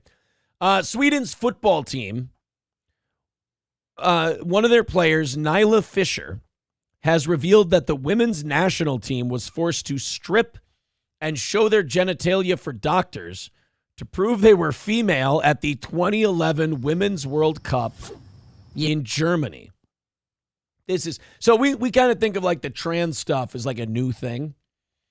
But even back in 2011, they were checking on this shit for soccer. Sorry, I got cough drop. Trying to keep, I think the voice is going to be better tomorrow. I definitely have like either really bad swelling still, or maybe I bruised my vocal cords pushing them this hard, but I have some pain and sensitivity right in here. What do you do? Anyway, in soccer, you've got to check the women's genitals, not necessarily because of the trans thing, but of course, women's soccer has never fully recovered from the great ladybug scandal of the 1990s. Everybody remembers that. When Matthew Lawrence dressed like a girl and played soccer for his uncle Rodney Dangerfield, who ended up, of course, coaching the girls to a championship, but with a male player. So, again, as much as you may think in 2011, wow, this is kind of jumping the gun on the whole trans thing, checking people for cocks, this is more of a ladybugs thing than a trans thing. It was a real big deal back in the day. Some of you won't remember it. We were told that we should not shave down there in the coming days and that we will show our genitalia to the doctor. Fisher wrote in her new book. I didn't even say half of it. April's here, by the way. Hello. Good morning. I heard you were lonely. Can I have this, please? Well, I have no voice, and I got 40 minutes left. So I thought if you came by and spruced things up, that would be all right. Are you excited that we made WATP? I am. I thought that was very funny. Not only that, but Carl and Blind Mike, I like both of them. Both of them started out going, I don't really understand what Aaron's trying to say here. It doesn't really sound like a great take. And then Opie's take was so shitty that they went, okay, now I'm starting to be on Aaron's side again. Now I get it. I don't want Carl and Blind Mike to mind fuck themselves. My take was still kind of shitty and gay. Yeah, it's unimportant. But I love that it set Opie off. Right. So, Carl, Mike, you guys had the right take initially. Don't let Opie gaslight you out of thinking I was wrong and he was, or that I wasn't wrong. Yeah, because our take really wasn't that important. It was mostly like, obviously, he could make the argument, legendary picture. That's fine. But we're like, no piss for the RIPs. And we were not really committed to our take whatsoever. I don't really care. And I think it was all my fault it even started. Because I'm like, did you see he posted pissy picture for his RIP? And my take was more so, glorifying the O&A days when he doesn't care otherwise. That was the other thing, too. That was my whole point. Like, I don't give a shit about the Opie and Anthony show, but hey, Iron Sheik died. Here's an Opie and Anthony picture. Remember the good old days? Back to this soccer story, though. Why did they tell the women not to shave if they were checking their genitals? Like, wouldn't shaving any pussy hair you have clear up the do you have a dick question even further? I think no amount of pussy hair could really hide a dick, in fairness. Speak for yourself. You've never seen how I grow pussy hair. Hair that could really cover a penis, but, I really don't know. Maybe to make them not want to check again because, hair. Right. No one understands the thing about shaving, but we do as we are told and think, how did it get to this? Why are we forced to do this now? There has to be other ways to do this. Should we refuse? No, see... these women ask, How did it get to this? I'll tell you how it got to this. You guys never said anything when it mattered. We've talked about this before. When the first man came in to play soccer with you guys, you went, well, we don't want to be mean, so let's be inclusive. Right. Let's let this trans woman play soccer with us. And then you started to realize how much better they all were than you, how much bigger and stronger they were than you also. Just the physicality. And then you started to say it's not fair. Well, you let the fox in the hen house. So now you're sitting there going, I don't understand how it got to the point where they're checking our genitals. You are the reason they now have to check your genitals. You didn't say anything the first time. All hurt and shit. Right. You wanted to let the trans men play soccer. Now look at you all hurt and shit. Yeah, you brought up the conversation. Yeah. How about next time we just don't bring up that shit? Right. Next time, just, maybe, make them play with the boys. Or, you know what? There's turning out to be so many of them now. Let them form their own league. Okay, I want you to recognize for a second how that window has shifted, because give it a year ago, other people are like, why don't they just go have their own shit? And then there'll be people like you or somebody else. Oh, there's not enough of them. There weren't a year ago. Now there truly is enough of them. Yeah. Because it's the new trend to be trans. It's trendy to be trans now. Not really biological in my opinion, but... Dead Fool with $9.99 says, don't worry, you're doing just fine. Ray was completely lost and scrambling after we paid for Stevie to leave his show. Oh, hi, April. Hola. Says Dead Fool. $4.95 for Stevie Lew now. Stevie did great. So far today. I have co-signed him since his first appearance. I love him on the show. And as far as, look, I'm not going to be lost and scrambling if I have to do a show by myself. I just, when I got the throat thing and everything, I just rather have somebody doing the show with me. Do you see how hard it is for him to just say he missed me? I believe I specifically asked for you. There's nobody else. I could have Johnny would have zoomed in a heartbeat. Are you going to get on the dog? Zen Rhino says it would be hilarious if they created a league for trans women and that league ended up getting paid more than the biological. Yes. Okay, this has to happen. We have to have the trans women's soccer league, and I want to see them get TV ratings and better attendance than the women's soccer league and see them get paid more. Well, because if you think about it this way, unless you're a man, like if you're gay, you're not going to women's soccer, right? You're going to the man's soccer. But now, if you're not following, all the gay people will flock to the trans league now. It's either they're going to split their time between the men's league and the trans women. They're not going to women. What I wonder sometimes, though, what is gay people's take on trans people? Because I have a feeling that the gay community's take on trans people is like, all right, we're not allowed to publicly say anything bad about them, but they're fucking exhausting. I would bet that most of them are finding them exhausting and saying, look, they're taking shit away from us almost. They're making us look bad. Yeah. Because a lot of gay people don't want to fuck around with kids either. Avril says most of them find the tea insufferable. Well, right. Yeah, because they complain about everything. Everything is about them. They're, if you give them what they want, they just ask for another thing. If you tell them that there's some things they can't do, then you're a hateful Nazi who wants to see them all dead. Like they're just irrational. It's almost like there's a lot of them that are mentally ill. What? That's all. How dare you? And it's almost like, and I'm not a doctor, I want to point that out, that chopping off your body parts does not remove your mental illness.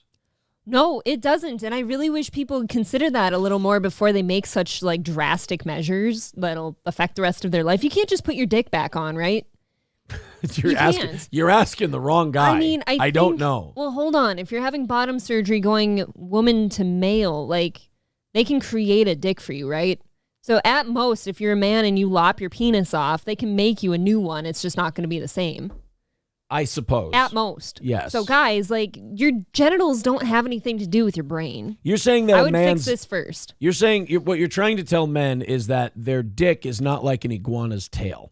No. It doesn't just rejuvenate. It's not a starfish leg. Or a human liver. No. It just, okay. Thank you.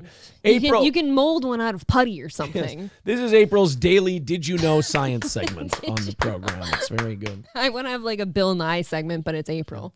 Avril said it's the straight people who assume the gays are with the trans. They're not. Didn't Avril say they're a gay themselves? I have no idea. I can't remember. I could be wrong. If I got that wrong, I apologize. If not, it's Pride Month, and I got it right, and I remembered. No, from like an outsider's perspective, it looks like trans people have a lot more agenda-driven shit than gay people. Gay people just wanted to be able to marry each other and not be chastised for it publicly, I think.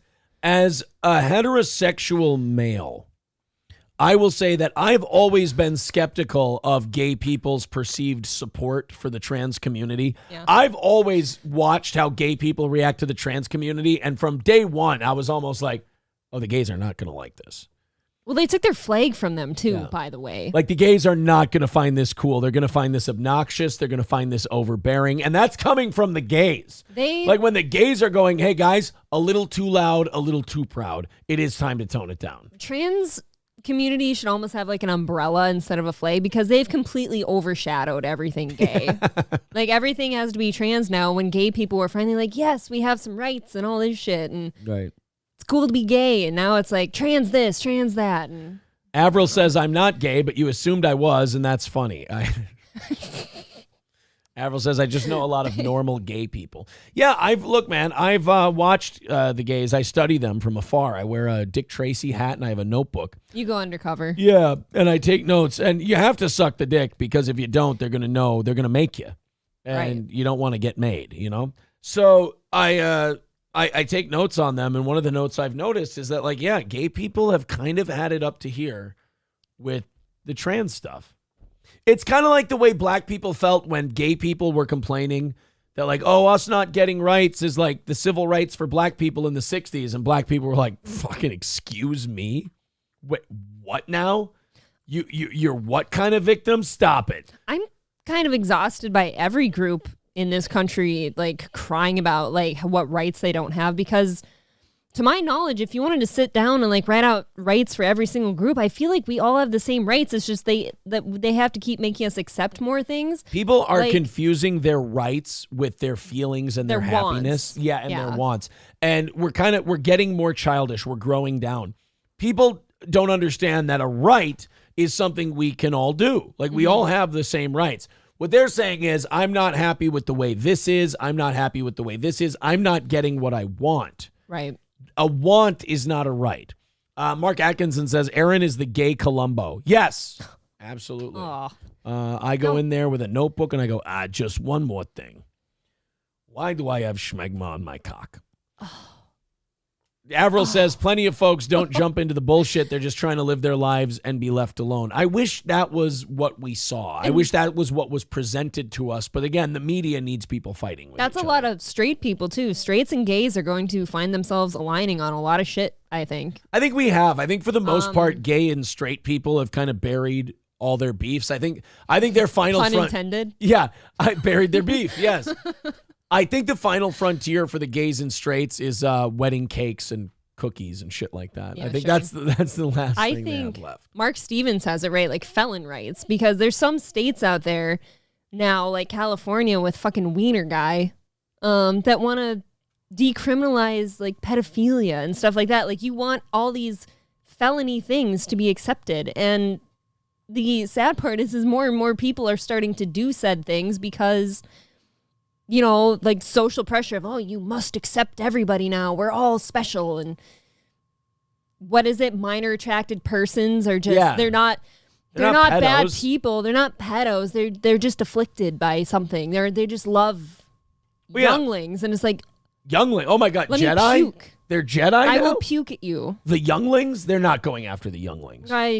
Yeah, they are. After what they've been through with Anakin Skywalker, I can't believe we wouldn't just leave the younglings Ironically, alone. I'd say this is worse. Anakin at least, put them to rest. This shit is their suffering now.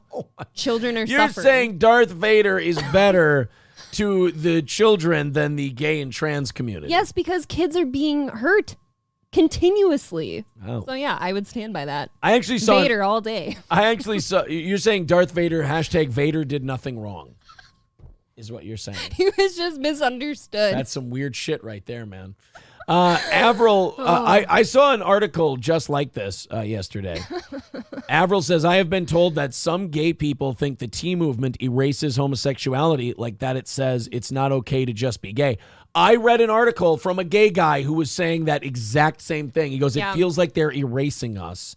and that being gay isn't all right, and we have to go even further than that. I would buy that, and I would believe that from these groups. If we're calling them T groups now to be a little more, safe or something, that's fine. T groups. The T group is in fact trying to make it so that we accept every sort of everything, but it has to be all at once. You can't just accept one thing or another. It's like, no, you have to be this way. And if, like, they would look at you and be like, well, if you wouldn't fuck a man, like, you're just homophobic. You're gross. You're transphobic. There's a whole movement now that says if you won't fuck a trans woman, you're transphobic. It's like, well, I just don't like dicks. BJ says, based Sith April. Yeah, April is a Sith apologist. You guys didn't know that. People saw it the wrong way. They're trying to help. Well, guys, Red Fox Mad just threw in $9.99. That eclipses the $500 mark for Stevie Lew today. Unbelievable. He's going to get $250 out of today's show. Thank you, Stevie Lew. And thank you, Red Fox Mad. He says, gay man rips up pride flag at meeting. All right, I'll click on this. Thanks, guys. The pride flag, this flag, does not represent me. Whoa. Good evening. My name is Frank Rodriguez, and I'm the... Really beating that gays are bitchy stereotype. I mean, my goodness. Yeah, but he's winning me over. Somehow. You're on his side so far. Can I buy that man a drink? Executive Director of Operations for Gays Against Groomers. The reason that I'm here is to show support in regards to deciding to not fly the gay flag during June. I'm a 31-year-old gay man pushing back against the hijack agenda of the LGBT. I think if you're gay, you can't say to the rest of us pushing back because we all giggle. We're immature. It's not your fault. It's our fault. Wow. I get it. But pushing back, I just think of hip thrusts. And I got yelled at for chuckling at a penis joke the other day. It's benefits of being the host. Rules for thee, not for me. Exactly. I am a tyrant. Incorporated. The pride flag, this flag, does not represent me. Bro, we don't just carry pride flags around in our pocket. That's a little sketch. Just saying. Well, he had a point. You know gays, they like their performance pieces, so he had to bring props out. I get it. He starts bringing, like, everything out, like clown shit. Like, he's got, like, weird dildos and stuff. The pride flag, this flag. When you're a conservative gay and you have conservative traditional values, it doesn't represent you. I am tired of this community trying to represent me and the millions of people that support people like me. Gays Against Groomers represents millions of like-minded LGBT members. And the people in this building are upset because they think that they're being marginalized. Do you see Chinese people in here upset that we're not flying the Chinese flag on Chinese New Year's? Or how about Cinco de Mayo when the Mexicans got their independence? Damn, gays can really get fired up when they're bitchy, can't they? He might be my favorite gay man. Oh my God, this guy is scaring the shit out of me, and not for the obvious reasons. Grr, big fella, grr. You're sus. What? You are a sus man. Just saying. That's a new category now. All right, Sus everyone. man. Everyone give him a big bear call for Grr. his aggression. Upset? No. You see my community, the gay people that want to be marginalized, that make victims of ourselves. This flag that I'm standing on no longer represents me. This is not your fault. I'm not yelling at you. I'm upset. Even when he's bitchy and wild, the gays still have to be like, look, honey, I'm not yelling at you. This isn't necessarily about you. This is I'm just saying I'm angry and I'm emoting. That's all I'm saying. Well, people haven't heard from just a gay man in so long. Right. Just a gay guy's like a unicorn now. Wait a minute. Like, when I was a kid, fucking another dude in the butt was like, dude, whoa, oh, come on. Now you're like, wait a minute, you just fuck guys in the ass? Like, that's what you do? Wow, that's kind of boring. Straight people do that. Yeah, I mean, yeah, my straight buddies and we fuck each other in the ass. That's not even gay anymore, bro. Clip it. Clip it. Because people like this are constantly representing my community. They make us look like fools. They make us look dumb. And I'm tired of it. This flag does... They make us look like real suckers, Your Honor. Wait a minute. He just says they make us look like real gay Fs. They make us look like a bunch of... I don't know if he swayed anybody, though, because I have the audio of what the chairman said after he was done, and I don't know if he made his point. Okay. Because of what the chairman said. I'm ready. What did he say? Okay, faggot, what's next? I don't see. That's insensitive. I would never say that. That's a terrible thing for them to say about that I don't guy. like that word. You shouldn't use that word. I disavow that word completely. Does not represent. Well, you know who the chairman was. Who? A Methodist and the son of a bitch. Now you understand. Everyone with liberty and justice for all. That flag, this flag, the American flag, 13 stripes. This flag. I'm sorry. I get confused when I get my speeches going. First the N-word today, and then that one. I pulled back. No. Yes, No. I did. Do you remember you were saying Mr. Gurr's name? I did. It Mr. Gur's completely got you. Mr. Gur's finally got me. And 50 stars represent this. Represent us. Not this. Not this. And if the gay community would wake up, we wouldn't have this pushback. Stop indoctrinating children, and these types of things wouldn't happen. I love him. One more thing. Do you know where I can find a trash can?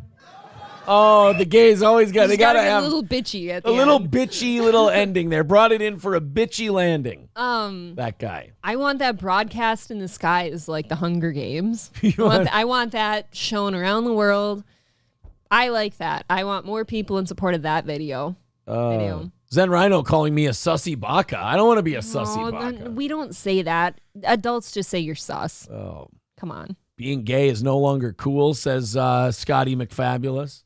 Yeah, because hold on. The whole Target shit with the Pride Corner and that stuff, that used to be about gay people, right? It's not anymore.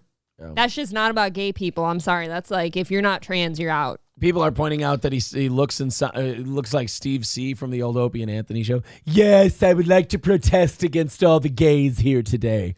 They're making me drool because their dicks look yummy. Grank Nutterbutter says, make sure April looking at the camera going, clip it, is in there too. I love you, girl. Thanks, Grank. Of course, Grank Nutterbutter. Mr. Nutterbutter. Say his name with put some respect on his name. You say his name. CK Benzona says, I just can't stop imagining this guy sticks dicks up his ass. I picture him as a power top. Wouldn't it be funny if after he's done with this big speech, like one of the guys goes, excuse me, sir, we here on the board are really impressed by your passionate speech, but I just can't help it. That whole time I was thinking, do you take dicks in your butthole or do you hammer away at the asshole? I need to know before we move forward. Why do you have to pick one, Aaron? Just watch him We don't pick one in this house. Just watch him kill the momentum of the entire meeting. Like, that guy just had a great speech, and he's like, so do you get fucked in the butt or what? It's like, well, like. I want that to be a song. It rhymed. It could be a rap. Oh. So that guy, apparently, I'm going to say that he's against. What? All the Pride Month stuff. Do you follow? You're a big Twitter guy. I don't know if people know this. I'm kind of a Twitter guy. I look at Twitter really on once in a Twitter while. quite often. Really not, but that's okay. Do you follow the Gays Against Groomers account? No, I don't. I'm not on Twitter very much, and I don't follow that many. I think I follow like 400 people, 300 people on Twitter. That account was like sponsored onto my page or something one day, or somebody retweeted it. And I follow it now. That is the most based fucking gay account I've ever seen in my life. I agree with damn near everything they post. They're pretty based, bitchy gays, you're saying? Extra based gay. All right. We have a new medical breakthrough in this country. No, don't worry. It's not for anything lame like breast cancer or ovarian shit or any kind of gay girly stuff. We're fixing boners again. Yes! Boners are back, baby. Didn't we just fix boners? Yeah, but we fixed them again before we get to any of your horse shit. Why do boners have so many problems? Because you love them so much. You love them too much. You wear them out. We got to get our boners back So again. it's our fault. We're breaking them. If we can pitch it that way, then yes. A breakthrough gel that can trigger an erection within 10 minutes can now be bought in the United States. Actually, this article was written at 1 o'clock yesterday. It no longer can be bought in the United States because I'm sure they sold out of it.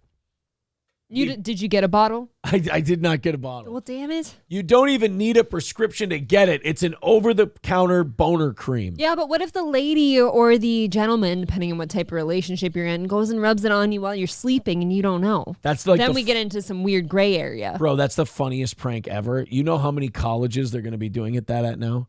They're going to rub the boner cream on your dick while you pass out. Yeah, but you have to touch a dick, though. Look, for the goof. You got to put gloves on first. You sacrifice. Yeah, if you do it with gloves on, it's totally fine. It's not gay if you have a latex glove on your hand. If you don't apply it with gloves, do your fingers get rigid? Actually, if you just rub it into your hands like this, you get arthritis. I've had a stiff neck for hours.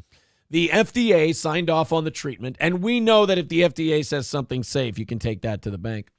It's dubbed Eroxon, clearing the way for it to be stocked in pharmacies. It becomes the first gel for treating erectile dysfunction to be approved for sale over the counter in the U.S., with stock set to be available by 2025. Oh, man. What if you don't have that much time? I mean, I'm still going to be fucking by then, but I want fun boner cream now. I don't get why, though. Because in my experience, boners happen pretty easily. Yes, they do, but it's always fun to, experiment with boner shit. Why? I don't know, just to see what it does to your boner. Yeah, but then... Like when Johnny gave me those pills, I took the pills. Did I need them? No. I was a little offended when I found out you only did that because you had boner pills. Right. I took some boner pills. He didn't and guess tell what? me. I fucked like a maniac retard. It was unbelievable. But then you ruined my sex life with you for the rest of forever because I didn't know you had boner pills. And I'm like, oh, wow, is this how this guy fucks? You just fuck 6 times every and then day. He never did it again. And I'm like, did I do something? Your boner doesn't go away. You literally, if you take one of those pills and you don't need them, I'm not kidding, guys. If you've never done it before, you have to keep fucking until it goes away. Fuck her till she's good and bloody, guys. You got Tear her up. You just gotta hammer it out. Like you're like, we need to fuck again. Why? Because I can't go outside like this. Can you see it from my way though? Like when the woman, me in this situation, doesn't know the guy, you in this situation, is on boner pills, and you're having a nice. I wasn't on sex boner day. pills. I took a boner pill. Right. Yeah. That means you're on a boner pill that day. Okay. I didn't know. And but then you set me up that way early on in our sex life, and I'm like, holy shit, I don't know if I can do this anymore, or I really love it. And then you just never do it again. I have not heard any complaining. And also, do you need to be dick down 6 times in a night? Need and want. I don't know. It's all right, then I'm getting my Eroxon. No, because no. See, you can't win. No, I'm saying if you're young and you don't need boner shit, don't take the boner shit. I feel like that should be saved for old men. Even if you're young and don't need boner shit, you can't fuck 6 times a night. You blow your load and you're just like, okay, I need a little warm up time. I need a little, I need to get back in gear. I feel like when you're young and you can just get a boner by somebody below, like a stiff breeze blew across your penis one day. As long as the breeze isn't too cold. Okay. Like, stop using the boner shit because someday your dick's going to get used to that boner shit and now you're not going to be able to get an erection. You hear that, guys? You're April's now the boner pill police. You can't even take one casually to see what it does because you might make them mad.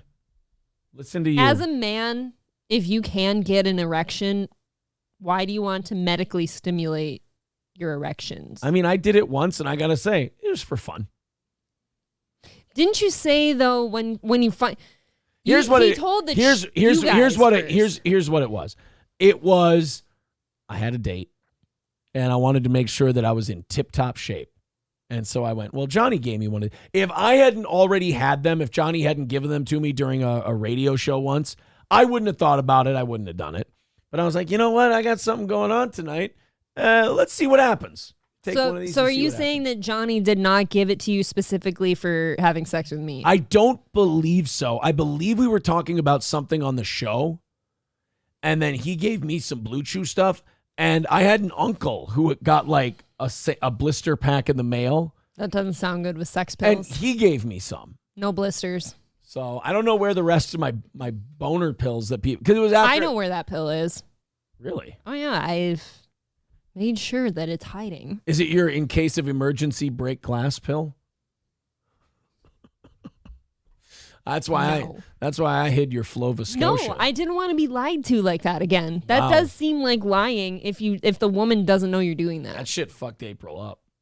Am I I wrong? didn't realize. You set somebody up like thinking that's just how you have sex. That's pretty weird. You think that it was just normal that I I'll tell you this six much. times just go into town? Not for a second did I think that wasn't the case. Well, I've had sex before. Thank you for the compliment that you thought I was. Haven't some you kind ever of had sex animal. all night before? I mean, yeah, but not every fucking night. You only did it one time. Well, recently. Back in my high I'm school. just saying, back in the high there's school been and college men that, days. could go. But it's like you set me up that way. I didn't know. And then I'm listening to Aaron's show one morning, and he's talking to all of you fine people about how he fucked me on a boner pill. And I couldn't have felt more betrayed. I was Wow. like, you need a boner pill to have sex with me? I didn't realize this was Holy such shit. a problem. Jesus It Christ. really felt almost insulting, like I wasn't sexy enough for you to want to have sex with. You or would think something. that the guy, yeah, I fucked her up. You would think that a guy would get a thank you, but You did that night. Laughing Lion says it's like you're lying on your resume. I love this Yeah. idea. I love this idea that you got tricked and you're unhappy. Like fucking, I haven't heard any complaining. Thank you very That's much. not the point, and I don't ever bring this up. You just brought up the Eroxin. April ain't complaining about the dick and she's getting. Thank you very much. Right, but when a girl hears that the guy needed a boner pill to have sex with you, that does on some level make her, as a female, be like, I don't know what the fuck's wrong with me. It's not need. I wanted to. You never told me about it, though. You told the chat. Oh my God. These women are just cock whores. Okay, if you can't see it my way, that's fine. Laughing Lion says it's like lying on your resume, Aaron. Yes. Yeah, Alex Nerio, see, the way April's portraying this is kind of bullshit. He goes, April Why? thought you were good at sex. I'm very good at sex. No, that's not how I'm not portraying it as bullshit. I'm like, you were a real sex guy that night. And I'm like, I've always been a sex guy. Aaron, there is a difference between normal sex guy and that sex guy. Quit being So you want me to be a crazy fucking No, I nympho? don't. I was just saying that felt like a lie that, was given to me. I think you're trying to balance the line between keeping your class and not sounding like a crazy cock whore, but also feeling lied to and wanting to express that disappointment.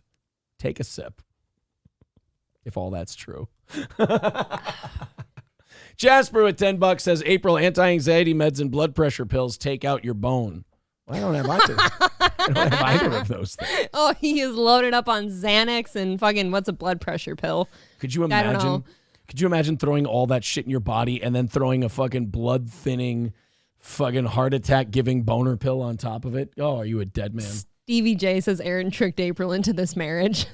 Drunk on Cringe says Aaron is the kind of guy who roofies himself in a bar and hopes someone will take advantage. You're sitting at the bar with a raging boner and just hoping somebody leans on it. No, he said roofie. I want to pass out and someone fuck me, apparently. Jesus, drunk on I can't Cringe. leave you in the bar alone. Hobo Chili Recipe with $4.99 says, well, between your obesity, Aaron, and April's beef blowout, how do you keep things spicy in the bedroom? May I introduce love mustard? Oh, thank you, Hobo Chili Recipe. What is love mustard? I have to know. You don't need to know. I do. The less you know, the better off you'll be. I'm getting fat. What the fuck? He mentioned my obesity in that comment. He also said I had a beef blowout, so. I'm about 5 pounds heavy, but it's a 5 pounds that speaks. Well, Like, what do you weigh? You can mute the mic if you want. No, I'll just say 225.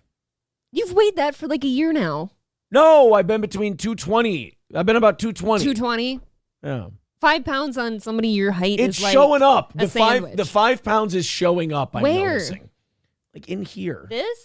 Like, yeah, in here. Yeah, that I guess, maybe. Yeah. But the rest of you is pretty much the same. The 5 is showing up, though. I don't like that the 5 That's maybe it, though. Like, when you're that tall, 5 pounds gets, like, really spread out, in my opinion. But unless I think you're this saying one it just goes I think here. that one just sat right in here in the old lap band. Like, for me, I'm 5'6". If I gain 5 pounds, you can fucking see it. Like, you can see that I look fatter. What On was you, I? it's harder. Last physical, I was 6'3" 3/4", so we can say 6'4". 6'4", 225. That's not a terrible weight. I just don't like the way Look it up your looks on me. BMI thing. All Well, right. yeah, I understand. Like, maybe I can tell you're having a puffy day sometimes when you're like, when you're changing, when you put your shorts on, your pants on, and like you've got the tiny little muffin right here. Yeah. I noticed those days It too. looks more muffiny some days than others, but other than that, I don't know. Sandy Squatch says, this is the best you've looked all year, Aaron. Mellow out. Not true. Not true. Sandy I thinks repeat, you're hot. not true. There you go. Your hair's a bit weird today. Yeah, see, Zen Rhino says, for your height, Aaron, you look like you're about 235 or 240 easily. Somebody, wow. It's hurtful. Wow. Somebody look up a BMI index. There we go. BMI calculator. Let's do me next. Oh, fun. Everybody, I want me done as well. 225. I'm 27.4, so I'm overweight. Okay.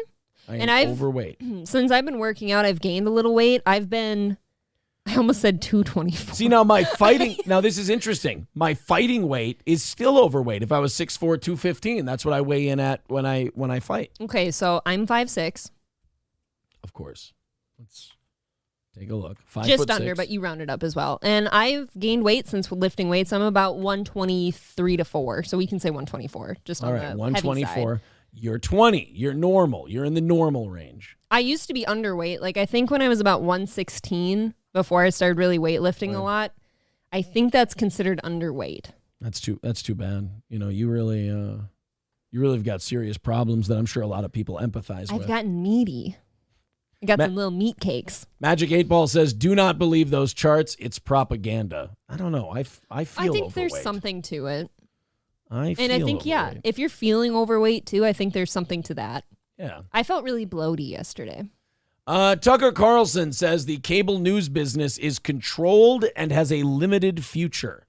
I love it, whether it's me getting out of radio or Tucker Carlson leaving cable news. The minute we all leave, like our thing, whatever thing we leave, that thing's dead. It's fucking finished. When we were in that thing, it wasn't. Right. But now that we left it, that is kind of part of the gimmick. I will admit to let the veil slip a little bit.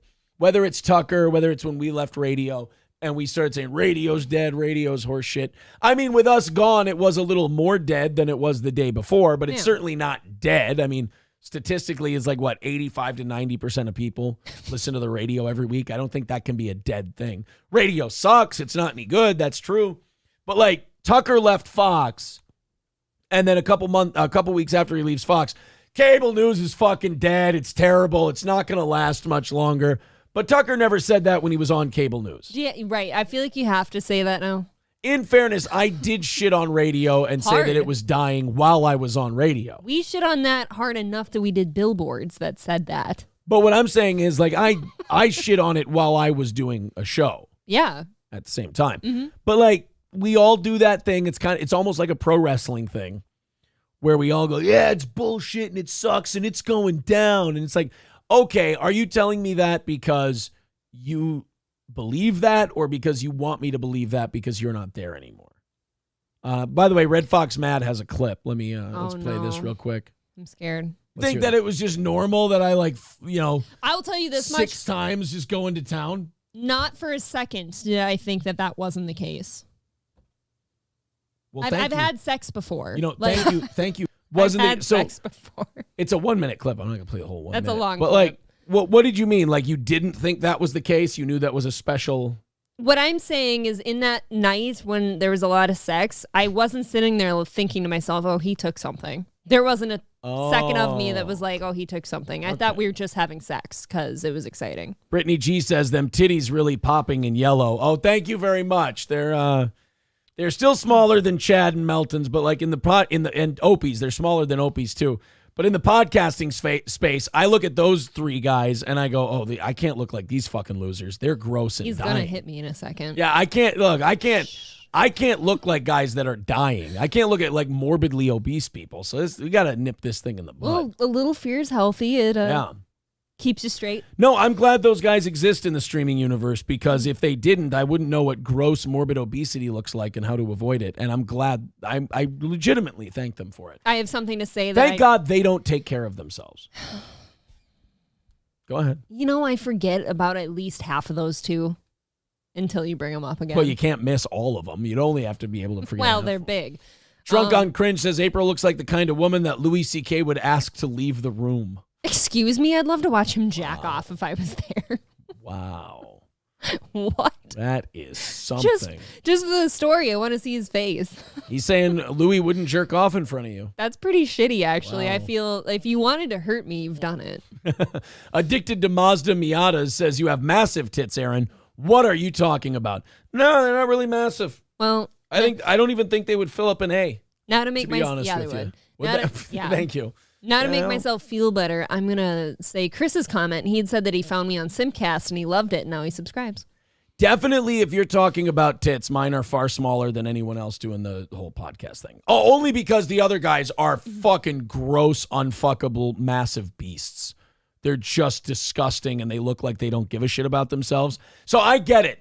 I'm winning, but I'm only winning on a technicality. You're graded on a curve. Right. I'm the world's tallest midget. It's like grading people in politics on their hotness. Yeah, You're not really hot out in the wild, but yeah, but compared to those guys, my titties are nice and small. I'm a petite compared to those two. Okay, I have to say something before we forget. Feel free to speak your mind here on this platform. Yes, and feel free to drink my soda. My throat is fatty. on fire. I'm kidding. So the power went out for some reason here last night, and I've been watching the camera here. The camera's doing that thing because everything shut off again, where it's going blurry every now and then. So we're gonna have to readjust that. What did we do to fix that last time? Isn't there like an autofocus or something we turned off? Okay, so that's I what think.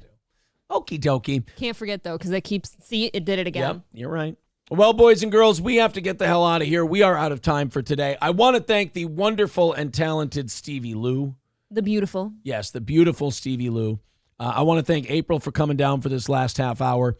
And then I want to thank you guys because tonight we're going to be giving away a VIP spot on tonight's program. And I will fix Spiderhead today. I know at the beginning of the show I said, sorry, guys, I tried to do something different. I just ended up with Spiderhead. Are we going to go get you a haircut? Maybe. Okay. Might go get a haircut today. I don't know. See if there's time. All right. Thanks again to Stevie Lew. Thank you to April. Thank you to the rest of you. We will talk to you again tonight at 7 o'clock Central. Join us then.